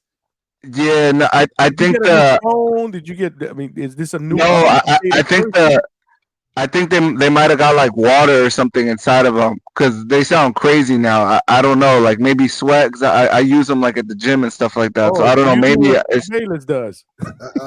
Bayless. But I'll about Johnny. I gotta get right. I'm trying to keep the call short. I appreciate y'all. Salute Reyes. Salute Coach. You gotta fix Salute that. Johnny. I like when you call in. You gotta fix that shit, man. Yeah. But I know. I'm going up and down with the volume here. I'm gonna get right. I'm gonna get right for Christmas. All right, y'all. You guys have a blessed night. Nothing but the best for you guys. All right. Salute. Hey man, somebody get Alberto. Amazon's having a Black Friday sale on like phone mics and stuff, man. Somebody help him out. Mercy. Somebody help him out. What is going on? Speaking of the devil, look, he came out for you. It's Brim Brim. We got a few people that are waiting to talk. So yeah. Hey, Brim, your eyes ain't even bad. What do you mean? What? No, it depends on how I'm looking. It's hereditary, actually. My dad had it. All my brothers and sisters have it. It's hereditary. It's a traveling eye. My dad had it. Rest in peace, Pop. So it's something I'll take with pride. Yeah, you looking good right now. You looking straight, man. It's traveling a little bit. I saw it just traveled just a second ago. But what you doing right now, just stay right there. Whatever you. You diabolical though. You diabolical, coach. You know that, right? You diabolical as hell, bro. He's not a good guy. He diabolical, man. No chill. There's no chill. No, bro. He is on. They say give me a vodka on ice or whatever. Put it on ice. Coach say I want it on fire. He said he wanted it on lava rocks. Hey, Brent, You know what? We doing a film study, Brent. At least you know what you get with Coach. I appreciate that shit. Brent, what you about to say, Coach? I know what you about to get at. I can feel it coming. What you about to say, Coach? Nah, you could have. It would have been awesome to have you on a film study today. We was talking about the Norman fight and yeah. I actually watched. The first time I rewatched it, it was a little tough for me to rewatch it. But then after that, I rewatched it 2 more times to see, where the deficiencies were, what things that Norman did, and what Haney did. Because I noticed that every time Norman would go in, Haney would let him go all the way in. And then clutch him after he throws his punches. And when he threw his punches, Haney made sure to be close enough to where his work would get smothered. So it was a combination of Norman not creating the space and the separation for his punches. Like he was throwing combinations, right? And instead of throwing combinations, he should have threw a rangefinder and then get inside and then pick the shots. It was like he was just going in trying to get it off. But Haney was so smart that Haney would basically let him do it and then move forward towards him to let him smother his own work. He kind of made it easier for Haney to be able to do that, because it almost made it look like he was engaged in the clinches, but it was just Haney being really smart. It was just Haney being excellent and on the inside. He actually smart, very, very smart on the inside. I gotta give credit where credit is due. I just got to. But that's a good observation. Yeah. I'm trying to learn this boxing stuff. I don't know nothing, Coach, but I'm trying to learn something every day, Now that the fight is over with, you ain't too far from here, man. You gotta come through. Yeah, it's time for me to pull up on you soon, man. I need you. I need because you a hell of a fan, man. To know, I need you to be a Rohan Polanco fan, man. Hey, listen, I've been watching Polanco. Listen, I got my eye on him. It's getting close to this time. I was thinking, man, if Speedy didn't move up, I was gonna say, man, go get that Speedy fight. But I thought he moved up to 154 because I was gonna watch him and Fontoura because they fought at Mohegan Sun when he knocked out Fontoura. But I had to go to work on a Saturday. Messed my whole plans up. I was tight because I was gonna run up there and go watch that fight. Did that happen 3 weeks ago? I think it was. Yeah. Yeah. Yes, sir. Yeah. Yeah, he also got in a fight after something happened after his fight that he fought in a casino. And he fought at Mohegan Sun versus Javier Fontoura.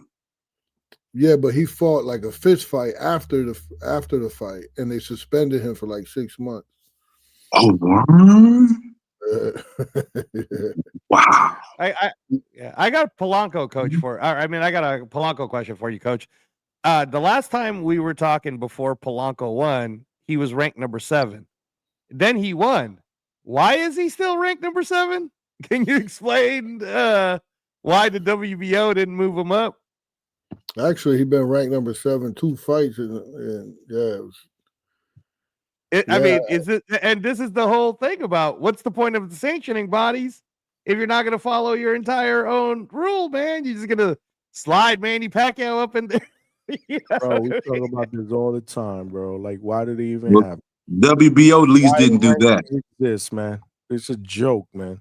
It's an absolute. Also, to Alberto's point, or to comment on what Alberto was saying,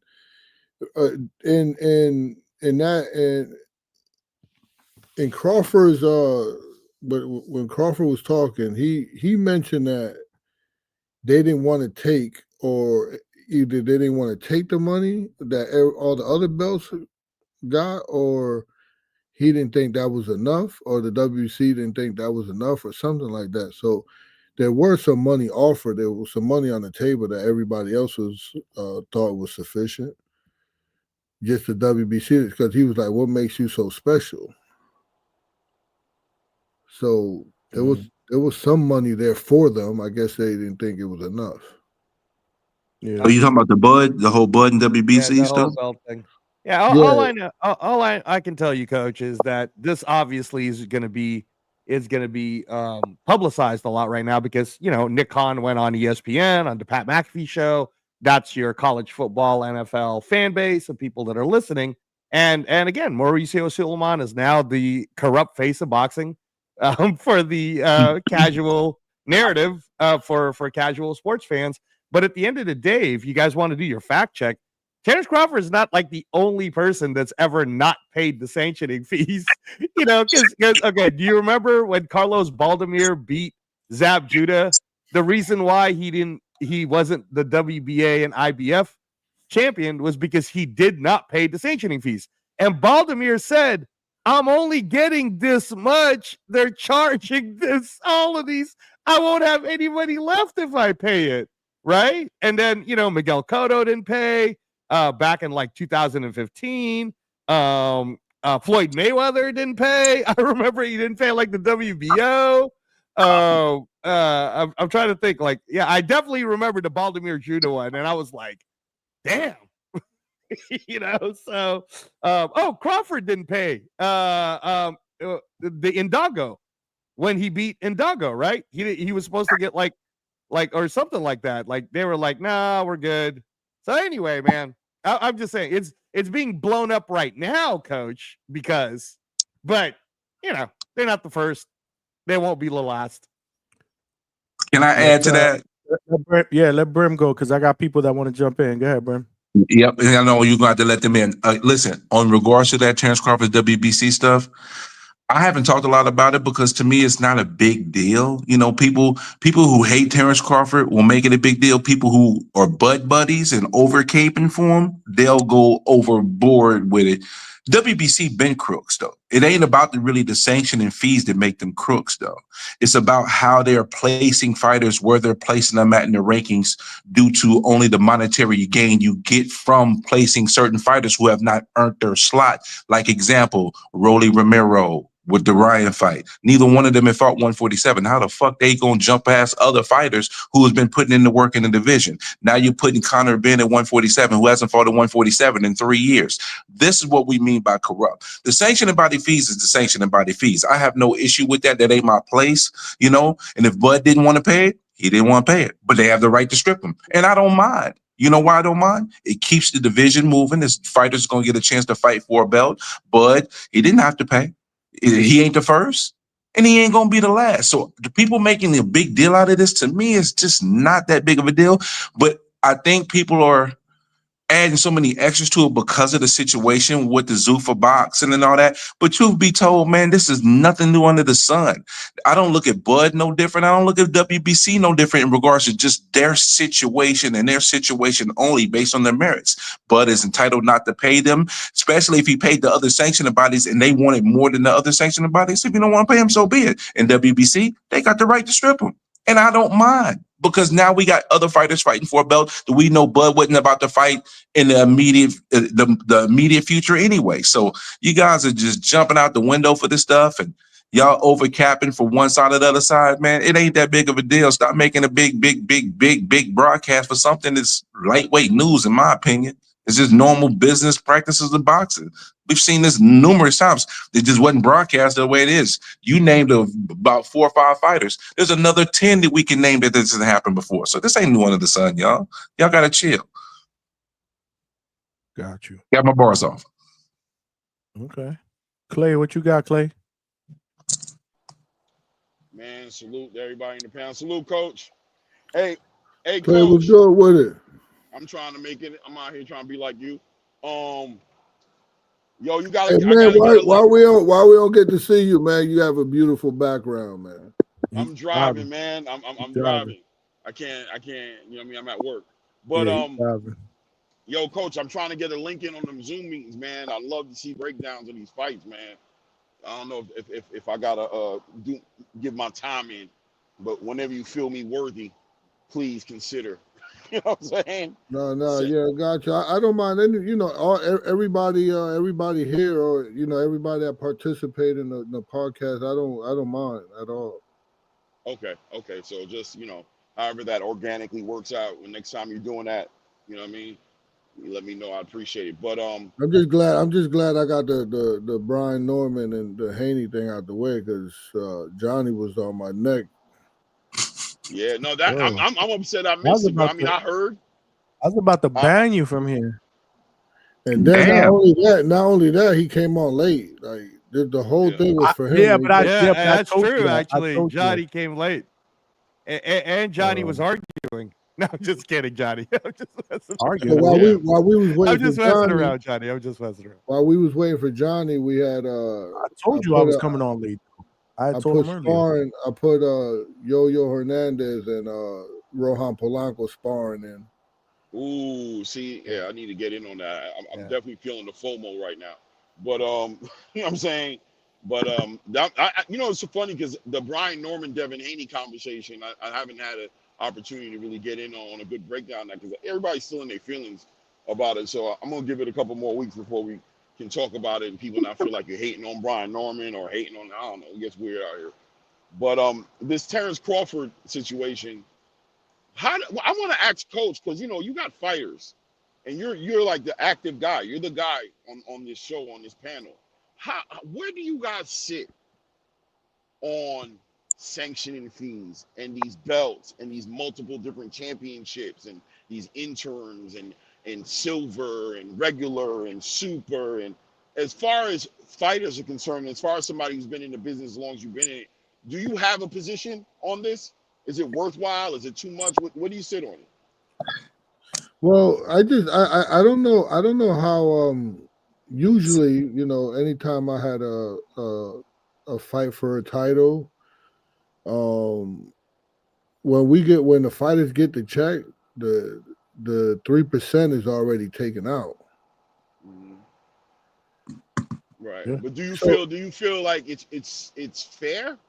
How do you feel about? I mean, you know what I'm saying? Like, I don't know. Like, how do you feel about that? Do you look at it and just at this point you're just so used to it you don't care, or do you take any like position on that percentage and what it's for? No, I honestly, I mean, I'm. You're probably asking the wrong one or the right one. I don't concern myself with too much with the money. I think I don't really chase success, right? I have a gift and I'm supposed to give it out. I think it's a sin if I don't. So I'm not chasing success. I'm not chasing money. So honestly, man, $50 million and I gotta give up 300, whatever. And I also understand him that, he mentioned in there that a lot of people's not saying that what makes him special. Everybody else say yes to what he gave them. And, they said no. Why did everybody else say yeah? And they say, everybody else agreed and he didn't. Yeah. And I also know that you got to fly him in for. He didn't mention first class. He mentioned like nice restaurants and nice hotels and suites, and he didn't mention the first class, 5-star, the 5-star hotels, right? But he didn't mention the first class airline tickets. Yeah, Nick Khan said all that. Yeah. Yeah, I think it's kind of crazy, and I'll be honest with you.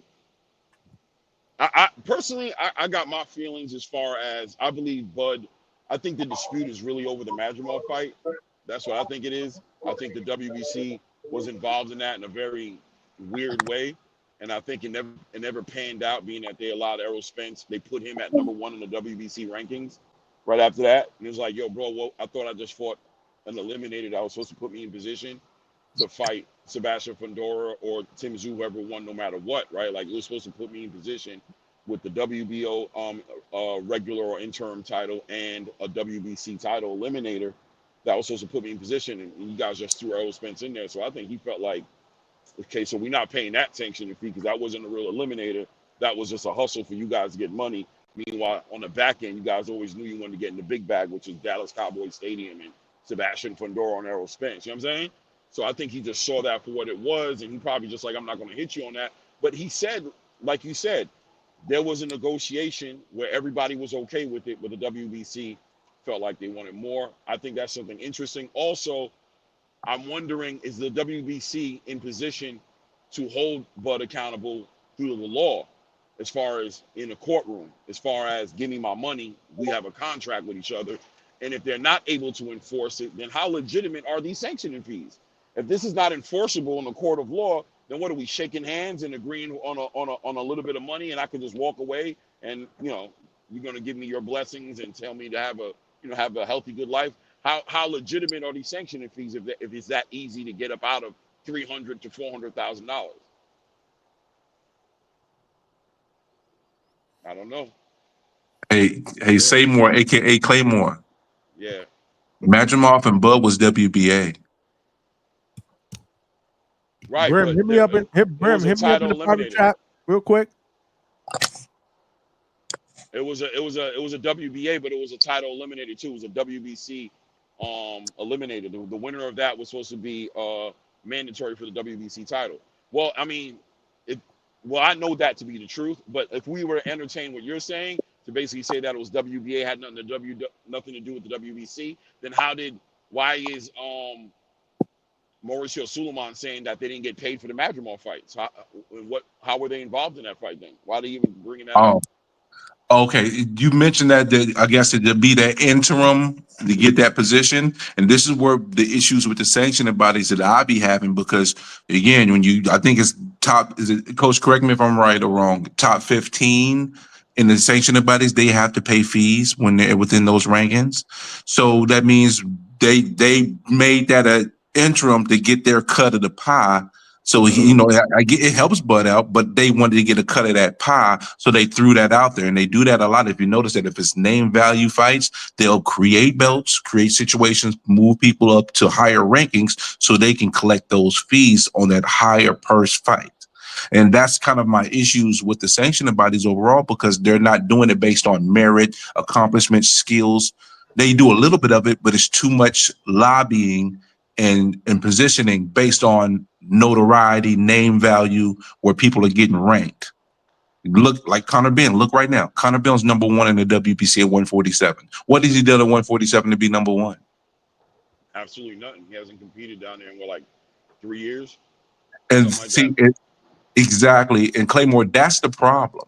See, the thing is, it makes it compound. It makes all the other little things that really may not be that big of an issue bigger issues, because you're doing all those things and you're taking away the integrity of your ranking system by doing these things. So then when we got these smaller situations that are not really big deals, like Crawford not paying the sanctioning bodies, them stripping, it's not a big deal, but it becomes a bigger deal because they're historical components of how they operate as a sanctioning body. It's questionable at best. Yeah. And I think that the big stage that they put it on at the convention, I think it made a spectacle out of the situation. And I wonder, with hindsight, does Mauricio Sulaiman look at this situation and say, you know what? Maybe I didn't need to put this out in the public. Maybe I should have just stripped him. You know what I'm saying? Kept it where it is. I don't think Crawford cared that much. But I think what Crawford was responding to was Mauricio Sulaiman with the arrogance of not even an apology and not even this and that. And he's like, brother, you know what I mean? So I just think they made it a big mess. And the question is why? But of course, bad timing, of course, by the way, to add to the fact that everything's going on with the Muhammad Ali Act. Today, I believe there was some sort of understanding of how they're going to move forward with that Muhammad Ali Act. And I believe also we got to look at 2026 and the rollout, right? And what's happening with Zuffa and Nick Khan and Turki Al-Sheikh and Dana White. So there's all these different moving parts, and Mauricio Sulaiman, in my opinion, was playing checkers. And I think Terrence Crawford was playing chess. But I just had a kid. He has an NABA. He has a regional title, and they charge him a percentage of his purse. And there was one time where, and this kid is he's just out here selling tickets. And there was one time where I thought, yo, listen, you just defended the belt. Don't defend it, and then, collect all your tickets and just keep the money. So when he did that and they saw that he was on box rec getting ready to fight, they asked him why, they asked the manager, why is he not defending the belt? And the manager said, well, we don't have to. He just defended it his last fight, and he's right back fighting. It was 5 weeks later. And they said, well, if he don't pay $1,000, they then will strip him. Wow. Yeah, it feels like, I mean, Coach, and again, I'm not trying to make them all sound like a bad guy, but it sounds like when a gangster goes into your liquor store and says, we're here to offer you protection, and then you're like, protection from what? We ain't ever been robbed. Then you know what I'm saying? It feels like that. I don't understand. So my question to you, Coach, is, for example, Rohan Polanco, and I understand if you can't even answer it on this sense, because all your job is just to be the coach. And so this might be more of a managerial question, but you're training your fighter. He's winning. At what point does what sanctioning body chooses to put Rohan in their rankings? Or is that the manager's job, where he's picking up a phone, calling every sanctioning body going, hey man, have you seen Rohan? Is Rohan this? Have you know what I mean, Coach? How does it work? Well, Rohan's manager wrote to the WBA, the WBO ranking, and told him, why is he still number 7? Where everybody been shuffling around. They wrote back. They actually always write back. Okay. They wrote back and they said, we'll take a look at it. Nothing happened. We'll take a look at it. Yeah. Reyes. That Yes, shit is sir. like the way they the college football where they remember before the whole playoff. Yes, shit? sir. Yeah, before that, but 3 years ago. Right, but Johnny, that's to the way your it is. point though. No. But to your point though, Johnny, it's cool. Okay, so I understand what you're saying, but at the very least on that one, there was the college football ranking system, and then there was the Associated Press, which is just writers, right? And we normally would listen to the Associated Press. We would be like, well, the Associated Press feels like Alabama's number 1 and Michigan's number 2. So that's the majority of writers, and it's okay. At least we're not disagreeing. Meanwhile, they were full of shit too. Right. They were. But answer me this though, then, Johnny. Did the colleges have to pay sanctioning fees to be ranked in any of those top 25s? I don't think so, but didn't you bring this up yesterday? You brought this up yesterday. Right. And, right. I don't think anything is free. Realistically, I think we said that yesterday. But the Ring magazine's free. Ring magazine belt's free. You know what I mean? Ain't nothing free, my brother. Ain't nothing right. Hey, gentlemen. But yeah, I mean, no, I don't think they have to pay sanctioning fees to be in the top 25. But there's something that we don't know. That's all I got to say, because it's continuously right. The top fucking teams that, I mean, Alabama can have 2, like right now, Alabama can have 2 losses or whatever in the first half of the season, and they're still going to be in the top 12. But are you disagreeing that Alabama sucks as a football team, or do you believe that they're a good football team? No, I think they're a good football team. I just don't think they're a top 12 football team in the country based on their win-loss record. That's talking about. Go ahead, Brim. Go ahead. Get him, Brim. I don't even want to get into college football because I really want. Okay, I'm gonna go ahead and there's going to be 2 lost teams in the playoffs because there's only 12 teams that go, and there's only two undefeated teams, only 5 1-loss teams, and then the rest are going to be 2 lost teams. Alabama's one of the best 2 lost teams there is. They're top 12. Absolutely, they're going to be top 12. They might be 10 or 11, but they're going to be top 12, bro. Now, see why this is great, Johnny? Because then it opens up an actual conversation of a group of people who, whether they're casuals or passionate about college football, and they can all talk about the opinion, right? What sucks is in boxing, if Rohan Polanco isn't being shown on free TV, right? Now we're using these lists to be the ones trying to tell us who's the best and who's not the best. But it's kind of not fair if Rohan got to pay whatever, or, you know, his manager just got to call to beg to get him. If Rohan's good and you show him to us, we're going to know if he's good or not. You know, that's all I was trying to say is it's like, how does it even get built, coach? Like how does a fighter who's, let's say, 22-0, but because he's deemed that he hasn't fought anyone good enough, he doesn't even get ranked. But then a fighter who's coming out of, let's say, an amateur program is 3-0 and he's already ranked in the top 15. Like, who makes those decisions? Oh no. In boxing is a lot to do with networking and the connections. Yep. Exactly. This is why. Who you know, what you know. Yeah, it ain't always about what you've actually accomplished in the ring. That's a small part of it, actually. Boxing is really about what it is in the real world today. It's navigation. Yeah, it's about who you know, not what you know. What you know, who you know, get you in the door. What you know, keep you there. But I wanted to respond to something, Johnny, if it's not too much, because you know the chat are making some respectable points. But I wanted to back that wants to jump in. Okay, well, let me do this and then I'm gonna hop off. Is that cool? Yeah, go ahead, bro. All right, cool. Check this out. All right, so this is for Alberto because he wanted me to respond to what he was talking about, right? And the issue that I have with people that's so up in arms about Terrence Crawford and these sanctioning fees and such and so forth, bro, you can name over 10 to 15 fighters that has done the same thing in some shape or form or capacity. All the other sanctioning bodies got paid by Bud.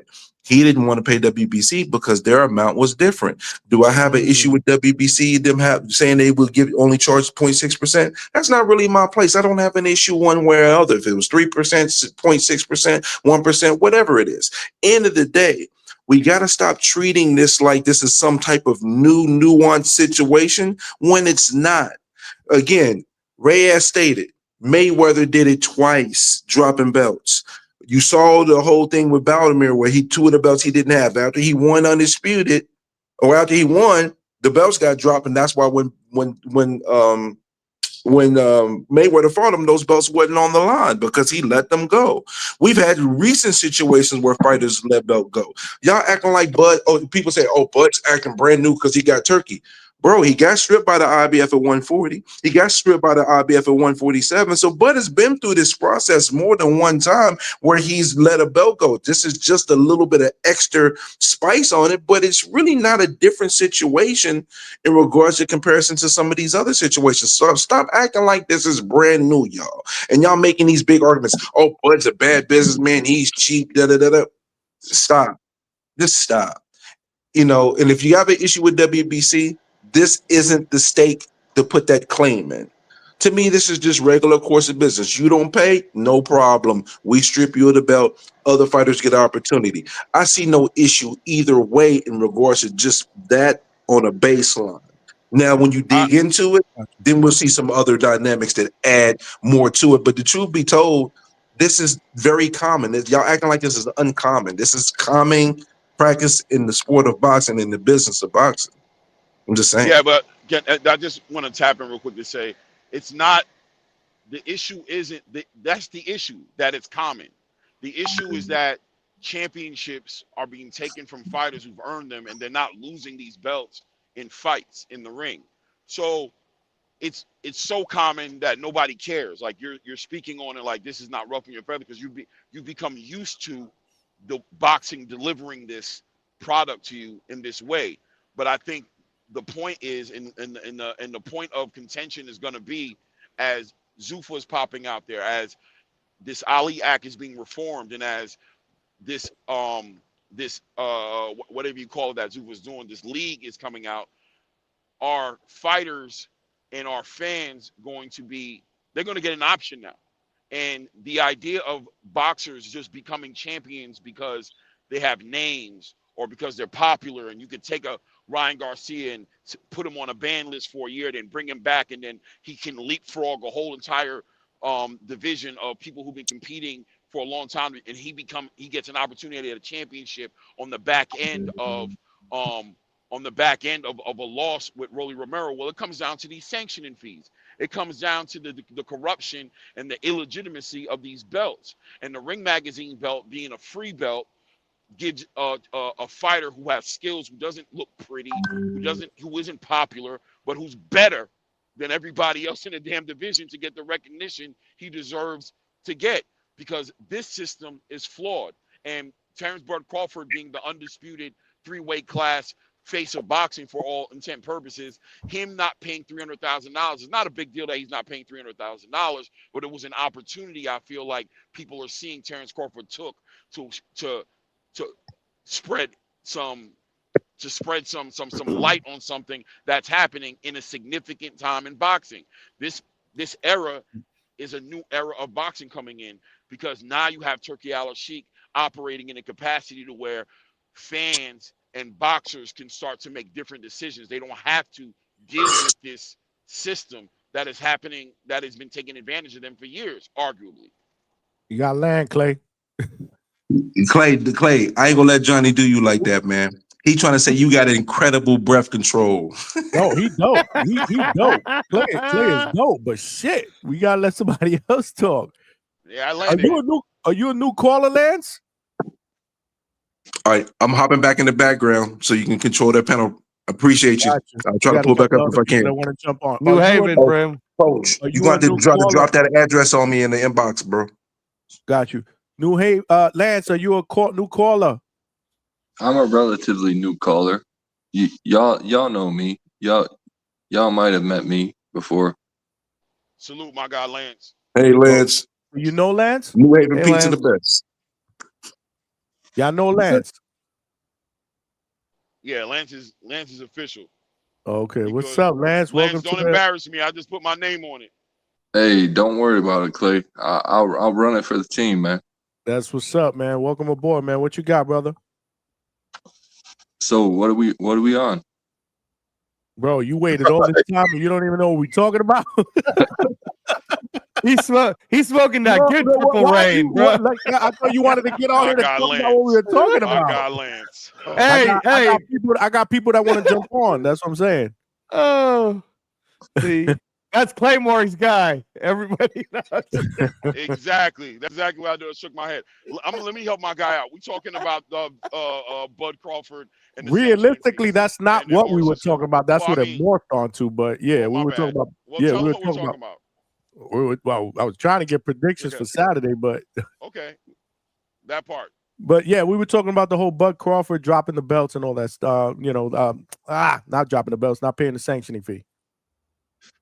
So Bud Crawford didn't pay the sanctioning fees for the WBC, right?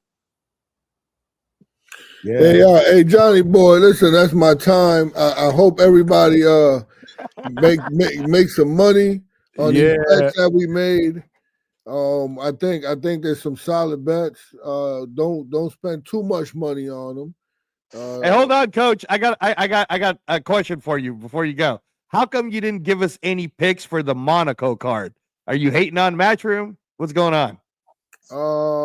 Yeah, I was just focusing on because you gave us women's boxing picks, bro, but you didn't give us Monaco picks. No, I don't hate on women's boxing. Keep it quick. I'm only taking a couple more calls. Yeah, so listen, I'll send you. Hey, Claymore, I appreciate you if you do come on. The next time we have the I can't whatever wait. we want, the Zoom, whatever we want to call it, the Zoom. The Zoom breakdown, Coach. The Zoom breakdown. So I don't know, Johnny. Make sure get these guys' number. Oh, I can stay now. I thought. Well, I don't know. I mean, the dude jumped on. He don't know what we talking about. Oh, yeah, I'm going now. Yeah. Hold on. Yeah, man. And that's supposed to be Clay's guy. Lord, Clay, I want to apologize. Because I was trying to tell you. He's a good guy. I was trying to tell you to land the plane because I wanted to get him to talk. And look, so yeah, my bad, man. I apologize to you. No, it's all good. It's love. But Lance is a good guy, man. But yeah, you see, he might have been blowing on one. Know what I'm saying? Yeah. Shout out, Lance. Salute, Lance, man. But you had me looking great. That's why I said it to Lance. I said, Lance, I put my name on it. Don't make me look bad. I wanted to put his good foot forward, but hey, man. Oh, next time if he wants to call in and participate, but you got to know what we're talking about at least. But listen, I got 3 other people up in here. So I'm gonna tell y'all right now, we're gonna make it brief because I'm wrapping this up. It's already late. So Mick, 3 minutes. Go ahead. This should be quick. If Terence Crawford did not want a fight for the WBC belt and he didn't want to pay the sanctioning fee, he shouldn't have fought it like Cotto did, like Mayweather did, like Barrera did, all the kind of guys. Crawford's legacy is what? He's a 3-time undisputed champion and then didn't pay. So he's now saying they belts ain't worth shit. So my achievements are worth shit. All my achievements are Canelo and Ricky Burns and Victor Postal. Because he's saying the belts didn't mean nothing. Basically, that's what he says. And Reyes, you're a capper. Like, that Ring Magazine belt is fucking a piece of shit.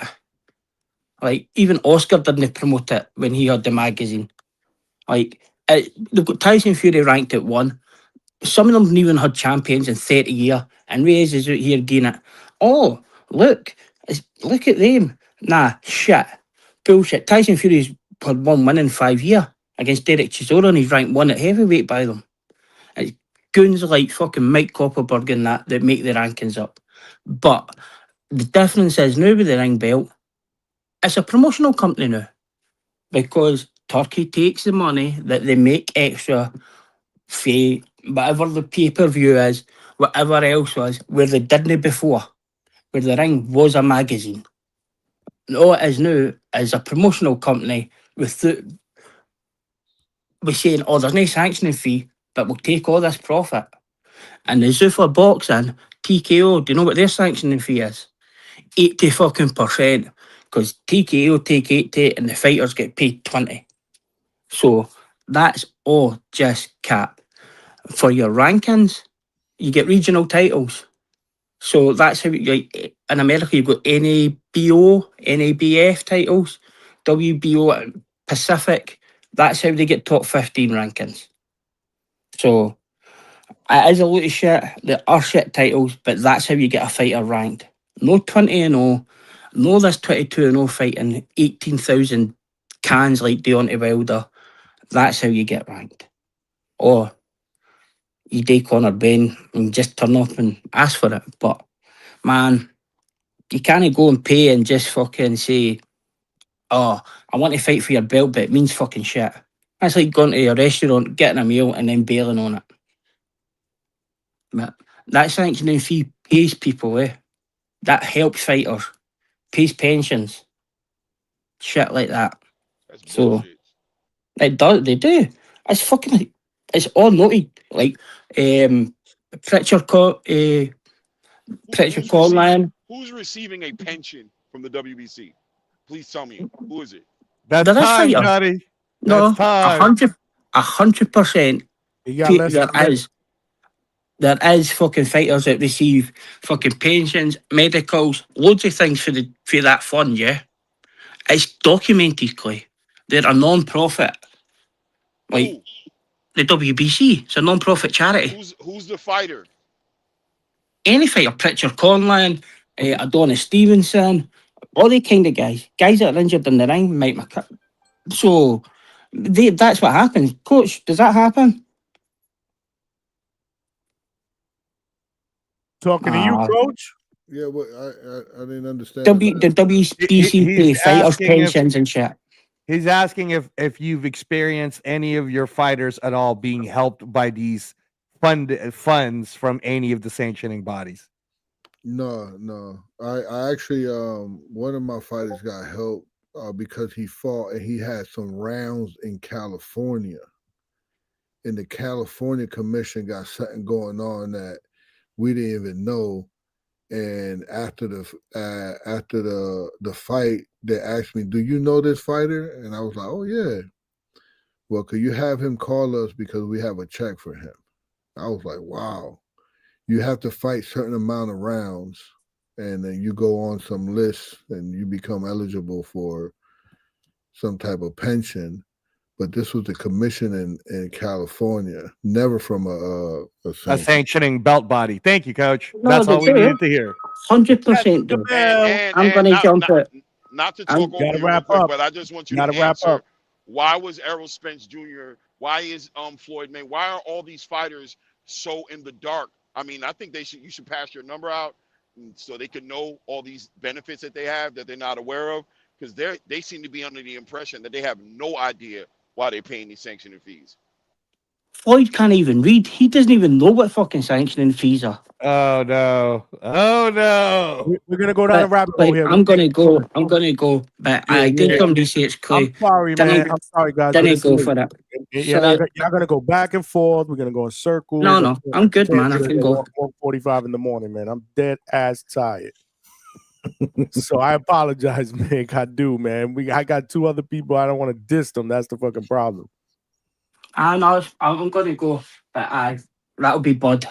No, belts mean nothing. Ricky Burns, Victor Postal, and Canelo Alvarez. That's his legacy. Belts mean shit. Got you.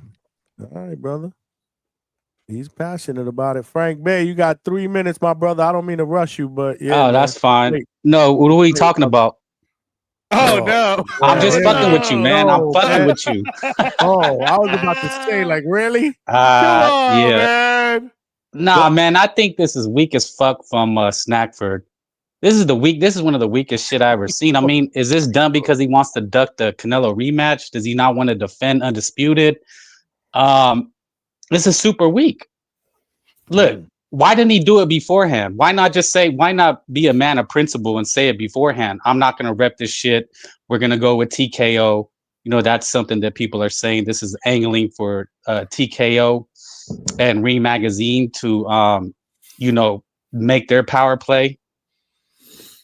You know, it's real easy to point out the belts, right? Mauricio is the evil empire. He's Darth Vader.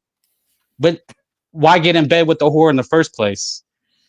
Why Why allow yourself to rep Undisputed and get all the acclamation, all the accolades, all the praise, and then at the last minute say, fuck you? That makes no sense to me. You know, this guy has a history of it, right? He has a history of this drama queen, BS, Bob Aaron's racist, Manny Pacquiao's on roids. I don't respect him. This guy has everybody ducked me, even though he re-signed with Arum and was getting paid top dollar, right? I mean, this guy has a pattern of this type of diva, self-righteous behavior, and people, you know, they applaud it. They call it he walks on water, right? He can do no wrong. It's easy to blame the belt organizations, right? Even though he used these guys, you know, they get paid more for a belt. We know that. But, you know, what would you rather have? Would you rather have a subjective in-house Ring Magazine TKO giving rankings? Because everybody wants to see Virgil in boots, right? Like, that's the fight to make. But it would be cheating Fedor because he's number 2. Now we already know these orgs are not saints. But why get in bed with them in the first place? Johnny, if you guys are gonna respond, make it quick. Okay, I'm just gonna make it real quick. I got a response, Johnny. You guys are about to put Johnny to bed. 4:45 in the morning, bro. Like, I mean, you gotta if I'm allowed to, I will. But absolutely, my brother. You know I don't do that. That was some trash ass. Whoa. Shit, I heard right there. You see now, this is gonna turn into a 10-minute debate. No debate. I'm just gonna say my piece. The idea that a fighter fighting for his respect and fighting for his money, and he's putting his life on the line in the ring, and that he's not just gonna lay down and let somebody move him as he sees fit. The idea that he would sit there and push back and speak truth to power, and that to turn into him acting like a diva, is why these motherfucking fighters don't give a fuck about. Well, why not be a man of principle? Well, I'm not done. Is it the principle or not? You gotta let him finish, bro. Yeah, you gotta let him finish. You gotta let him finish. Because I definitely had to sit here and listen to that shit. So at the end of the day, the idea that him pushing back and fighting for his rights and fighting for what's good for him is diva shit. The idea that the way he moves is being judged to the point to where, you know what I'm saying, he's not allowed to do what he's clearly negotiated and made happen, as he said, with the other sanctioning bodies.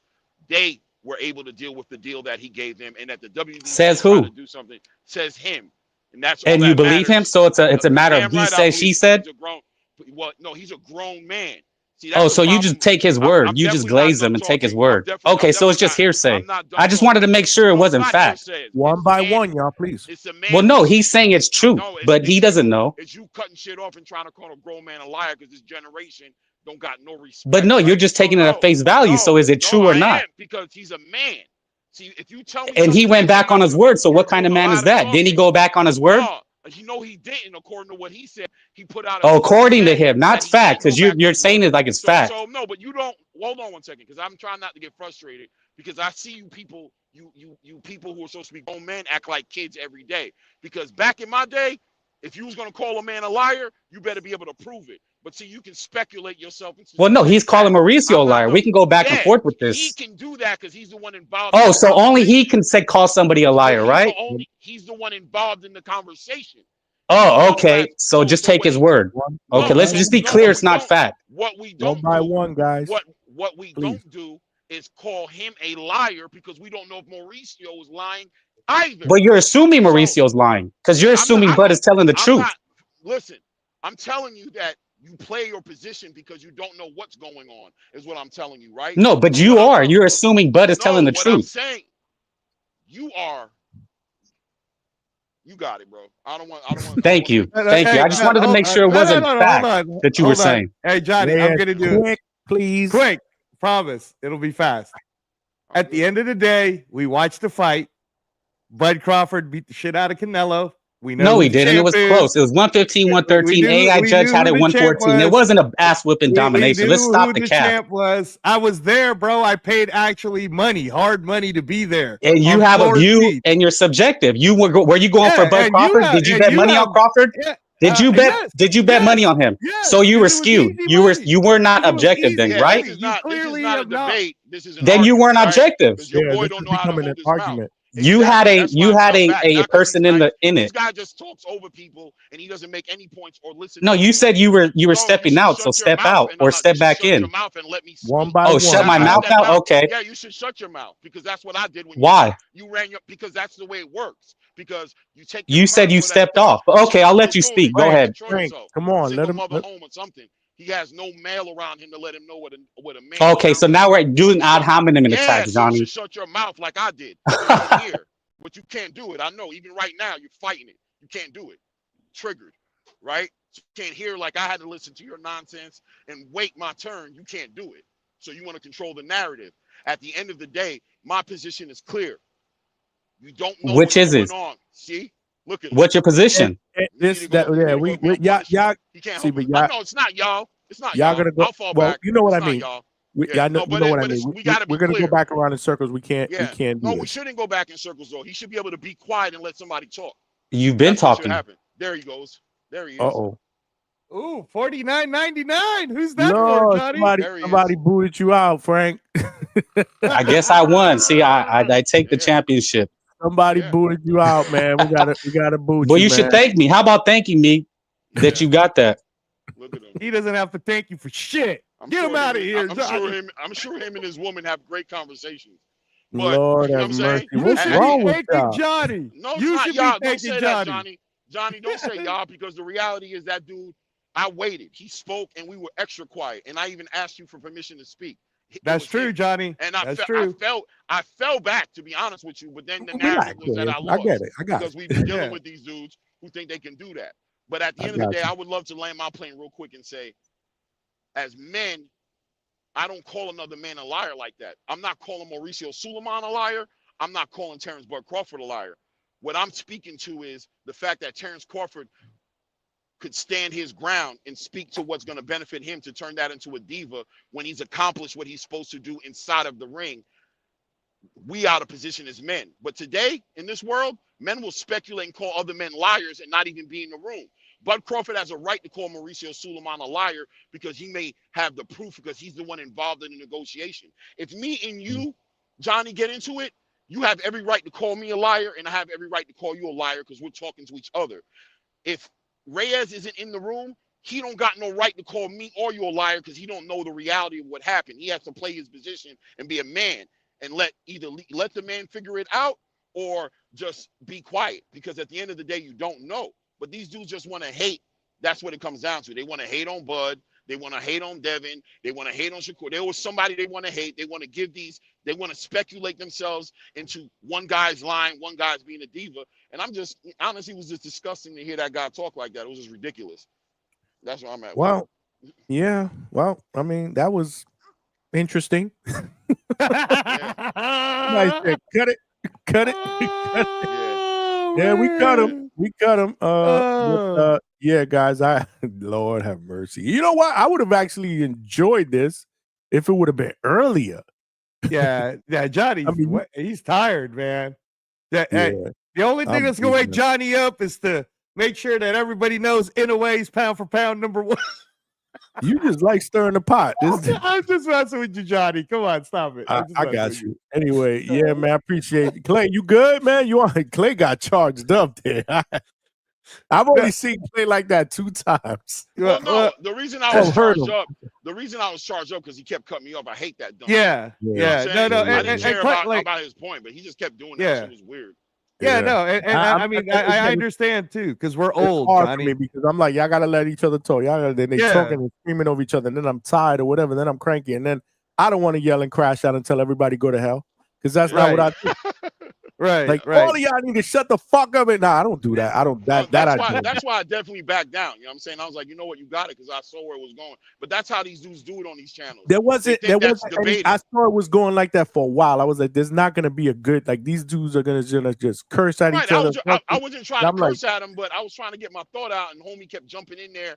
And it was just weird. That's not a debate, bro. That's why moderators are needed at time to regulate stuff like that properly. And be like, hey, bro, you're not. It's not your time. That's not the way it works. You know what I'm saying? Or it's going to be messy. Like what he was doing was not. There was no respect in it. Once again, There's no respect in that, nor is there any respect in calling another man you don't know a liar. I'm 48 years old, bro. I'm just being honest with you. I got sons that I'm raising. I got an 18-year-old son. I got kids. What he was doing was just stupid to me. You know what I'm saying? Right. And I'm just being honest. I got That's you. all. No, I got you, man. I got you. Hey, a lot of people in the chat can't relate, but I can't help that for you. Shout out to CJ Rich, bro. Shout out to CJ. I don't know what that means in Spanish, CJ. Sorry. Well, maybe Johnny could translate it for me. Clown. Payaso means clown. I Oh, that. clown. Yeah. Shout out to Malcolm, man. Who I appreciate that. Oh my God, what a show! CJ Rich, boxing and BS with the 5-piece. And that's for you, Malcolm. This is for you, Malcolm. Champ is here. The champ is here. The champ is here. Appreciate you, Malcolm. CJ Rich, appreciate you. He said Frank Bay, eres un payaso. That means he's a clown. Shout out to Clay and Reyes. But shout out to y'all, man. But I gotta go. I got to go. We're gonna continue this on another show. Salute. And I got 2 people in the back. Oh my God, that I don't want to diss. All right, Reyes, man, and Clay, because if they come on and start arguing with y'all, we will be here for 2 hours. I promise I'm gonna shut up. I just want to see who it is. No, that's impossible. I'll talk to y'all next show. Let these guys get their word in, man. AB, what's good, man? Real quick, brother, because I'm tired. Problem, I love you, but I'm tired, man. I know, but Johnny, I don't want anything to pop off again. That's all. No, Johnny, you should have kept him, and I'm gonna tell you why. Johnny, your show is growing and people watching you. I appreciate I'm talking about big people. Yeah. So no matter what time it is, to make your show grow, man, keep them on because people are watching you. No, I know, but I'm tired. Like, it's been 5 hours, and these, I don't want them. And I'm not saying anybody's right or wrong. I just don't want them to continue the debate. That I'm gonna have to sit here and play moderator. And I got to be honest with you. Although the chat enjoys it, whatever, sometimes I don't enjoy being a moderator.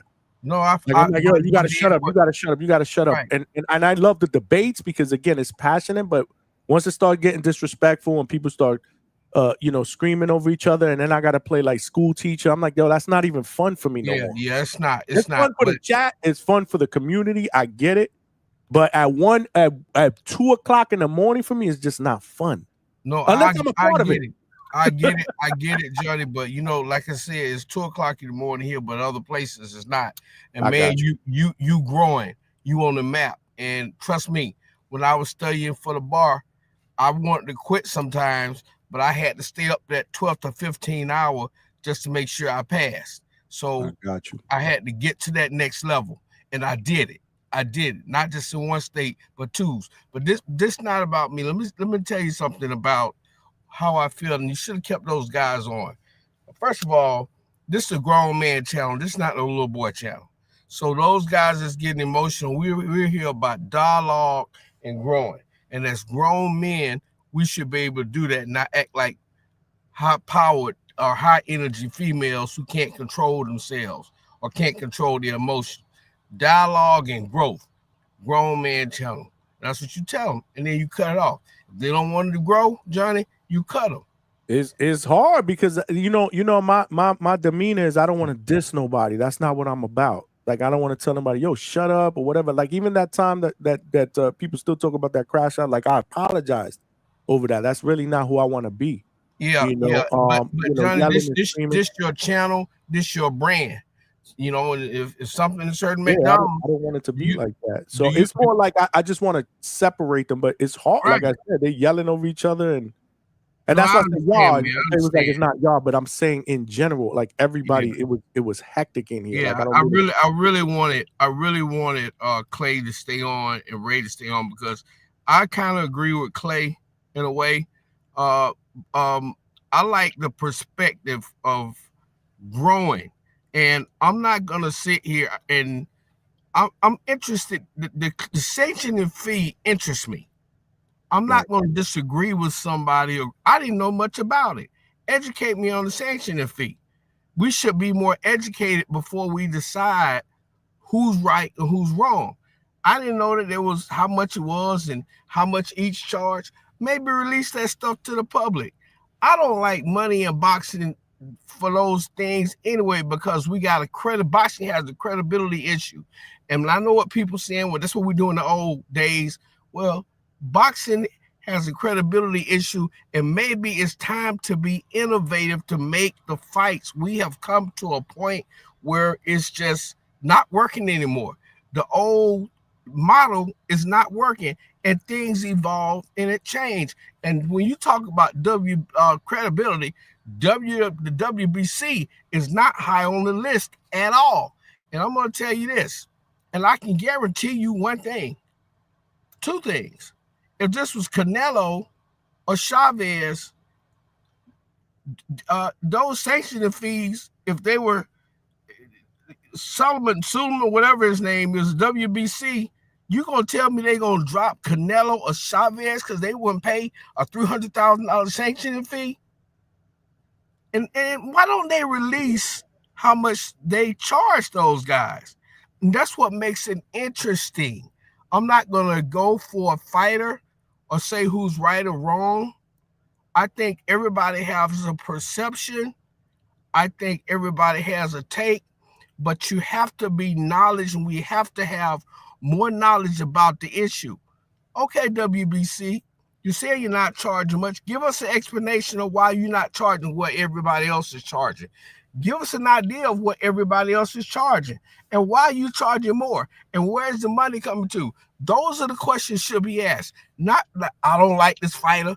He's doing this and he's wrong and he's biased. No, the question should be, where's this money coming? I mean, where's the money going to? Who's it going to? Who's benefiting from it?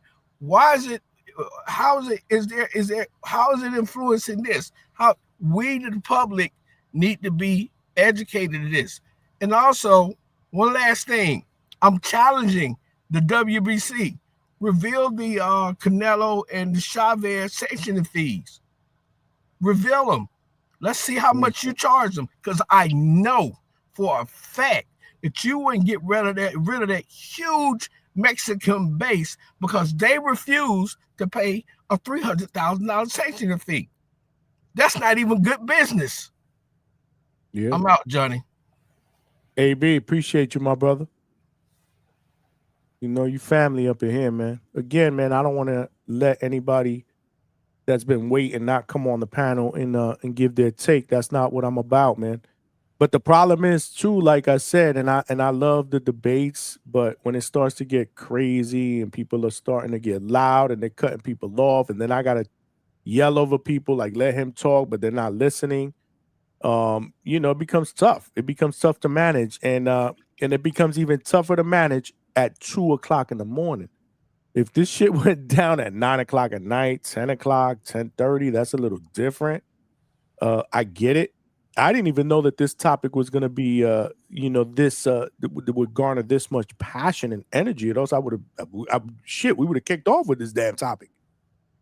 But yeah, you know, it is what it is. And again, you know, I like to be able to, this is what it is in the hangout spot. Y'all know the deal, man. We could talk about anything. It's supposed to be a safe place for us to be able to give our opinions, our perspectives, and not get judged over them. And of course, we're gonna disagree. Nobody's gonna always agree, and it's okay to disagree. It's okay to agree to disagree. I say that all the time, and it's even okay to get a little crazy about it. But when it starts to get really, really crazy, people are yelling over each other. You got, you know, Clay was driving. He's getting all charged up. We don't need that to happen, you know, because Clay is driving. Frank had his, you know, his takes. I get it. You know, that's his opinion and his takes. We respect those, but you got to let people talk. It's a back and forth, you know. And like I said, it's not like we're in the center of a ring where I could just stand in the middle of these guys and separate them. We're in a podcast, right? So, you know, I got a mic, they got a mic, they, you know. So I'm still trying to figure out the whole nuances of all this. You know, I'm still trying to get accustomed, right? I'm still trying to get accustomed on how to properly handle these type of situations because they don't happen that often here. It's not like they happen every fucking day. You know, yeah, we got people that crash out here and there, but if I would have just pressed the mute button and just let them go back and forth, we'd have been here till 3 o'clock in the morning. And where would we have gotten? I mean, they weren't going to meet in the middle. So I get it. I get it. I totally get it, and I apologize. I didn't want to, offend anybody or whatever, but I felt like, you know what, enough is enough. Now, let's just. And this is another reason why I don't like to have 4, 5, 6, 7 different people on here as well, because then everybody's screaming over each other. Like, it's just, I don't know, man. Maybe we got to figure this out, how we do this in 2026. I don't want to, I want to be my own entity. Again, this is the hangout spot. I like it, where we could just, throw some people up there. We could have this passionate boxing talk, go around the horn, but.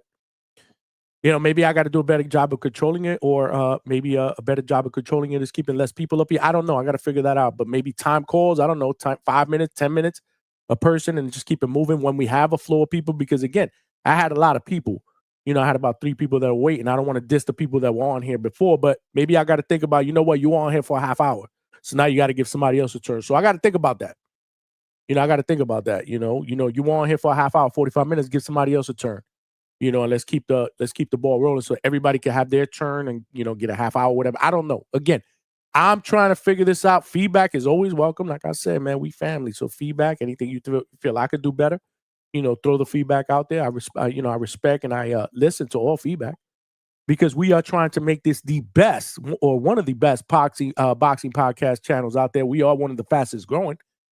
We moving, man. We moving the needle. 2025 has been a great year for us. You know the deal. We contending in 2026. We want to take this to the next level and get that world title. And we're going to do that shit together, because here at DHS, we are a family and we do it together. Whether y'all hate each other or not, man, we had this got to be a record for for panel members that got packed up today, or callers or whatever that got packed up. Coach got packed up. He got brought back. Frank got packed up at the end. It is what it is, man. Wow. Epic show. I guess we could call this an epic show. Some good conversation. I gave all my picks in the beginning. So if you did not watch the beginning part of the show, that was me basically on my own, giving my picks and predictions for Saturday's card, which is being headlined by Lamont Roach against Isaac Pitbull Cruz. This is going down on Amazon Prime pay-per-view. That's the only bad part about this. Again, the card is solid, but I don't know about $80 solid. That shit is a 2-pack of ass. I'll stick to my guns, but again, I'm doing a live fight chat, so I will be paying for it. This is business. This is our job here. We got to provide the best boxing content out there. So I will be paying for it, but I'm not happy about it. But it is a solid card. It is a good card. And then you got Stephen Fulton against Oshaki Foster. We got Jesus Ramos against Shane Mosley. We got Frank the Ghost Martin making his return from the tank loss in 2024 against Francis Bartholomew, former world champion. We got Arislandi Lara, who was supposed to be fighting in a unification against Johnny Beck, but he popped for a PED. It smelled like a toilet full of nasty ass shit, okay? So in steps in tough Venezuelan Johan Gonzalez with a 95% knockout ratio, coming off a win against Jared Swift Hurd. And then you got a bunch of other fights that we talked about. Coach Bermudez came on the panel and he gave his picks. Hopefully you guys got that. If not, check out the playback. I'll probably play it one more time. Let me see if I can share my screen real quick, because we got to call this shit, man. I'm tired as fuck. But man, I love this. I ain't gonna lie, I do love this. I just hate that it has to end with arguments and this, and I just gotta just take people off the panel because I'm just done with it. And that has no offense with anybody on the panel. I was just done. I just needed to get to who I needed to get to. I didn't want to leave anybody flat. I saw Attorney Bailey waiting back there, and that's not what I like to do. That's not what I like to do. So again, this is the picks. I am sharing my screen. These are the picks. These are coaches' picks. Again, these are all money line. These are all money line, but the Jake Bellinger parlay, which I should have called it coaches parlay, but Jake Bellinger is he's a better, and he was the one that kind of came up with the idea, reached out to me and said, "Yo, man, maybe we need to get to Coach to do his picks every week because he helped me make some money the week prior." So Jake kind of started this thing. We're hoping to do this thing every single Thursday. We were doing it. We kind of shied away from it. Coach has been traveling the last month and a half with fighters, and and it hasn't been domestic travel, it's been overseas. So we do understand that he also has a life, but if he's settled in and he wants to to do the Thursday deal every Thursday, we will continue to do that, where we do our picks and we do lock and betting picks. So that's a parlay suggestion by the coach. But again, any one of these you can kind of mix up in your own parlay. So hopefully you guys screenshotted that. Those are the bets. If not, go back, because after this show is over, the live show is over, that goes right on to the YouTube channel for the playback. The playback crew is in effect.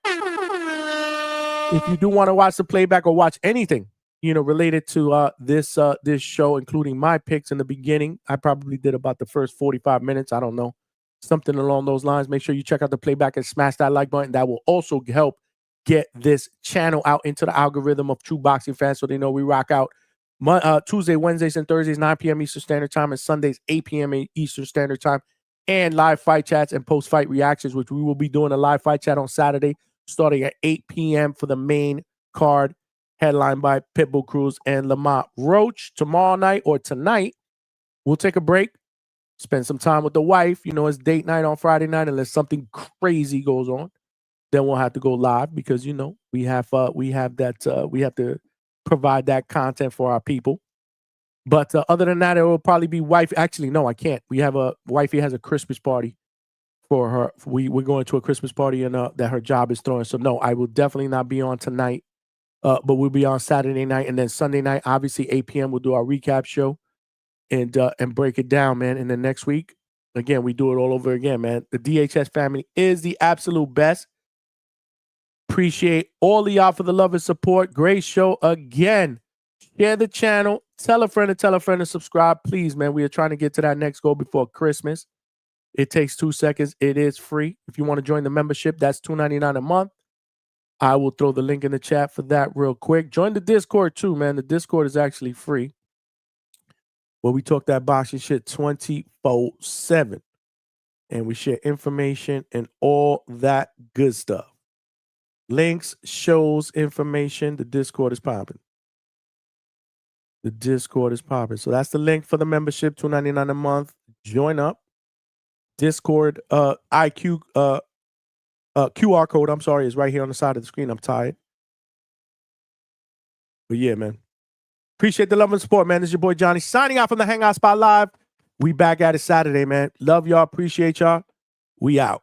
One.